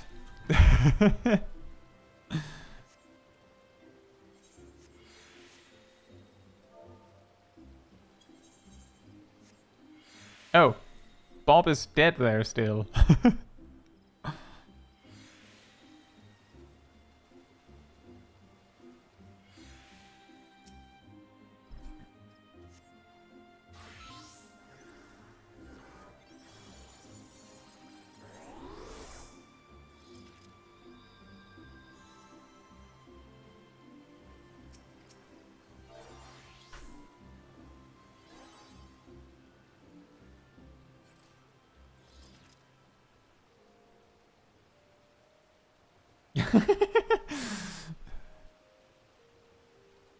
Adel, recounting the situation in the back end of the dungeon with the Unkyu, etc. Guys, stop following the tank in that little corner. Our bombfish DPS are out of position. Please look at the waymarks. Just we have clock positions, man. Your average raid leader with a party that isn't really listening. Florence says, I think I didn't understand Materia melding when I first did the tutorial and just never went back to learn it, and I just finished 6.55. So the long and the short of it is, so materia extraction, I don't know if I have any extra in my inventory to demonstrate with. I do. Okay, so materia extraction.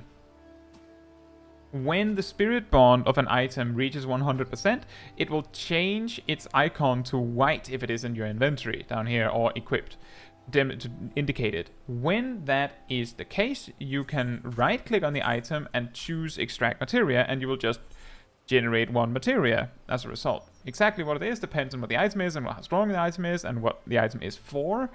But that's like demonstrated as such.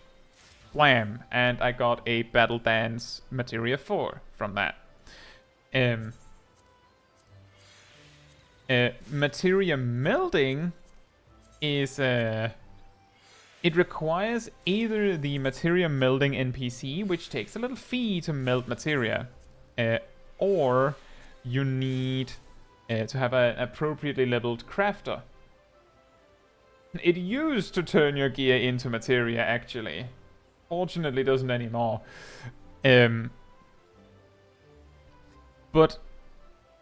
an item can be, so I can't really demonstrate it very easily in this character, but if you choose, you should have an option to like add a materia to an item when you right click it, if you have an appropriately leveled crafter to do that.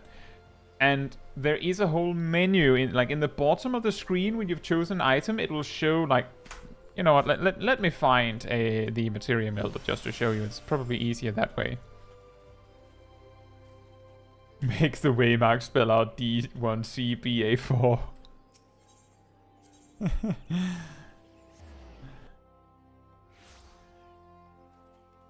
What's a strat? I thought it... what strat? I thought it was random strat that wasn't on the party finder description. Ah, yes. That's a classic. You could also request another player to meld for you. That is true. It's just easier if I have the actual menu to show it with.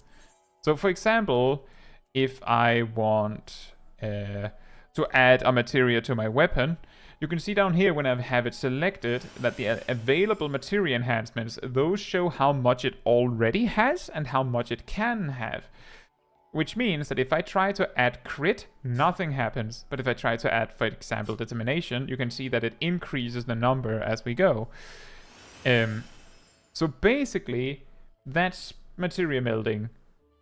You want to have stats from materia, but not any more than can actually be on the item. It's basically never worth it to add like a materia that doesn't fully fill out, at least on combat jobs. For crafters and gatherers, it's a completely different world. So there it might actually be worth it. But yeah. You need to melt that quick onto your great sword. But if we tried with no healer, then it wouldn't work because I'm a Dark Knight and not a warrior, Ymir.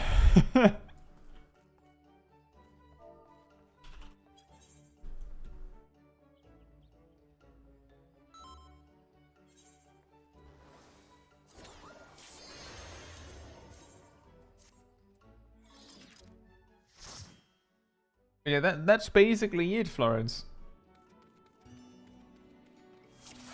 And you said you were leveling, so you figured it wasn't worth it. That is actually pretty spot on. Because when you get synced down, like while doing content, your materia just turn off. So, like, while you're leveling up, it is pretty normal for materia to be rather unimpactful, to say the least.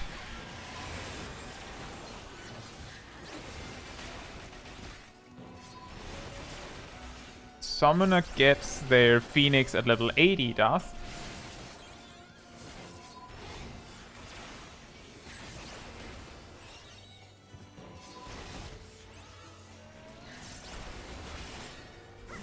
Oops.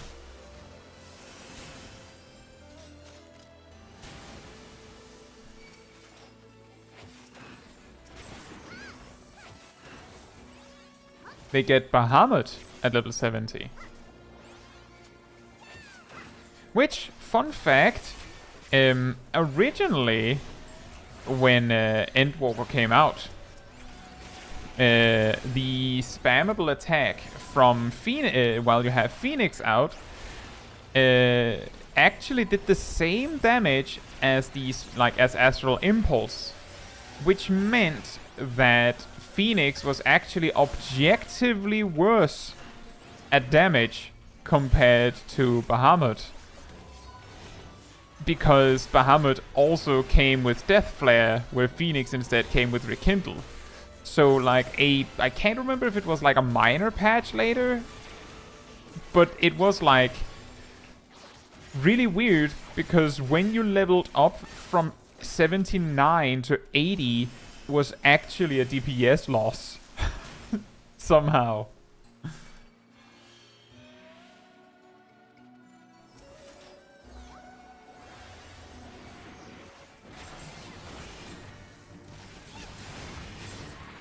But they've since fixed that, as I said. They just buffed the spammable attack of yours while in Phoenix, which actually means that Phoenix is better on AoE. And I'm also pretty sure that Phoenix actually scales better with the spell speed build than Bahamut does. Not that it means anything. It's not like you could choose how you start your opener in an ultimate. But it is interesting to think about, isn't it?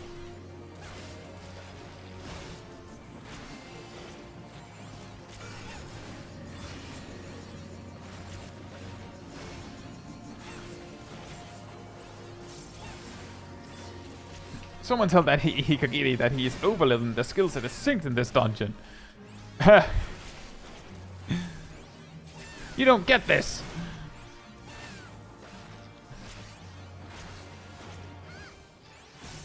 That would be pretty funny. Ah! The become untargetable juke. Right, the big pull. I will use Living Dead when I drop low the first time. When we reach the destination, of course.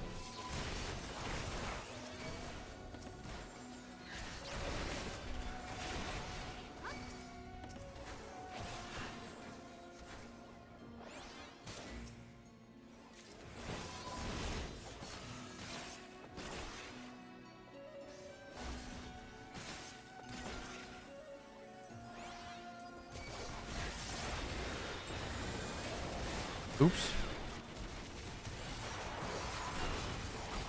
I should not have used the shadow wall there, but here we are.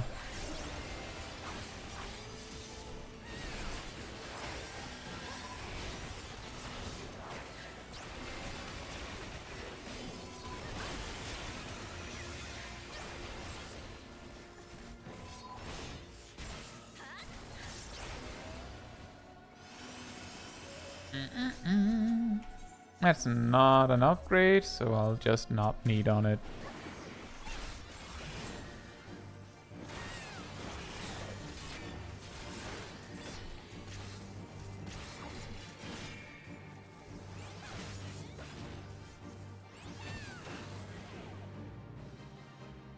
You got your Scholar Relic upgraded, nice.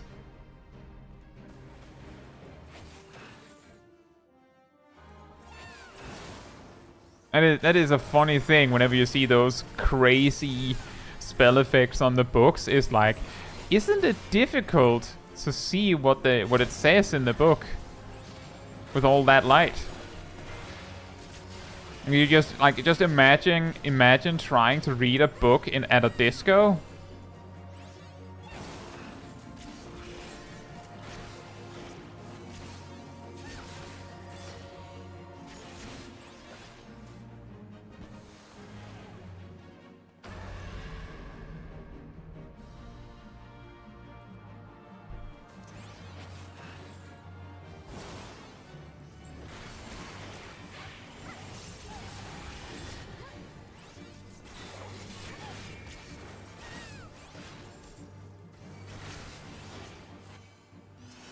We did the thing!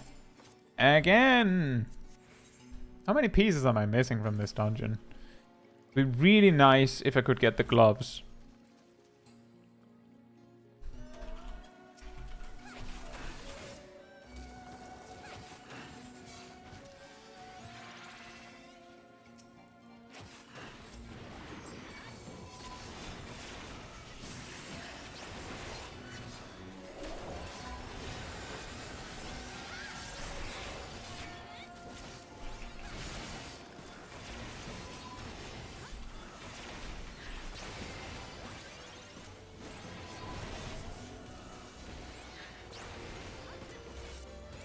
Pufferfish, pufferfish.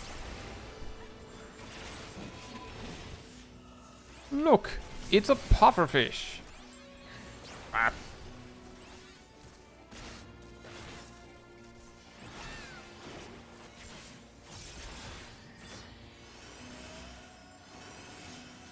Angel is up on 4 relics already.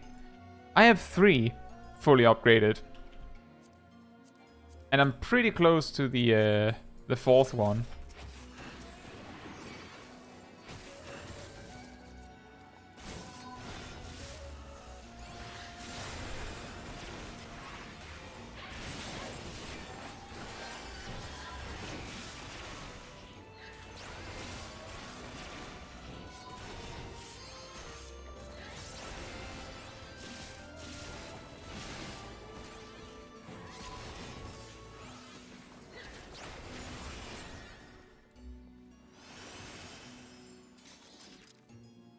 I know, Angel. I saw someone that is actually on Chaos has all of them, and they got them. They finished yesterday, from what I could tell.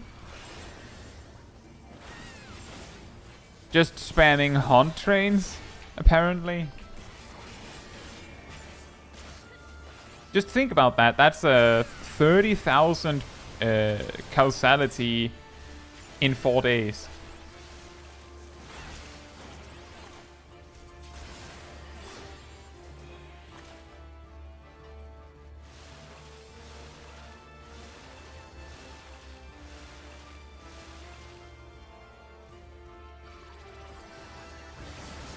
Oh, sorry.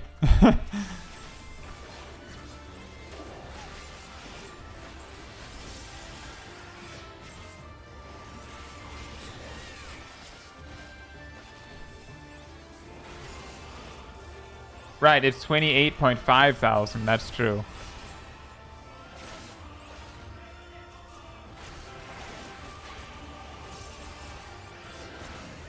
Right? We only need 19. And then by that extension, it could be 26 and 26,500. Because you could have some banked, as Ajibuster said. Yeah, basically 7.5 thousand a day.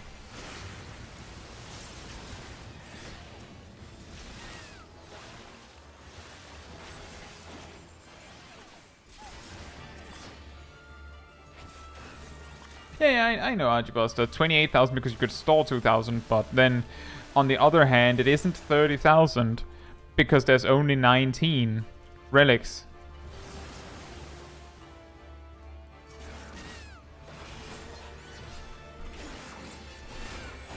Aradel says in-game, I hope this person won't be complaining about having nothing to do before Dawn Trail. That would be a classic, wouldn't it?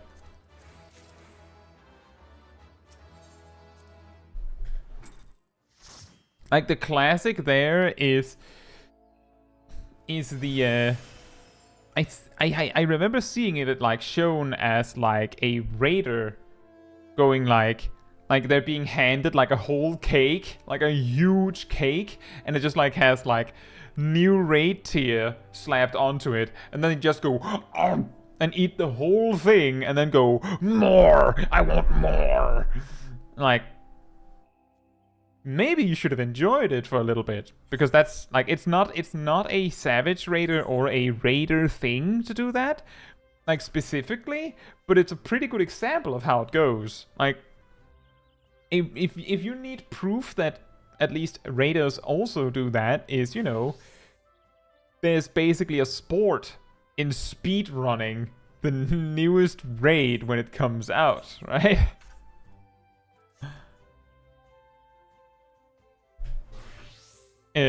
Which is basically like a speed consuming content. And a lot of players go, oh, there's new MSQ, better do it day one. Finished. Where's the rest of the new? Like, I did all of the new content in the current patch Tuesday. Like, I did all of it. But here's the thing, I wasn't sitting there like, now, what do I do now? I'm pretty sure they'll have stuff to do, like conduct trains. So is it speedrunning or speed eating? Both. You have seen those like anime schoolgirl outfit situations where they run with like a toast in their mouth. You know, it gives extra speed when you do that. You should try. You just put like a slice of toast in your mouth and then you start running. It actually gives like a speed bonus. It's quite weird. So speed running and speed eating actually.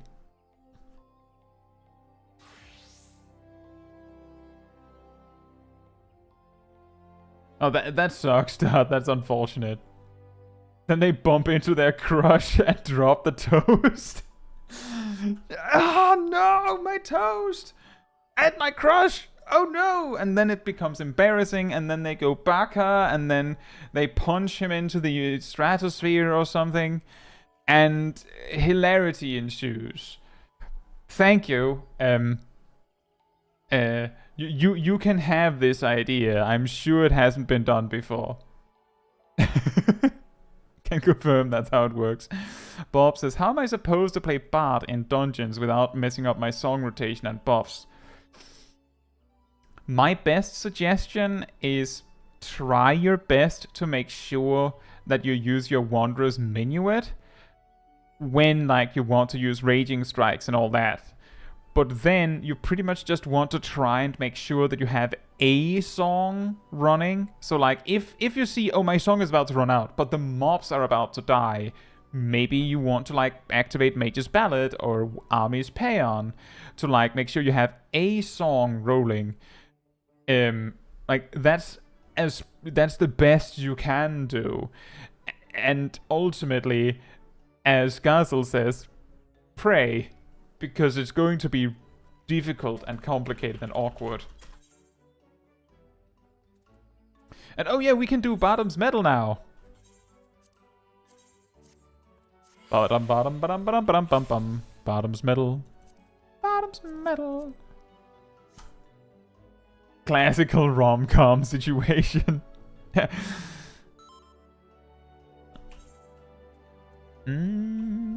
Did I think I have everything.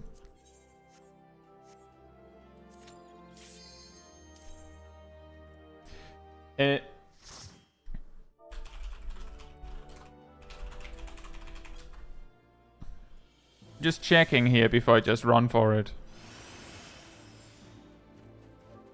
I will use Living Dead when I go low the first time.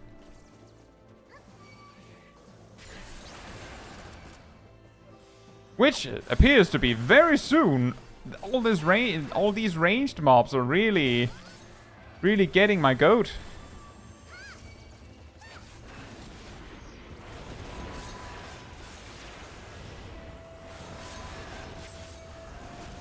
I'll use now.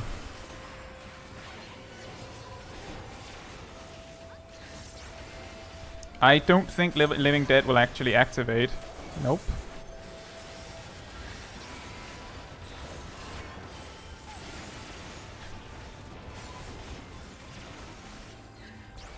That was a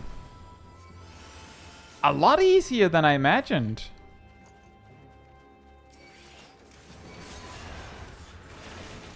Can you click off the various states as well, like Gunbreaker's Invuln? Yes, you can.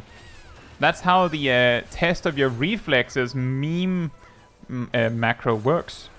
You just right-click it. You can also use a macro or a text command to remove it.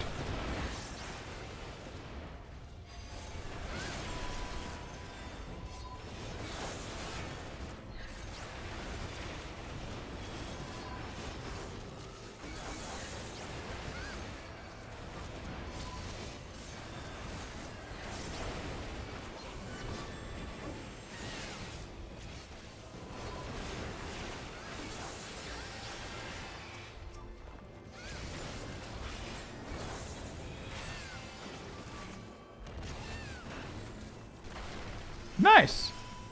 Oh. Wait, what? What happened to Ymir? I didn't even... for me, I didn't even notice you died. Sorry. Not the fight? Okay.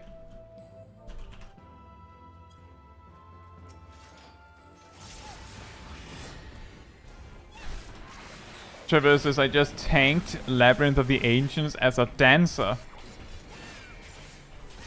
Oh boy.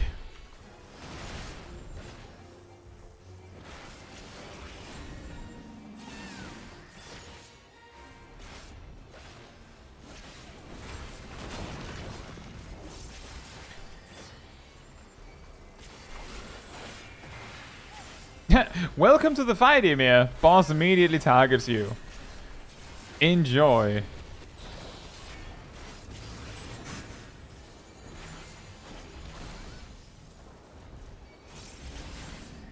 Ugh.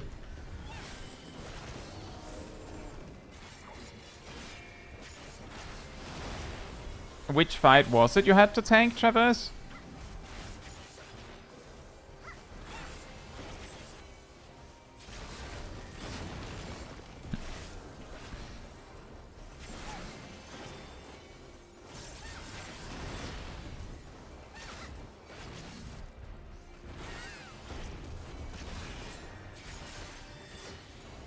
Agibust, I don't know exactly how the overlay works in detail, but it also seemed like it didn't let a swear word come through like completely automatically earlier.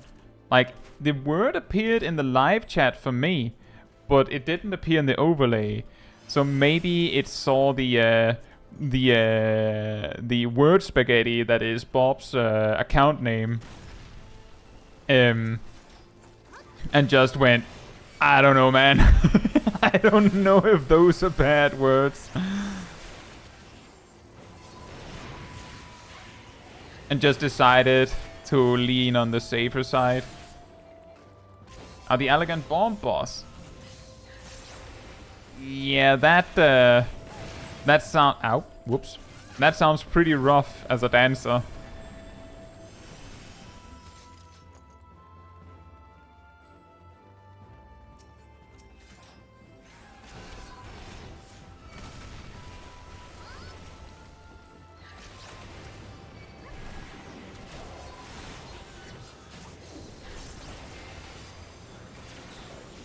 Hey Xavius, hope you're doing well.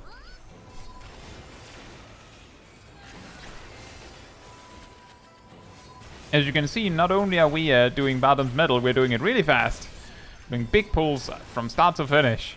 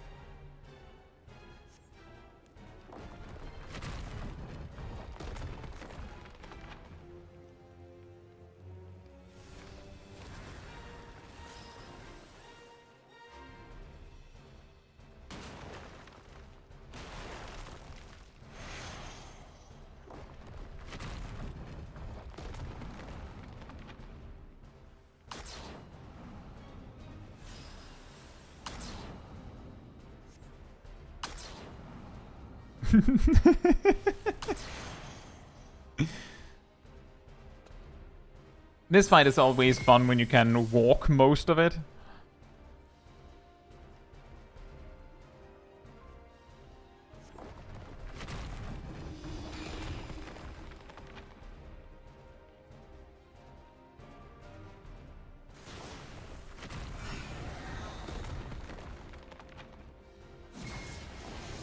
No!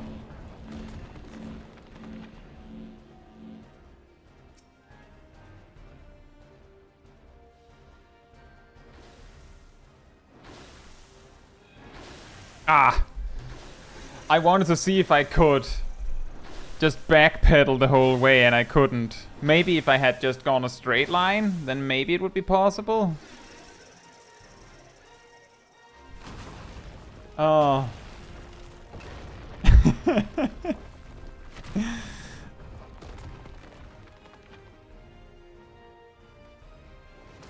Normally I always toggle like being able to like toggle turn on running again for that specific mechanic, but I wanted to see if I could do it. Just because it would be so funny. But maybe you can if you just like backpedal across the entire arena like this. You might be able to do it with sprint if you sprint at the right time.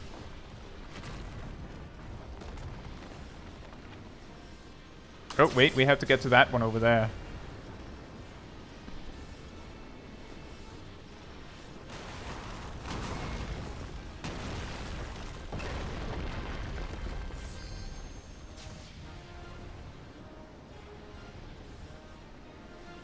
Where's the Michael Jackson music?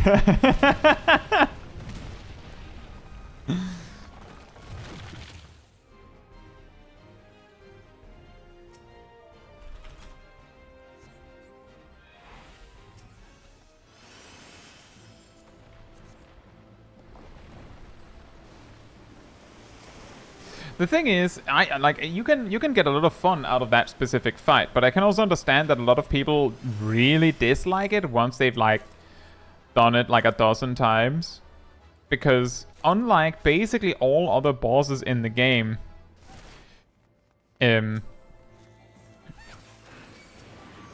doing it with a different job will at least feel different, because your job specific tools will be there to nuance the fight.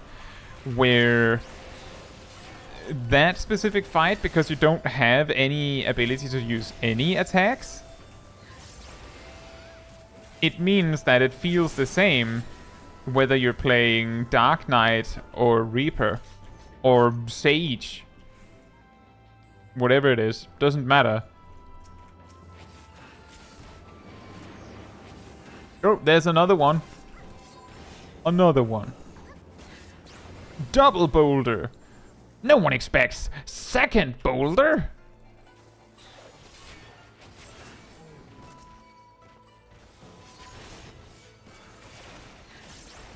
Time for my ultimate move. Boulder number 2. Yeah.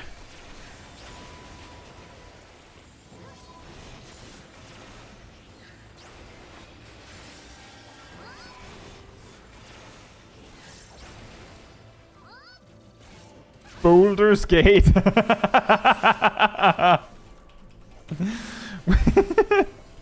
Exactly. We've had first boulder, yes, but what about second boulder?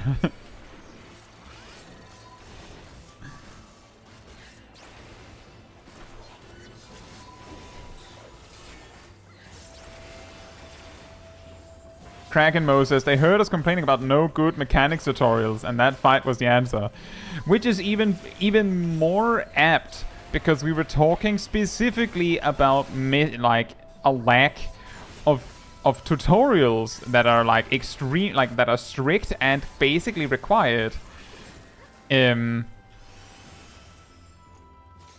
earlier in the stream.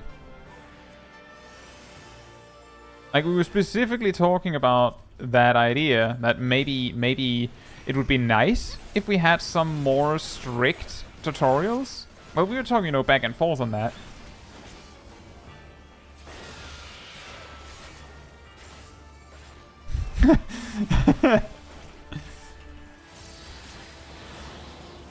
Hey, Space Queen, hope you're doing well.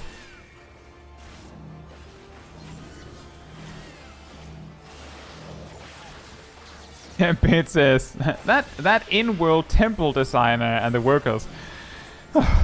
All right, we lifted the giant rock.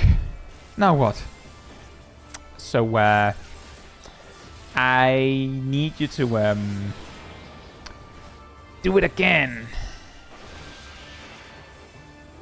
with the second boulder.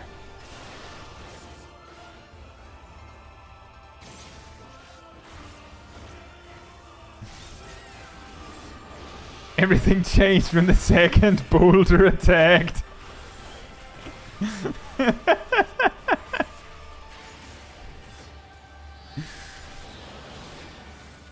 No! My salted earth! Get over here and be salty! Salty!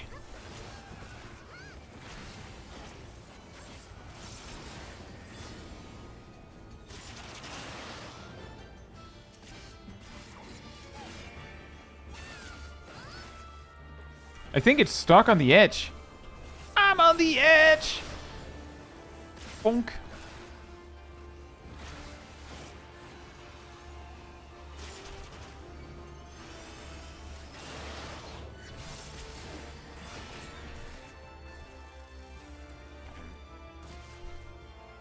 This would be a great time for a limit break. Perfect. Ah!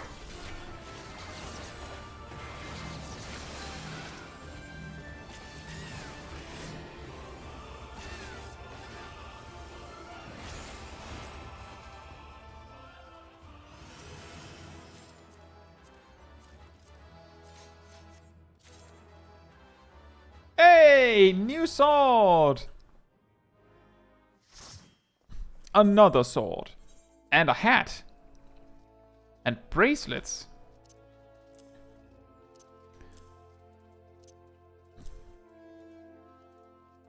That all? One step closer to the edge, and I'm about to step. Let me just make that just glasses glamour plate to fix that problem then.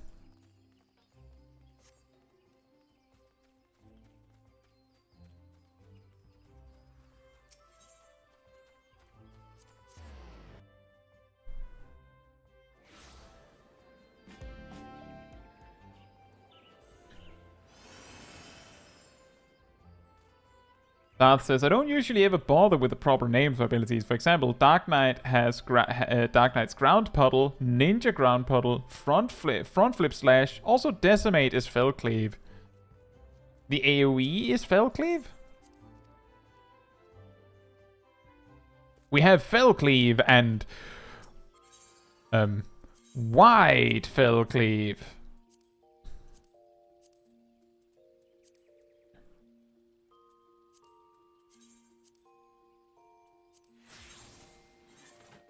Ta-da!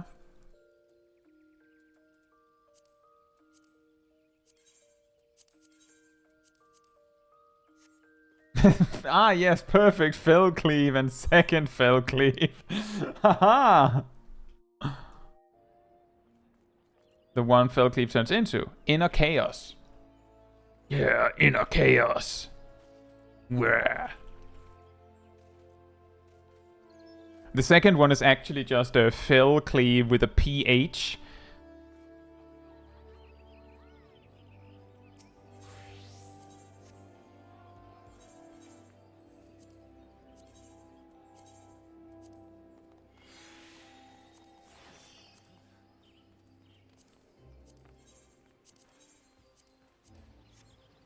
Failure cleave, that's also a good one.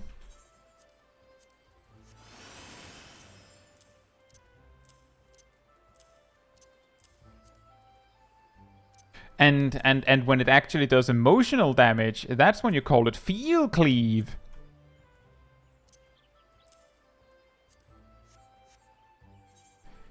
Oh boy, who's ready for more bottoms metal? Huh? Yeah? Yes? Hopefully.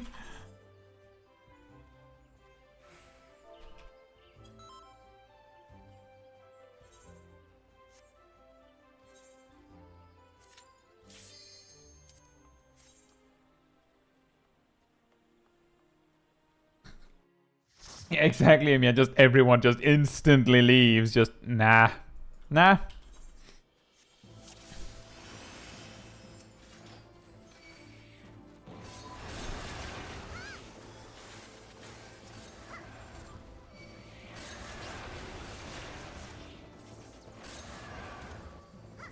Ow. Ow. My potions are starting to get weak.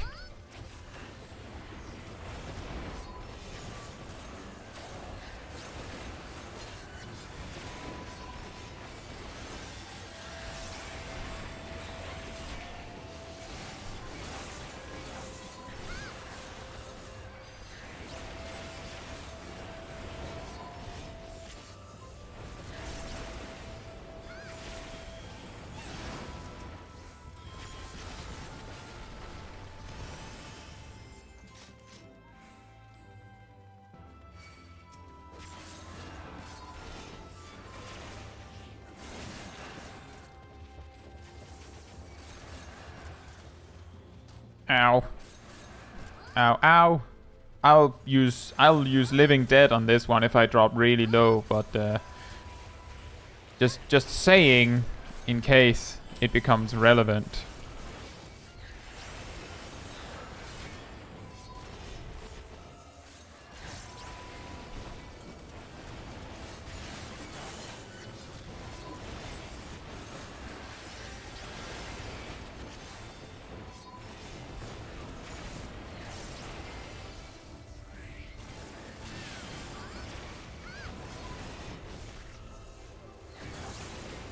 Nice.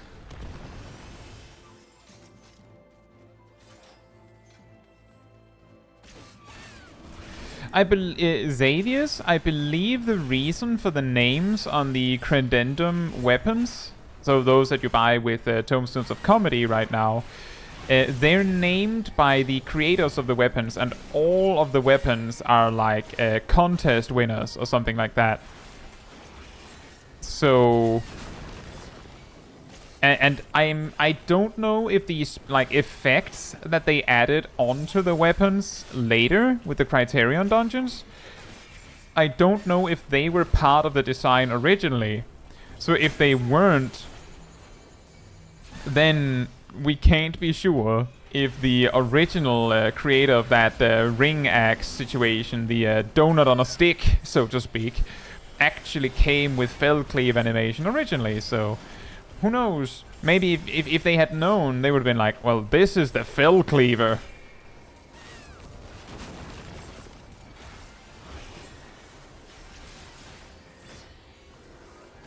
But yeah, that is also the... what was it? Was it the gun, the machinist gun that is named in is actually something in Polish, something like that? Is that right?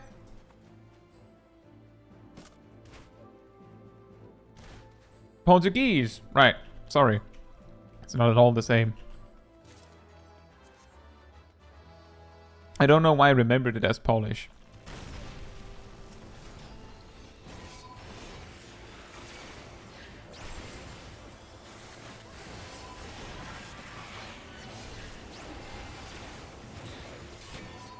Vitoria de Povo.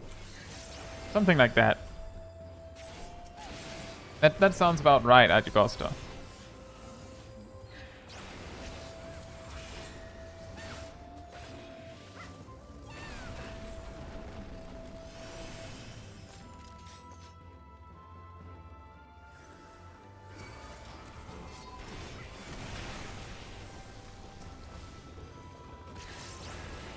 If it was Polish, you'd only see...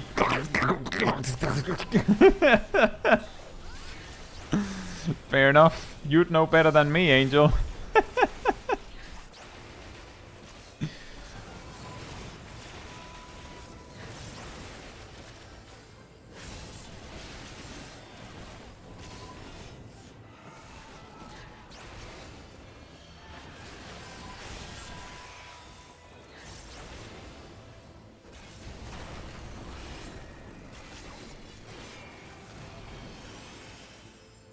Space Queen says, the description for the warrior submission was a weapon for warrior that gives the feeling of fell cleave. Okay then, that should answer that.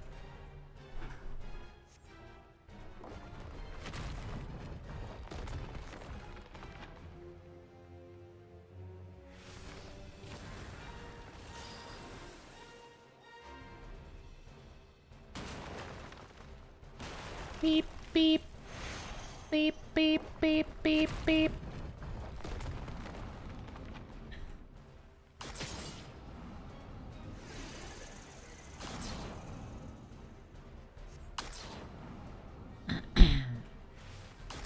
I know, Gazel, but I can't do that if I want to walk.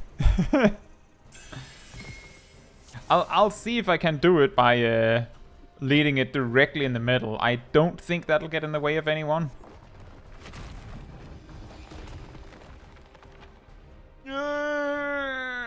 Made it.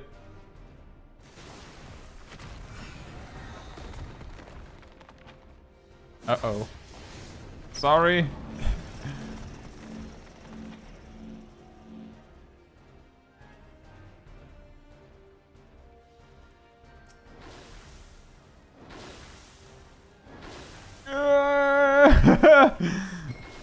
No. Ah! I wouldn't have made it. There was too many. There were too many to do it like that. So it didn't even matter that I got hit by something.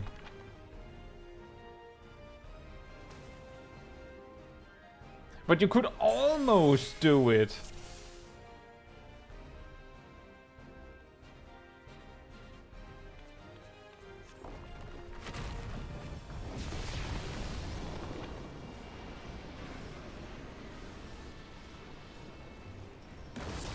Smol Kai. Backpedaling. Menacingly. Uh-oh.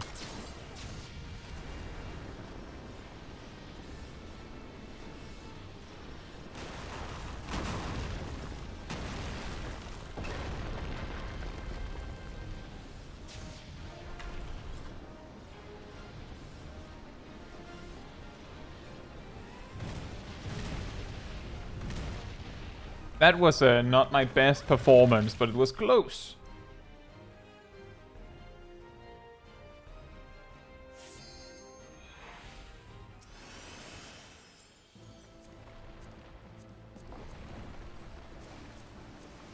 That's a good point, Bitsfox. If you like manage to turn exactly at the right time, it might be possible.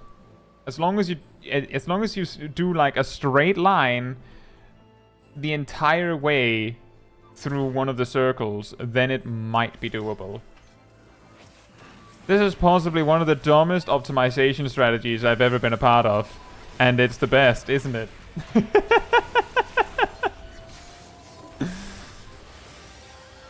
Can you beat the second boss of Bottom's Metal without running?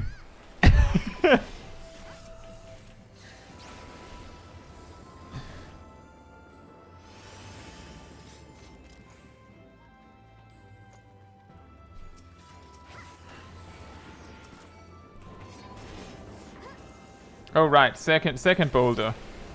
How about second boulder?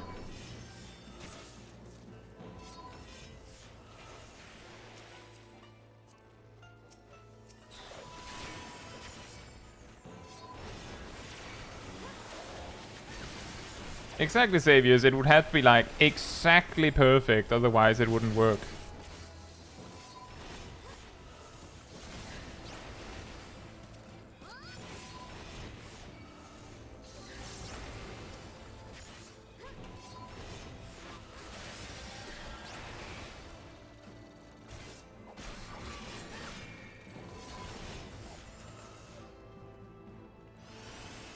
Bottom's Metal, 100% walking. That's where the real big brain is. You know, I can assure you that if you try to do the mega pull at the start of the dungeon, walking, you won't be able to do it. Or, alternatively, your group will like gradually kill the mobs before you manage to pull everything. Like, it's one of the two. Either you will die because you run out of cooldowns because you're taking too long with the pulling part, or it isn't really a big AoE pull because the mobs die before you can round them all up. Which is actually also a common problem in AR dungeons. If you try and do the big mega pulls in like Sastasha or something, and you're well prepared, so your DPS are like machinists and stuff, most of the mobs will be dead by the time you reach the first boss.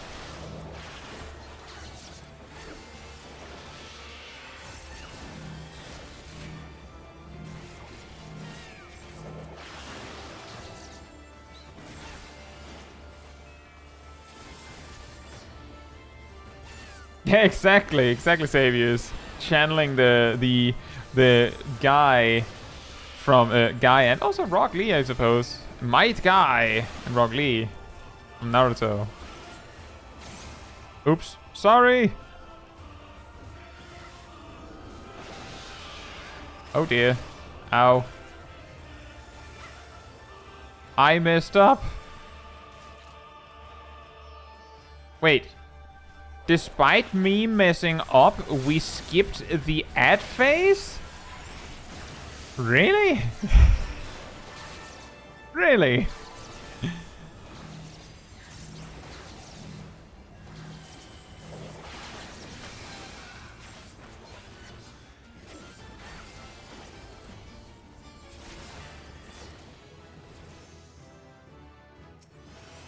Hey Tristan, hope you're doing well.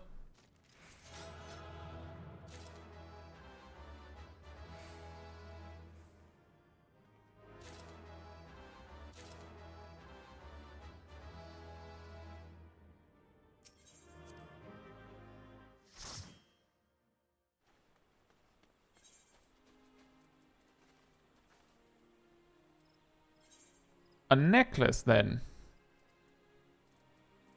A very small... A small upgrade for a Smol Kai.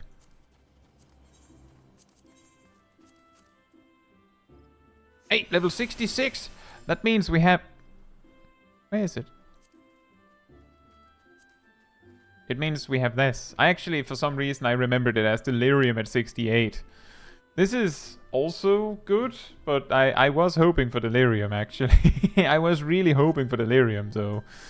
Not mad, but I was hoping for more.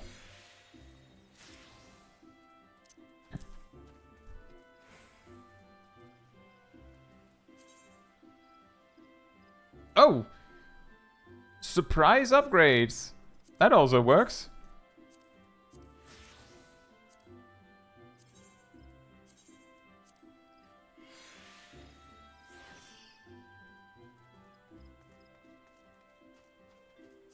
And despite that, we still have Chaos Gauntlets. Chaos!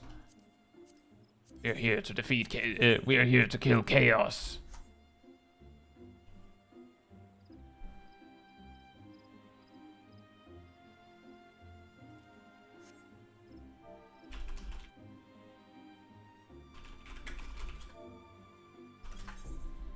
That is true. Smol Kai has the advantage of bringing, on average, pretty good players to the dungeon spam.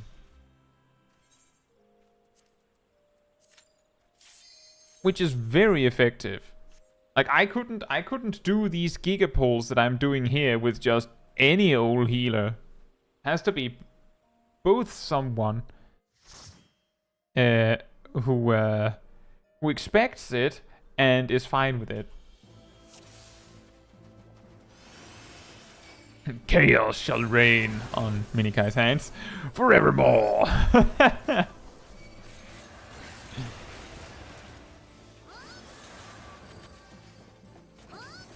don't know why I gave that more of a Gaius voice, but here we are. That mob is really far away. There's a few ones that are really far away.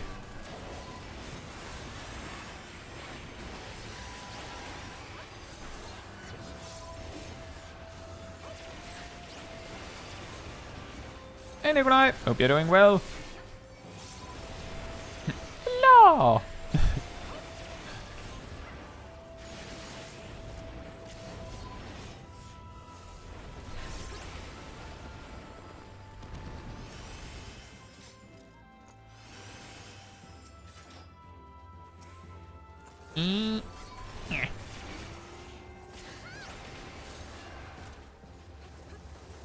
That sounds like a lot of people, Nikolai.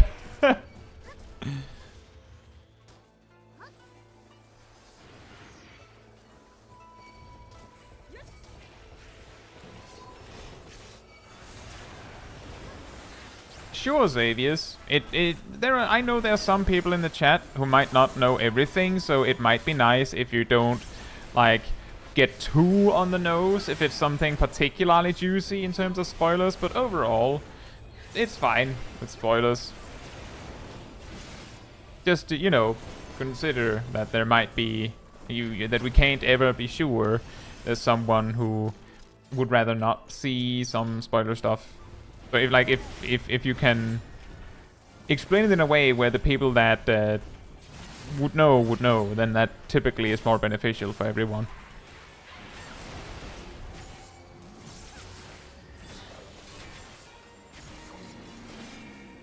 But yeah, if you don't get too on the nose about it, then I don't mind that you talk about something that could technically be qualified as like Endwalker spoilers. It's just about it's genuinely about if you can make it nonsense for example Bitsfox, then you're golden.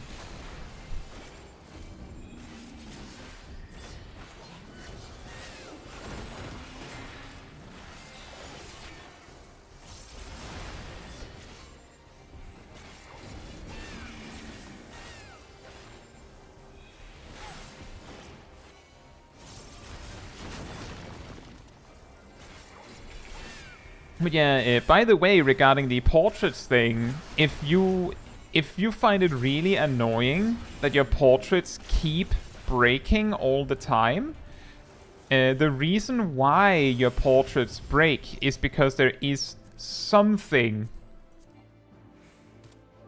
in your glamour plate or whatever it is that isn't consistent. Which means, for example, if you don't have something on every single slot in your glamour plate, then they're not going to be consistent. And ultimately, that's what it boils down to. It has to be consistent so that it's the exact same outfit. Even if it's like, well, it's earrings that you can't even see anyway. Doesn't matter. The portrait system can't see that.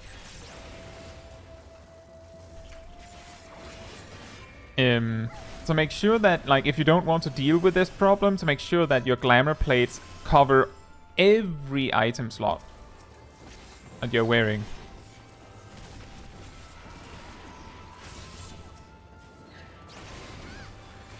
That way you'll never have to fix it again as long as you apply your glamour plate.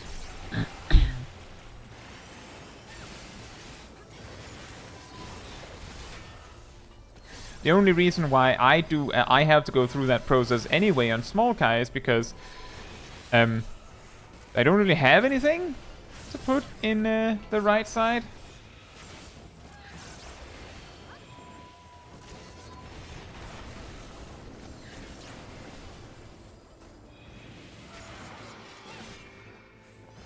Art says it's not even that simple. Sometimes my gears are already glammed, but a change in a zone that doesn't have an aetheryte and my portrait breaks. Well, the reason why it breaks there is, of course, because if you change gear and you have, like, glamour plates attached to your gear, then it would, of course, not apply. Also, hey, Kokuchu, hope you're doing well.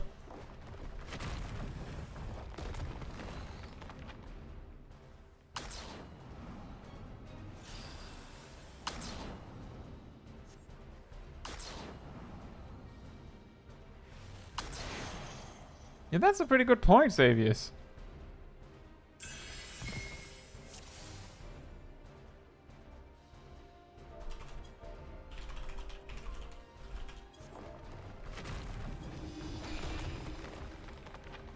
If we meet in the middle for the donuts, it'll be fine.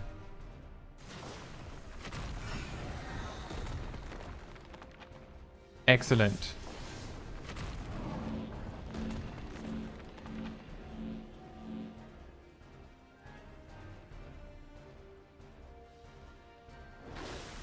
Oops. Nope, I messed it up. I messed it up. Even sillier because I think I missed the walk button when I tried to save it. I want to stay in my triangle, my slice, to not mess with others. But it's too hard to turn.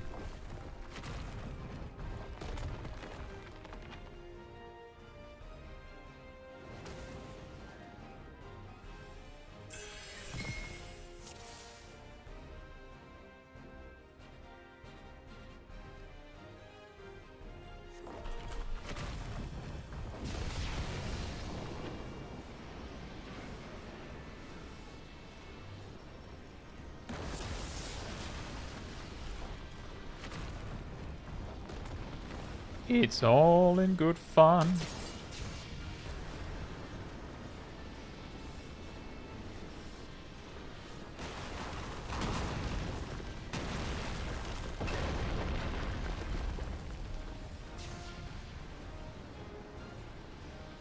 Yes, a sprint increases your walking speed when walking. It also actually increases your backpedaling speed. That's why I actually used it. But I accidentally didn't actually keep walking when I tried to turn my character suddenly. So that made it impossible because it had to be a perfect instant turn exactly when the circle appears. Otherwise it doesn't work.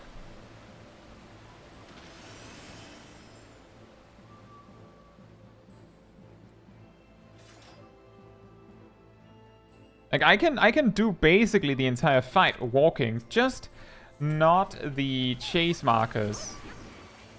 But it's almost possible, I see. Like, it is possible, it's just that you have to, like, do, like, a machine perfect, like, turn at a specific time to do it. And honestly, you probably have to do that turn more than once, like, when it really comes to it. And the only reason why you have to do that is because the arena is too short to just, like, drag the... Oops. Second boulder, of course. To drag these circles all across. But technically, if you just backpedal across the entire arena, that does work. It's just there isn't enough arena.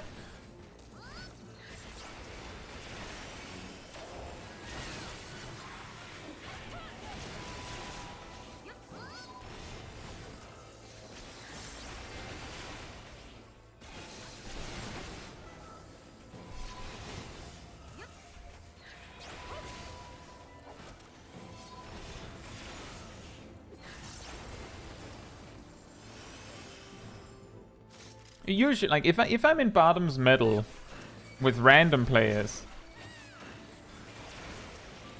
then I will, like, I might walk all of the other mechanics because I know I can, but I will always run for the chase marker because I don't think I can do that one.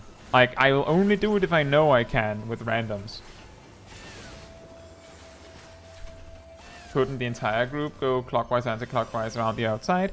They could, but the problem is that if you're backpedaling it, because the reason why I'm backpedaling is because walking is too slow, but backpedaling is slower than running, so it's still funny.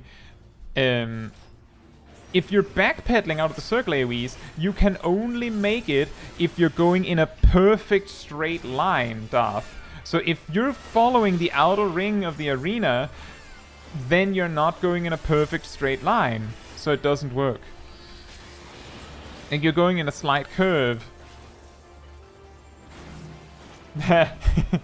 Xanadu says, hearing Smol Kai complain about something being too short. Don't worry about it.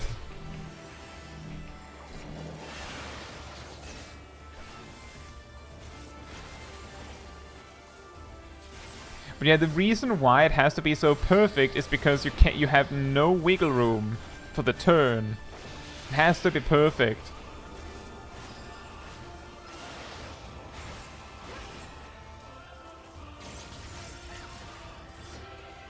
Exactly, Savius.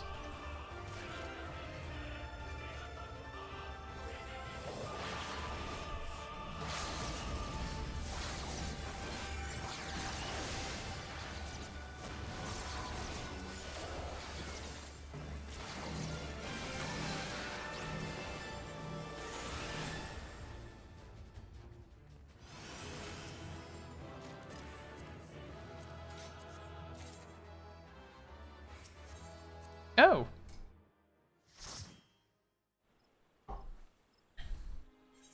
Here's another friendly reminder to make sure to extract materia from your gear.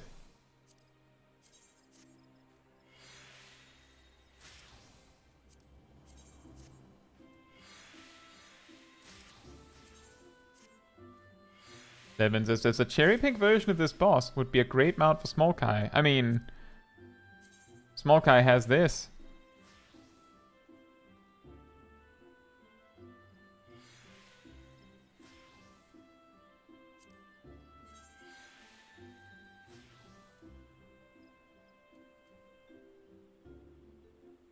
Oh, right.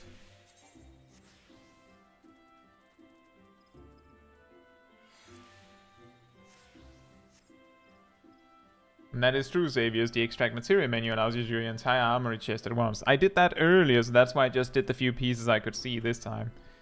I think I might level up this next one.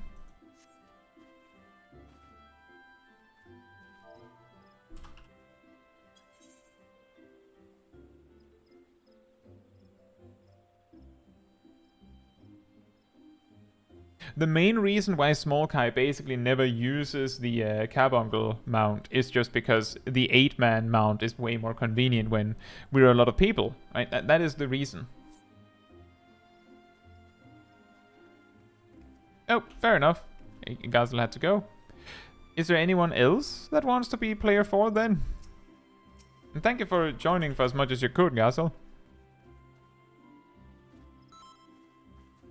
Do we have any player 4s in the chat?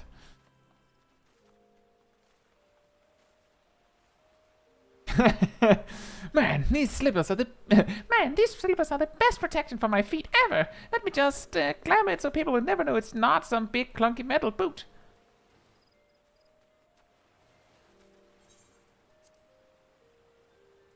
Good night, 11.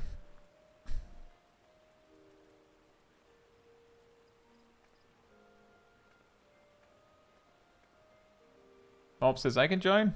Alright, I will wait for you. I guess you basically just logged out? Or what? Did I miss you? There you are.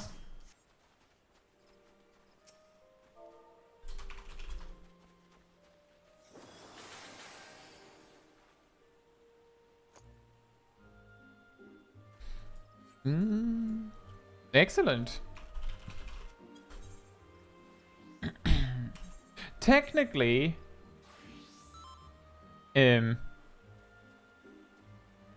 if you level sync a dungeon, you will gain XP as normal, even if you unrestricted it. But you have to level sync it. Technically, we could probably 3-man it, but I'd rather bring 4.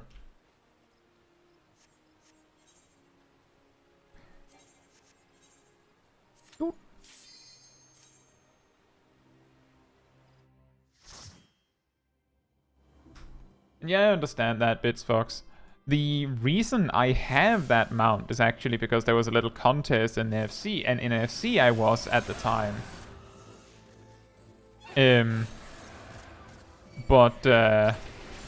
So I won, and the big prize was any mount, like in a specific price range, and so I chose that one. I didn't actually buy it myself.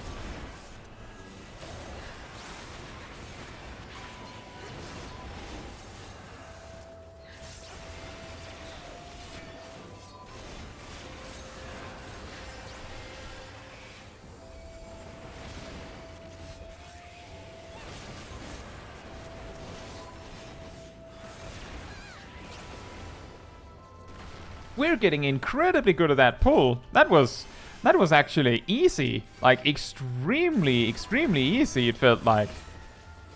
Meanwhile, the rest of my group, like, whew, just barely made it. Smol Caetsu just getting carried.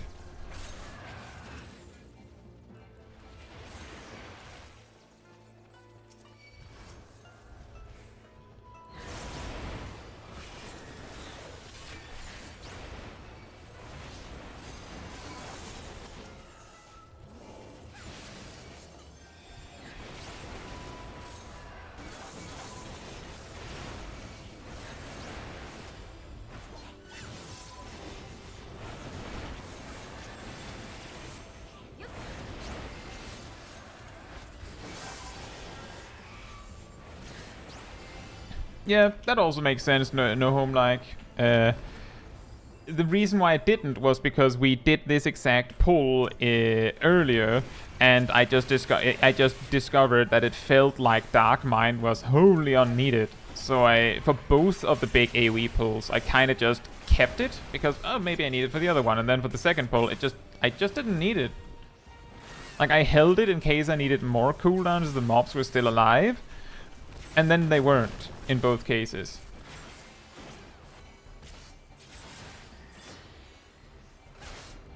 Well, see, the way you can gift them is that you buy a key, or can you no longer do that? The way that I won the mount from that contest was that they sent me the key that I could then give, like, that I could use to like claim the mount itself. It wasn't just something that appeared in the mailbox from someone else gifting it. But I do wonder why you can't gift those when there's so many other things you can gift.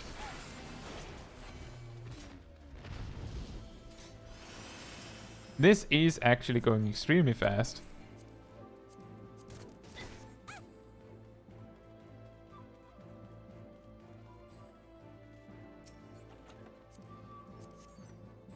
Yeah, like, technically what I actually won was like a string of letters and numbers that made me get them out, not a gifted mount.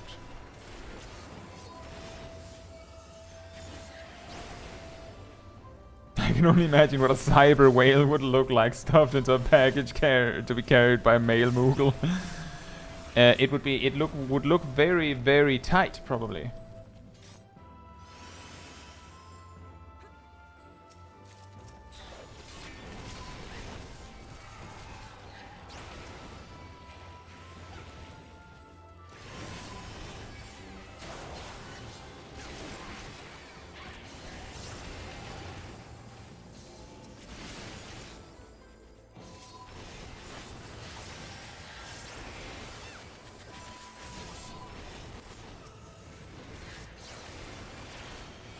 Exactly, it would just be like a key that you then have to like add. A little bit like how when you buy an expansion.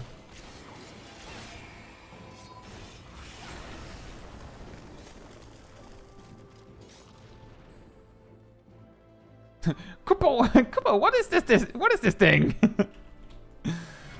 So heavy.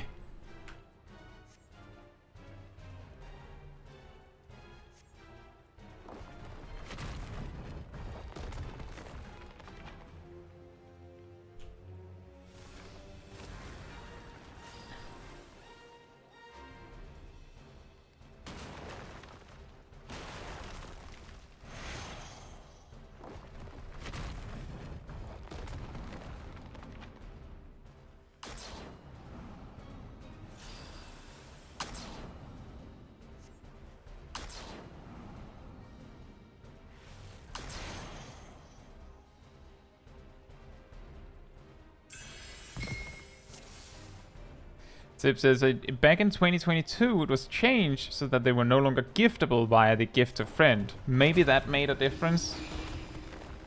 That could be part of it, because it was before 2022 that I won that mount. That could be it.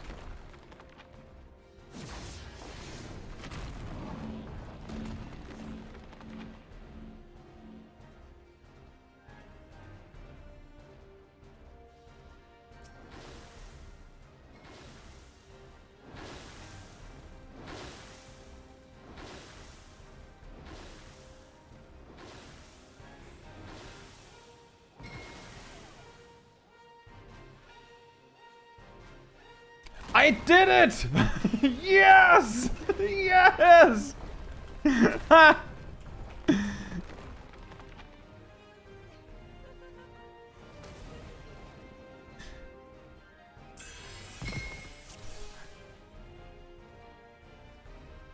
Bottom, walk, and backpedal only.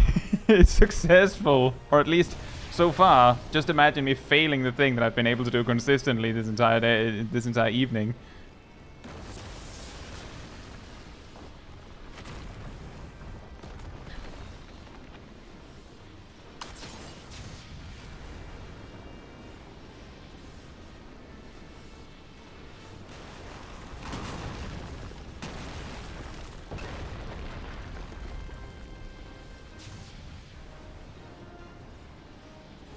Now to phase 2 with target lock.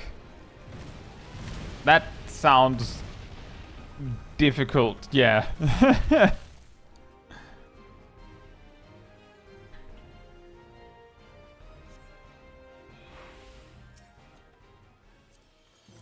We discovered something that is actually way easier to do on standard controls, because it's way easier to backpedal on standard controls.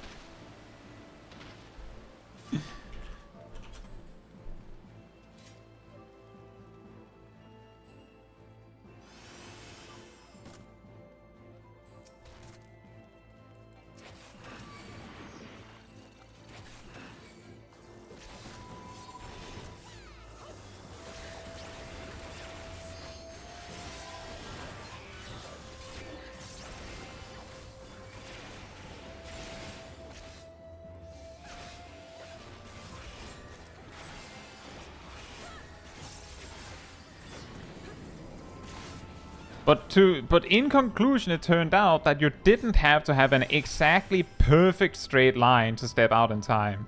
You just have to sprint good. And just get it mostly right. Then that's good enough.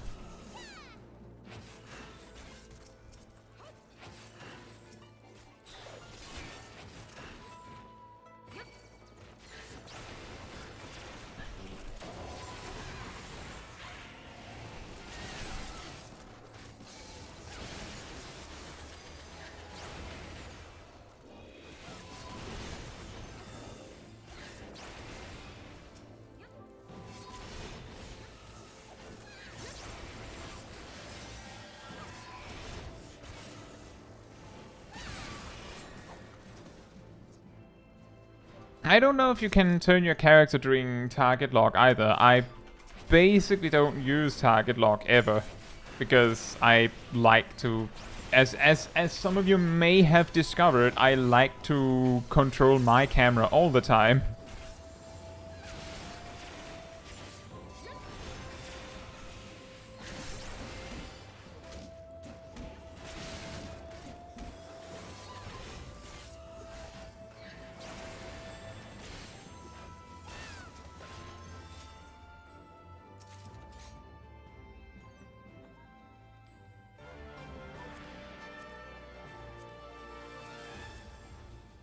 Jay says you cannot. Well, now we know. In that case, I don't think it is possible to do that fight on target lock, because you explicitly need backpedaling to do it. Walking.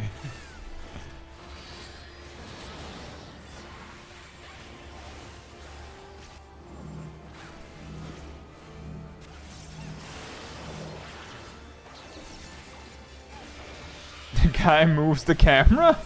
Don't think my worldview can ever recover from this shock. Incredible.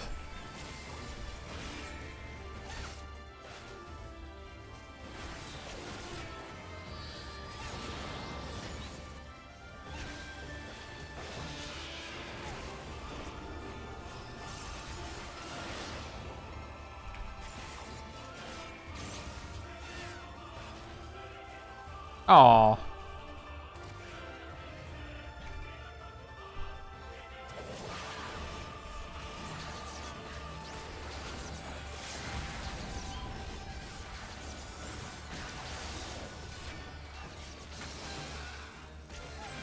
This part is really, really tight to if it's at all possible to skip.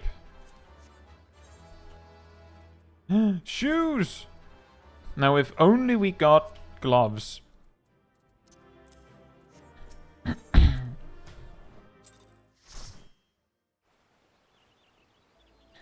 requires melee LB. Oh yeah, that could have worked.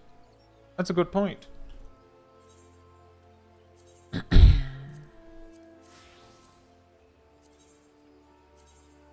That could have worked. Well, I mean, on the other hand, I guess it was a case of I didn't expect to get this far, that it would actually be this close.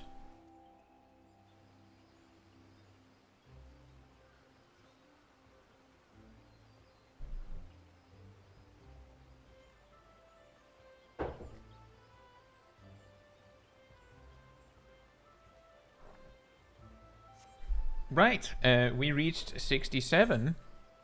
So the next one is Doma Castle.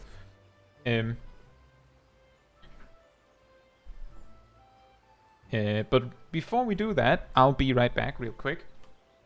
Then we still have time for a few more runs, but we'll not reach level 70 tonight. In the meantime, vanity restored again.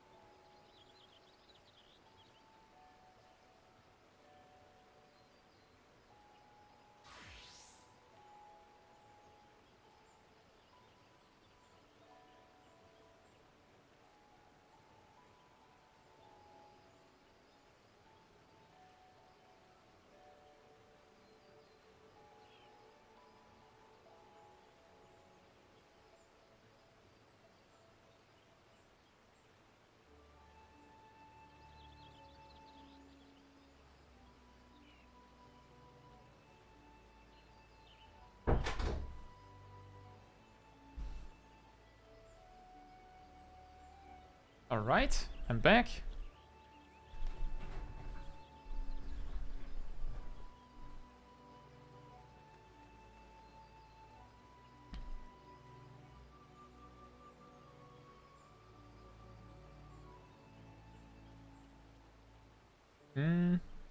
No Homelike says, if your character is idling during limit break, you can see a surge of power rushing from them to the caster. And yes, that's true. I'm also pretty sure that they do like almost like a cheer animation when it is cast. The problem is that because everyone's doing everything all the time, you generally only see that animation for a brief moment and then it's gone. KO'd characters also glow yellow. I'm drawing the power of friendship from my friends.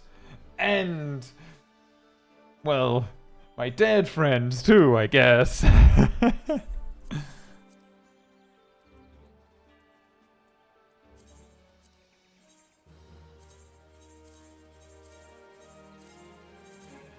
me just clear some of these up at least.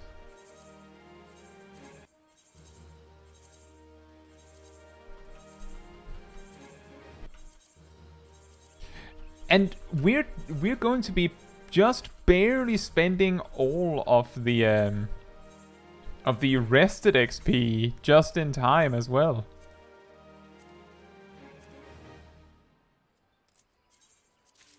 Whoops.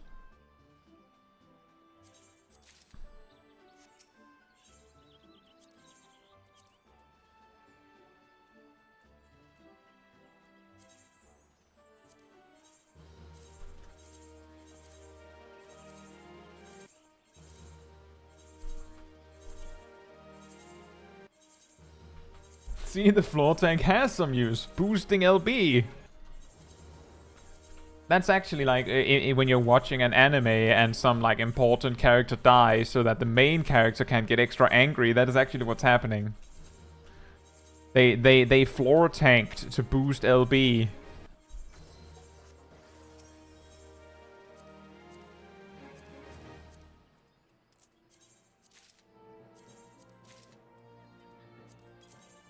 Haha! We reached 999 glamour prisms. Da da da da da da.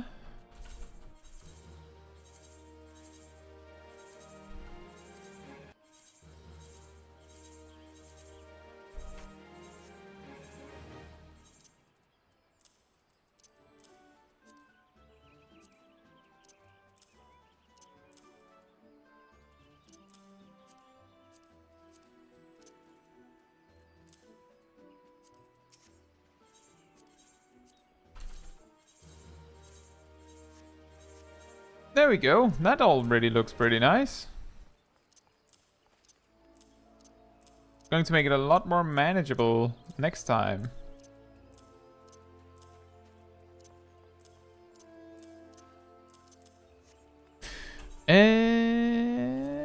Portrait? Portrait is fine.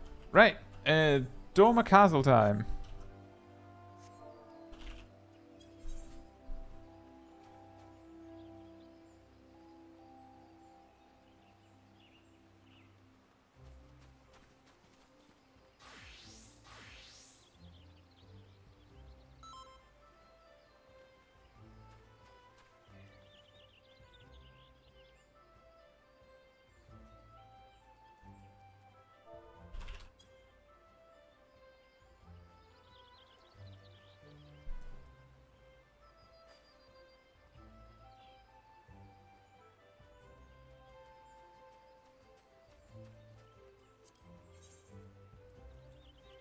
Yo.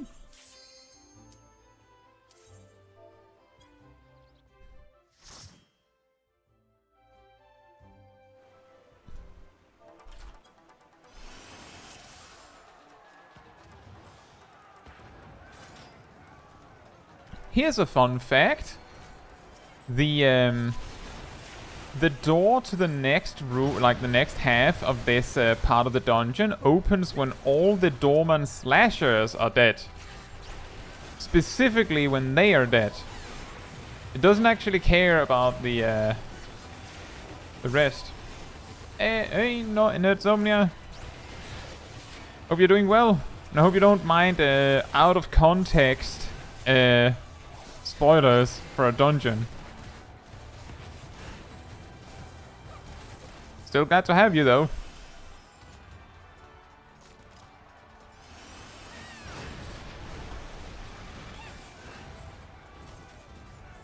This particular pull is ridiculously scary, exclusively because of the Doman Colossus. He has a tank buster, and I believe it hits for like 5,000. So if your healers, assuming that the damage, like the incoming damage, is like predictable, then suddenly, blap, dead. But if everyone is in and knows that that's how it's going to go down, then it's no big deal. If you just plan for it. And that's awesome, that's Zomnia. I hope you've been enjoying your adventure. Oh yeah, he also has that. The sudden line AoE with no warning. And a cone AoE with little warning. But yeah, basically that entire big AoE pull is only difficult because of Captain Colossus there.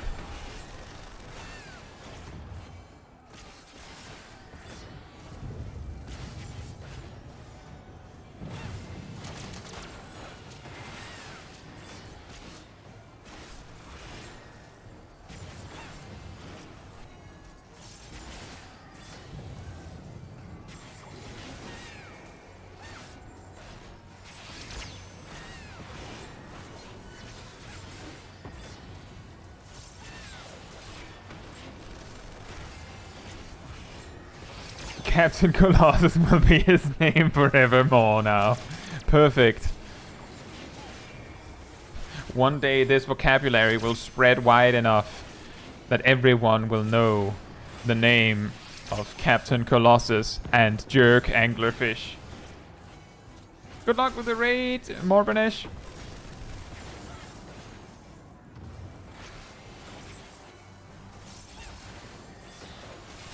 Glad to hear that, Nerdsomnia. Thank you.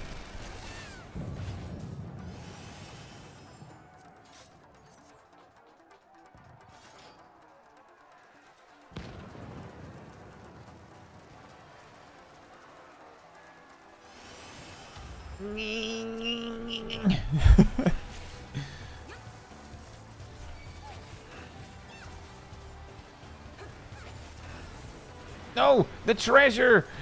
What if there's loot for me in it? There is.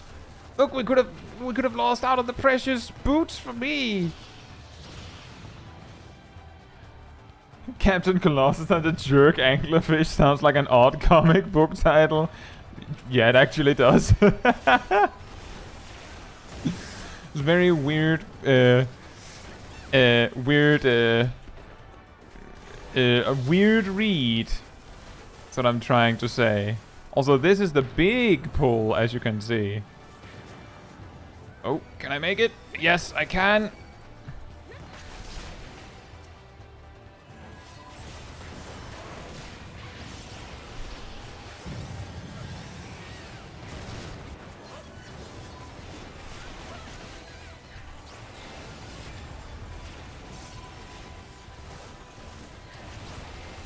Uh-oh, that's really, really bad. Oh, the stun came in clutch. Nice. Oh, that was totally unneeded. I was expecting to get killed in the next swing. Ariel's got my back. Janglerfish.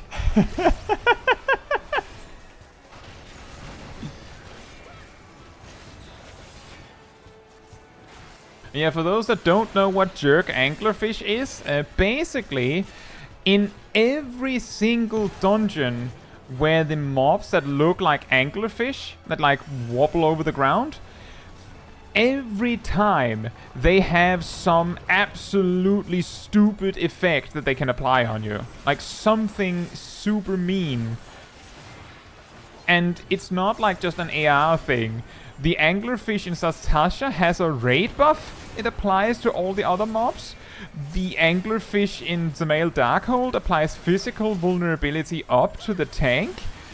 And the Shisui of the Violet Tides, which is a level 63 dungeon, remember, has a jerk anglerfish that apply the same physical vulnerability debuff as the Smol Darkhold ones. Like, for some reason, they just decided these anglerfish are not playing around.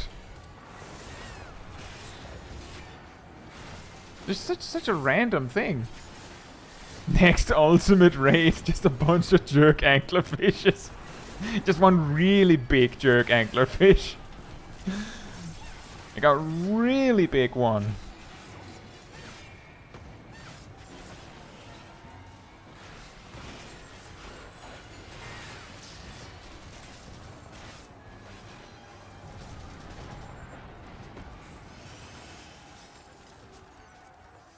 Oh wait, that's earrings.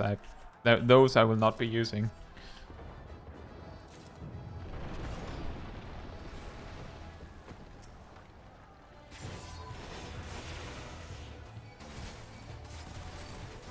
Wait, did we kill the boss in less than a minute? What?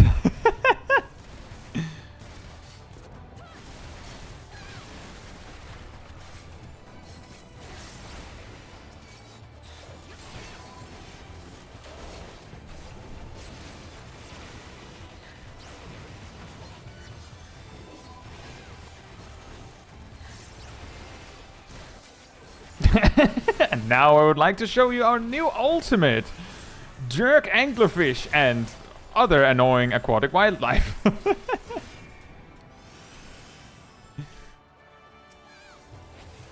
They put on every debuff ever seen, but at like cleanse it or you lose levels and apply them every 5 seconds.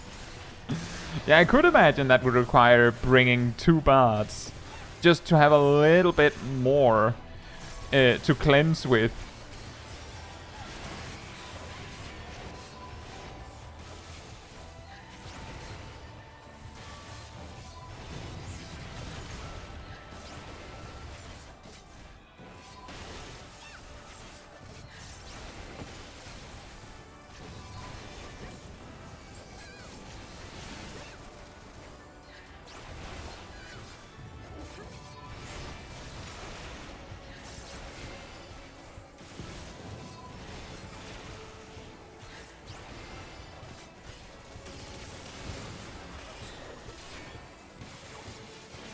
Meteor shown hating the water in future trailers afterwards. Just every single one. This time we decided to both look into the past and also into the future. In the past, to look at all the annoying aquatic wildlife, and by that I mean jerk anglerfish, and into the future as the next expansion will be actually called Hating the Water. It'll have a huge impact on your character. Looking forward. Headface is Morble spamming bad breath. Well, Yoshi P certainly doesn't need our help. And by that I mean, I don't think he wants our help. We might be too mean. No! My salt! My salted earth! Boink! Ah.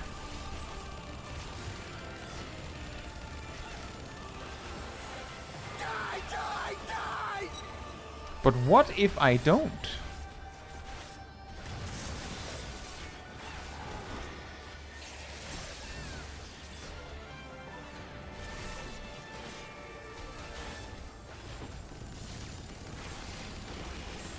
Hey! We beat it in 10 minutes and 10 seconds. That's really fast, actually. Oops. Oops. Oops.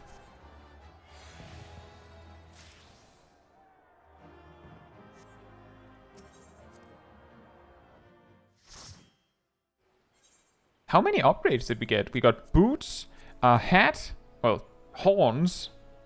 Never has she looked this evil. Necklace? Gloves! Gloves! We have acquired gloves! Finally! And new pants. That was a good investment. Those pants, those Poetics pants were a good investment. Those lasted a long time.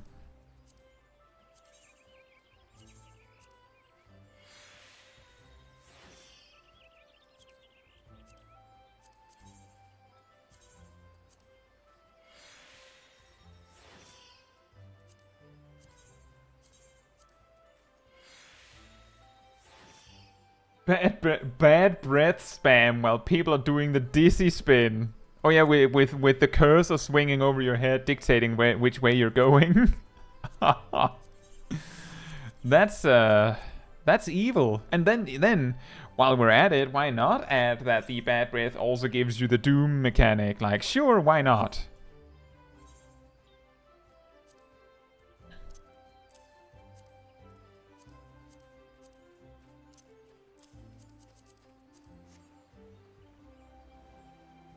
Right, are we ready for one more go?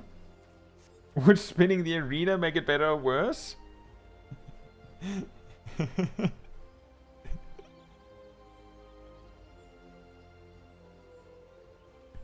All of creation, bend to my will, turns the arena 90 degrees.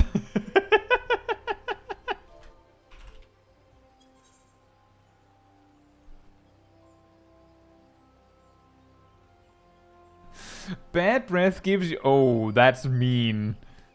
Bad breath gives you the doom mechanic and specifically makes it so that the last debuff you can... it is the last debuff that you remove with Asuna. You know how it, like, when you use Asuna, it removes them...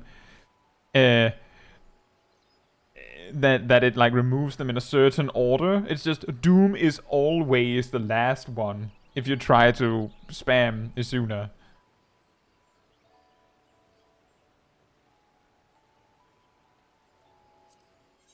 Oh, turning the arena. Whoop. You have to, like, bring magnet boots to do it.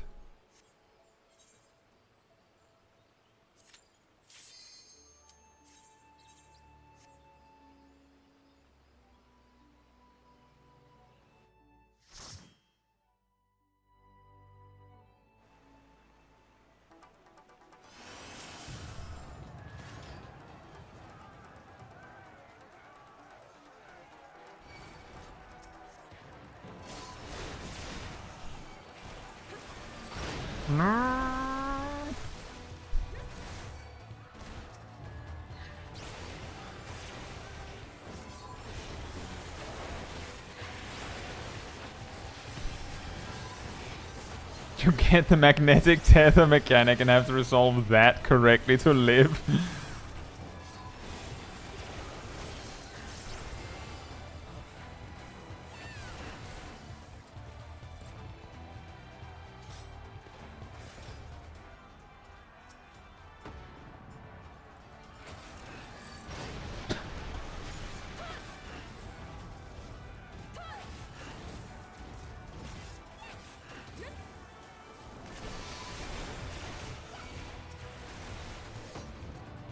Oh, by the way, I managed to do this Gigapole solo on Warrior synced, so... but it's genuinely just the Colossus that is stupid. So if you're ready for it, you can do it. But of course, let's not forget that Warrior is completely insane. The solo master. It just occurred to me that it's been a while since I did it, but it occurred to me when I was starting to spam unmend on the Colossus as I was running. I was like, this feels oddly familiar.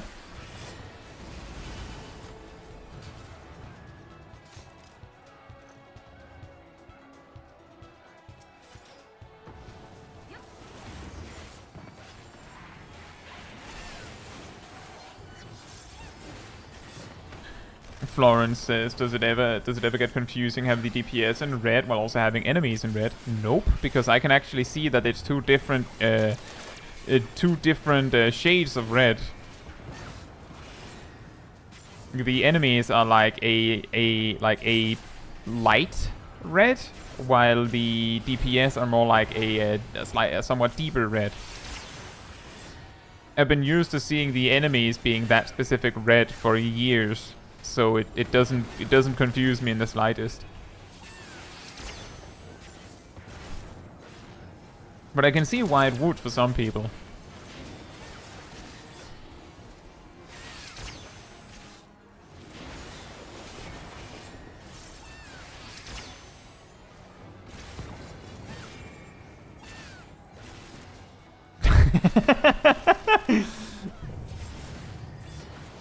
I too would get confused between an elephant and a giant 50-foot tall robot bunny thing. This sounds weirdly specific. Suppose those could look kind of like ears. Well, I think it's more that like when it's like a whole blob of enemies, I could see how it would be confusing. I thought you were an anglerfish. Wait, the enemies are red?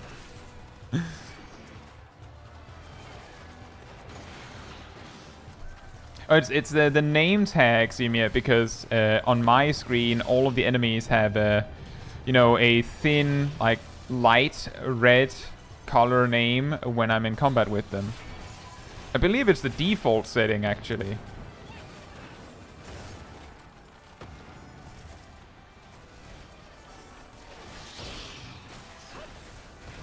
Ow! I just remembered that the Pug Snacks have a tank buster.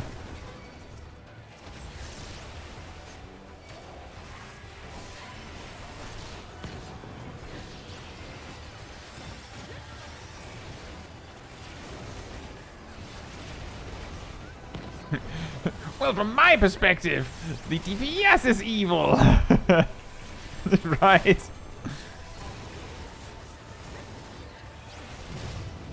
But, quote from any one of the enemy mobs. Well, then you are lost, small guy.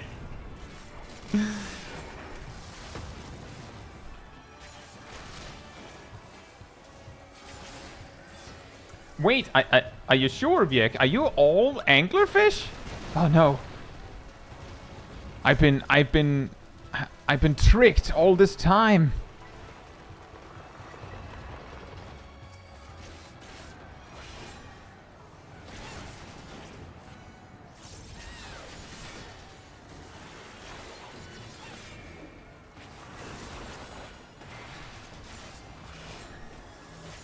Here's a fun fact.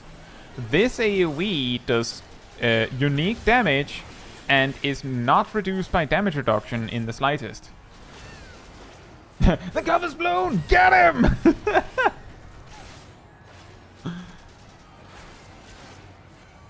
Wow, that's a lot of jerk anglerfish. Or at least anglerfish. You didn't specify they were jerks. It was just a lot of anglerfish. Maybe it's just a lot of nice anglerfish.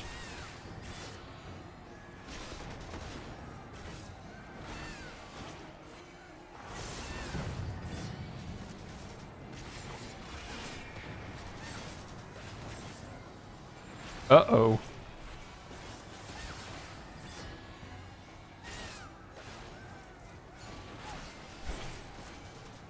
A fairly chill anglerfish. A passive-aggressive anglerfish.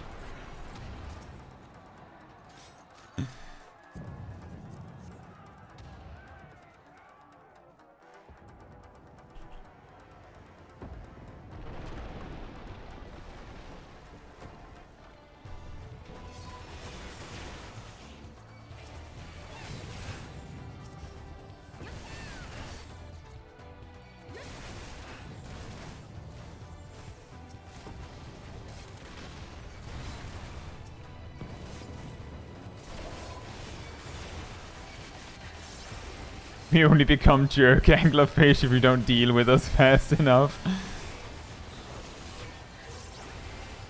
It's a DPS check. Oh no. Oh no. That's a callback to when we were discussing what roles in a raid situation the different people in a stream situation would actually qualify as. What was it? The mods were healers, right?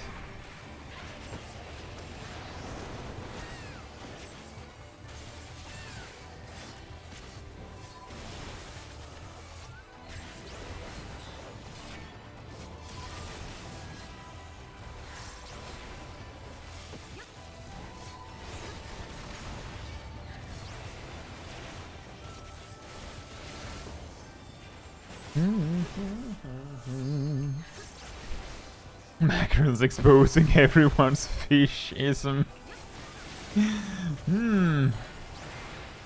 That's a word I didn't know. I didn't know it here today. That's for certain. I don't even know if it's a real word.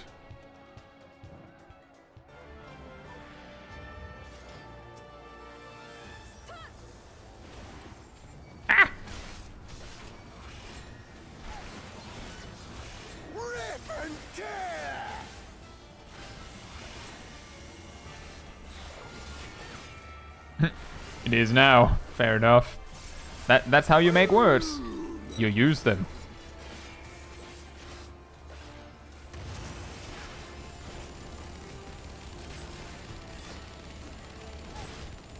We go together. Where do we go, Greenwald?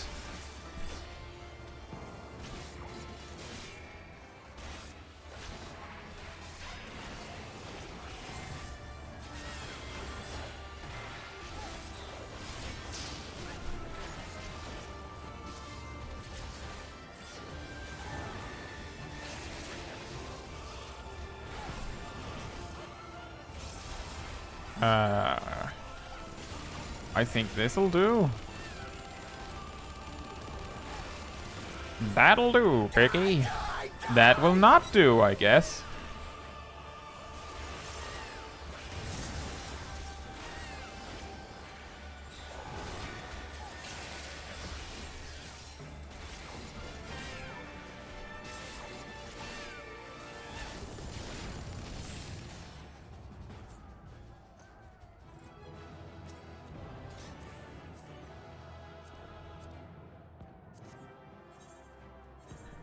We got a ring! And a bracelet!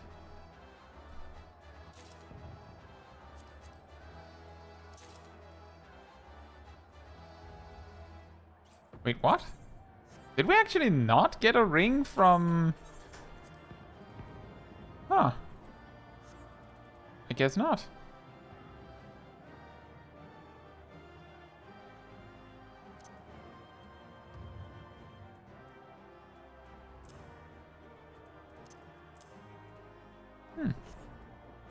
Strange.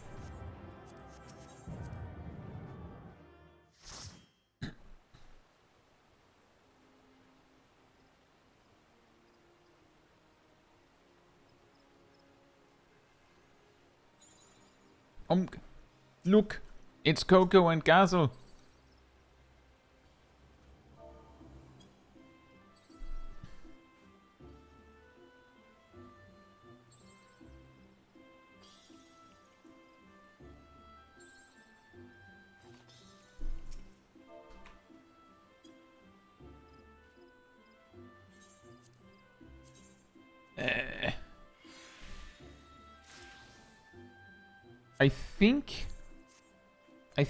I think instead of trying to rush a whole one more go, I think this is actually a pretty good time to like start rounding up.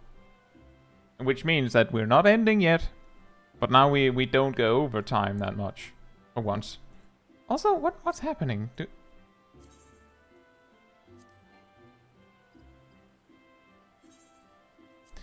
What's happening with... Why is Gazel not the...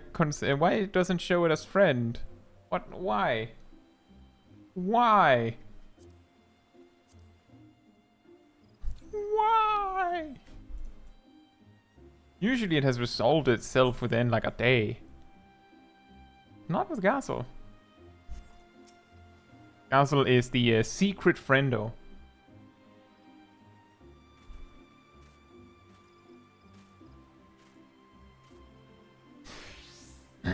Gazel has forsaken us.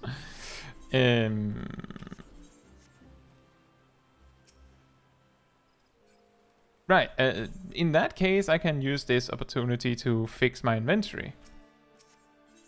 Endwalker!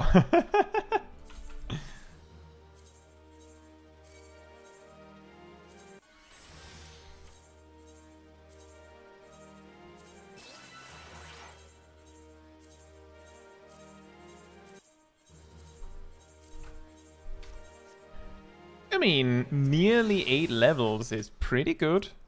Despite the distractions I had on the way. I'd say that's pretty good.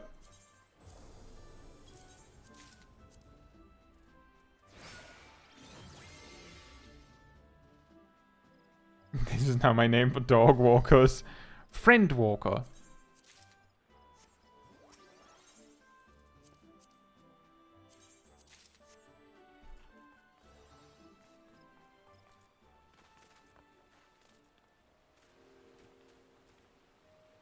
One brings a leash, the other brings, like, I don't know, woofs or something. Big woof.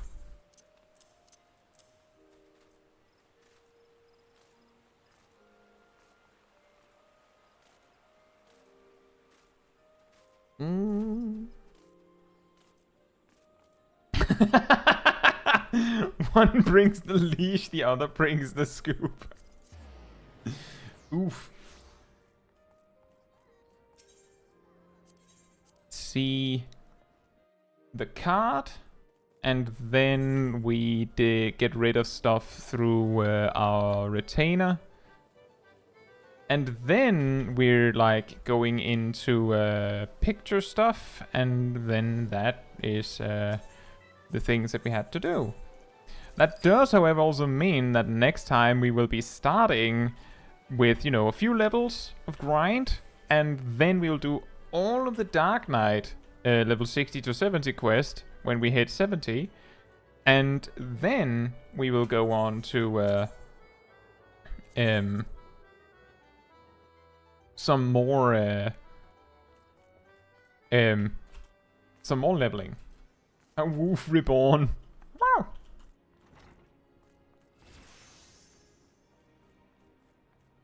Do that. Well, we can't do the quests at 69. The last quest is at 70. And I'm pretty sure it doesn't even give remotely close to enough.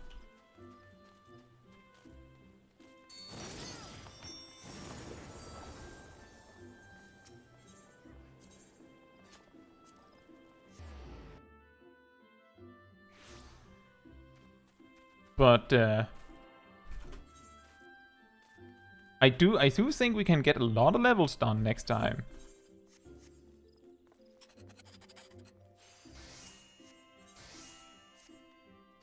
Did we sell a lot of things?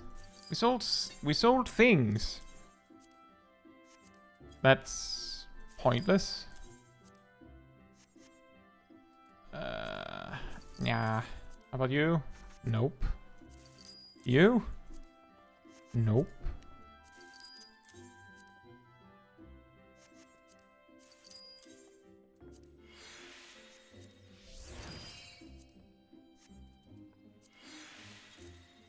About half a level sounds possible, yeah.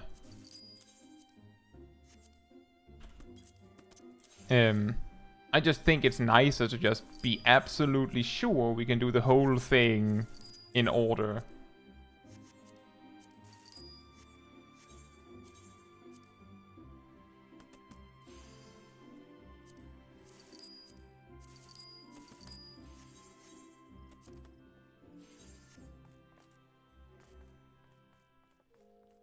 So, like, even if I like, so Cranberry says it gives 416,000 XP, so yeah, that's like less than a fifth of a level by the time we're level 69. Nice.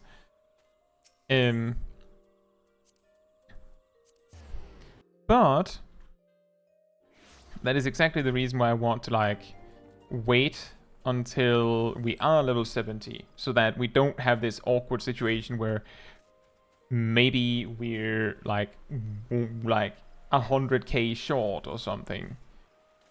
So that we suddenly have to break up the quest, all done in order. Then the last bit we have to do an additional dungeon or something like that.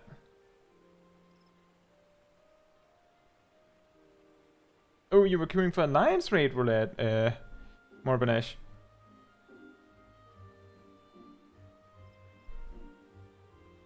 To hit 70 to 71, say PvP, Roulette, and main scenario. That is a good idea. That's a pretty good idea. I might not have thought about that myself.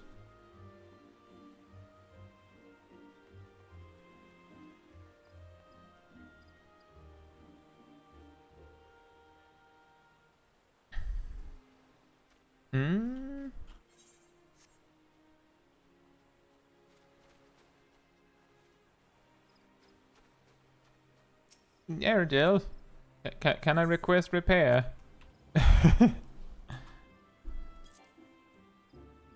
Oh.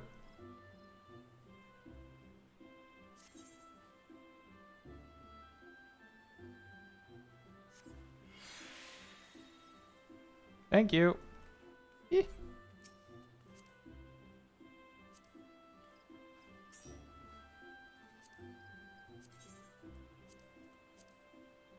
Yeah, it's fine. Thank you. Very specific. I'm actually surprised that it is that aware of what you have when you're requesting the repair. That never occurred to me that it would be like that. Right. So, picture for next time. I feel like we've been spending so much time here.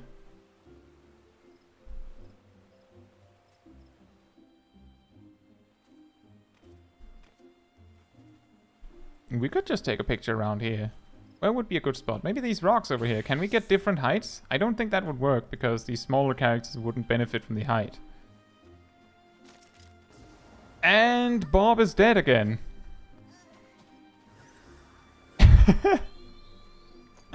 Could be just here.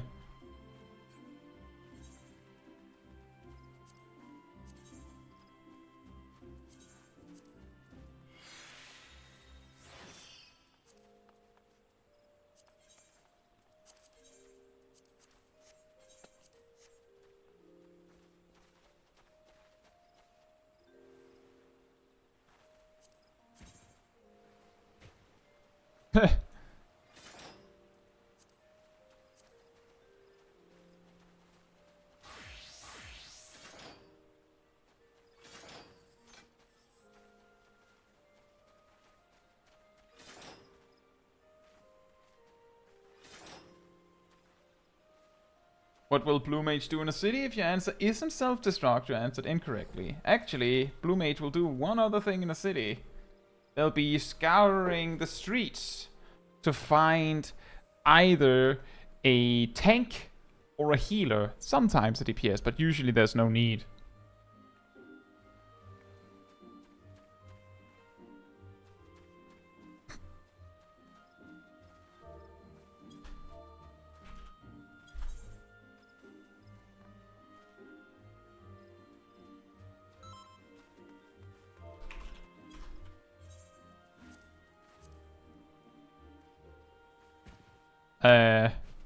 Let me just hop out. Coco, if you want to also stand with your sword, sit down, stand back up, and then bring out your sword again.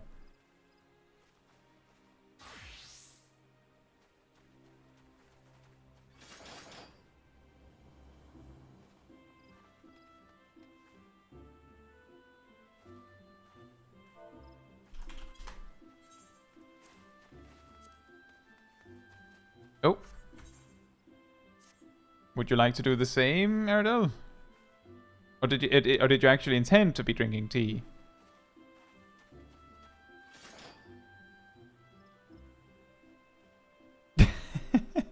Hear the bark of the world's end.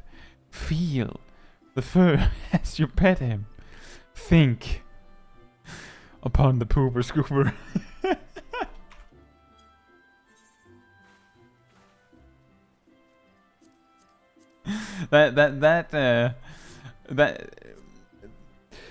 that song suddenly reached like a grinding, like a massive record scratch there at the end. Think upon the pooper scooper.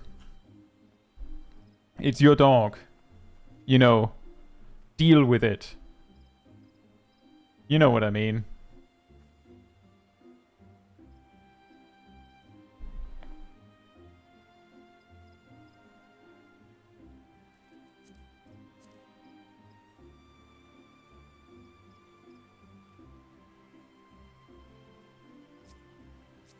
I'll try my best to get your character up there also in the picture, Bob. I will try my best, but I can't. There's no guarantees. It's very high up, but I will try.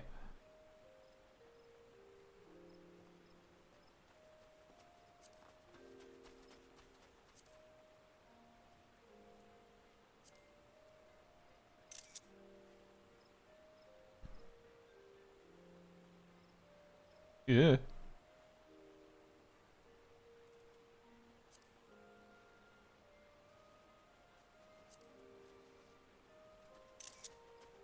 There you go. Splat.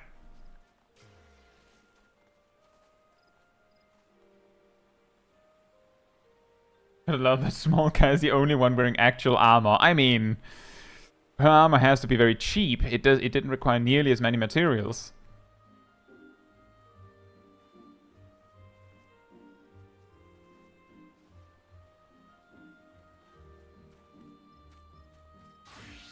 And that worked. In that, with that, I will go to the inn, and that'll be about that.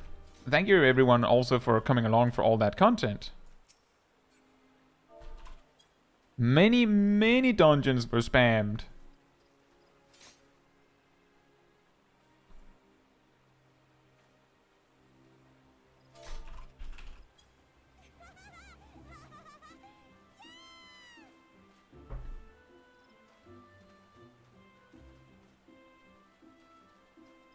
And I can say for certain that it would not have gone nearly as fast if it had been just me doing them myself. As we did note when we were doing the bottoms metal dungeons, some of some part of it at least went insanely fast. Did we have one that we had one run that was 10 minutes and 10 seconds? I don't think I've had a bottoms metal run that fast before. I don't know if it's like we had Reaper and Machinist in the group for that, so I wonder if that, like, if Reaper's particularly insane. It wouldn't surprise me. It wouldn't be the first place where it's like, oh yeah, because Reaper's downscaled, it's weirdly insane.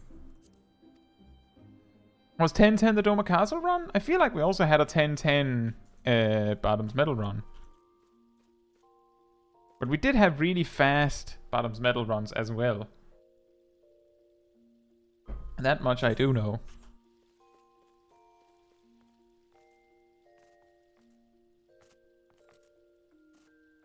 By the way, how many times did we have to do the narrate post-story quests to actually get to the end? So I feel like it was like 4 or 5, but I'm pretty sure we've done 4. Or is it only 3 we've done? I guess it's only 3. But it just felt like they kept adding stuff, so it would surprise me if 4 was the last one already.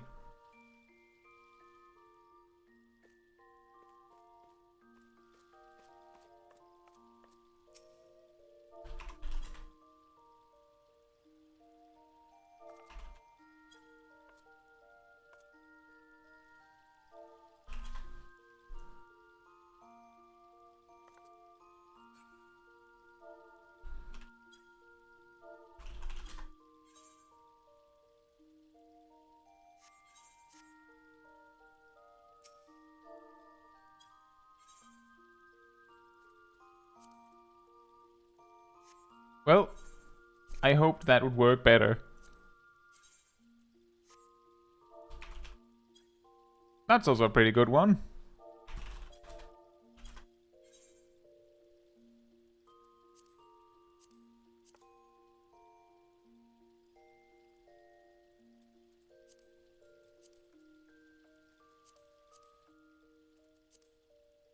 Soothe is like the way that the Lalafels communicate. It doesn't always make sense, but you know that they're communicating when they're doing this at each other. Then you know there's communication happening.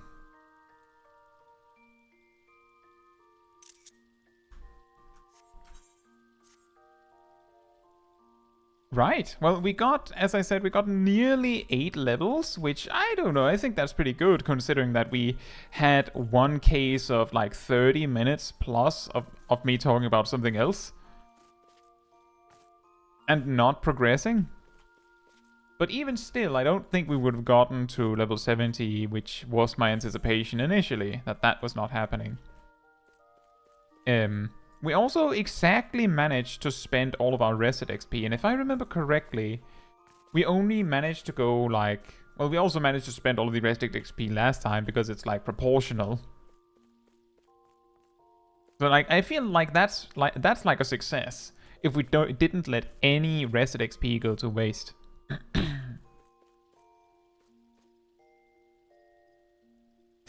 With that said, if you enjoyed the wonderful people that you've seen in the chat, or me, perhaps, remember that there's a Discord Caemmunity server that you can join, where you will find, well, me and most of the people, at the very least, that are in the chat. You'll also find the weekly schedule, where you can see what else is happening in a week. It's usually updated Sunday or Monday, so tomorrow. You can also find the announcement room, where you will find the link to the newest video, newest streams, whatever it is, it shows up there first. And if you go to the role assignments room, you can grab the reminder role, and if you do, you get a little notification whenever I post a new video, a new stream, or whatever it is. And also 15 minutes before something time sensitive, so just a stream, you will get a little reminder so that you don't miss a single second. So consider that. And if you did enjoy this particular stream, it helps me a lot if you leave a like on the video on the stream in the YouTube space, because that tells YouTube that you enjoyed the stream and you'd like other people to enjoy it as well. So thank you so much in advance. I think that's everything. I guess we will be able to reach level 70 and do the Dark Knight story next time, and then we will be power leveling to 80. It wouldn't be unlike me to completely forget about this. So if anyone remembers next week, I think, by the way, yes, Smol Kai will probably be on Sunday next week, because there's something happening for me on the Saturday. Just consider that. But if any of you remembers, try and remind me to save the MSQ roulette and the frontline roulette until we've actually reached level 70, as I believe Michael suggested. That would probably be helpful. Smol Kai doing the Final Fantasy XI event. Did she not do it originally?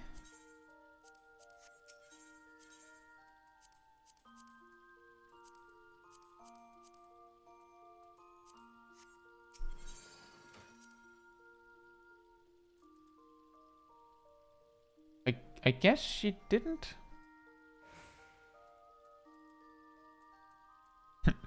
Thank you, Vjek.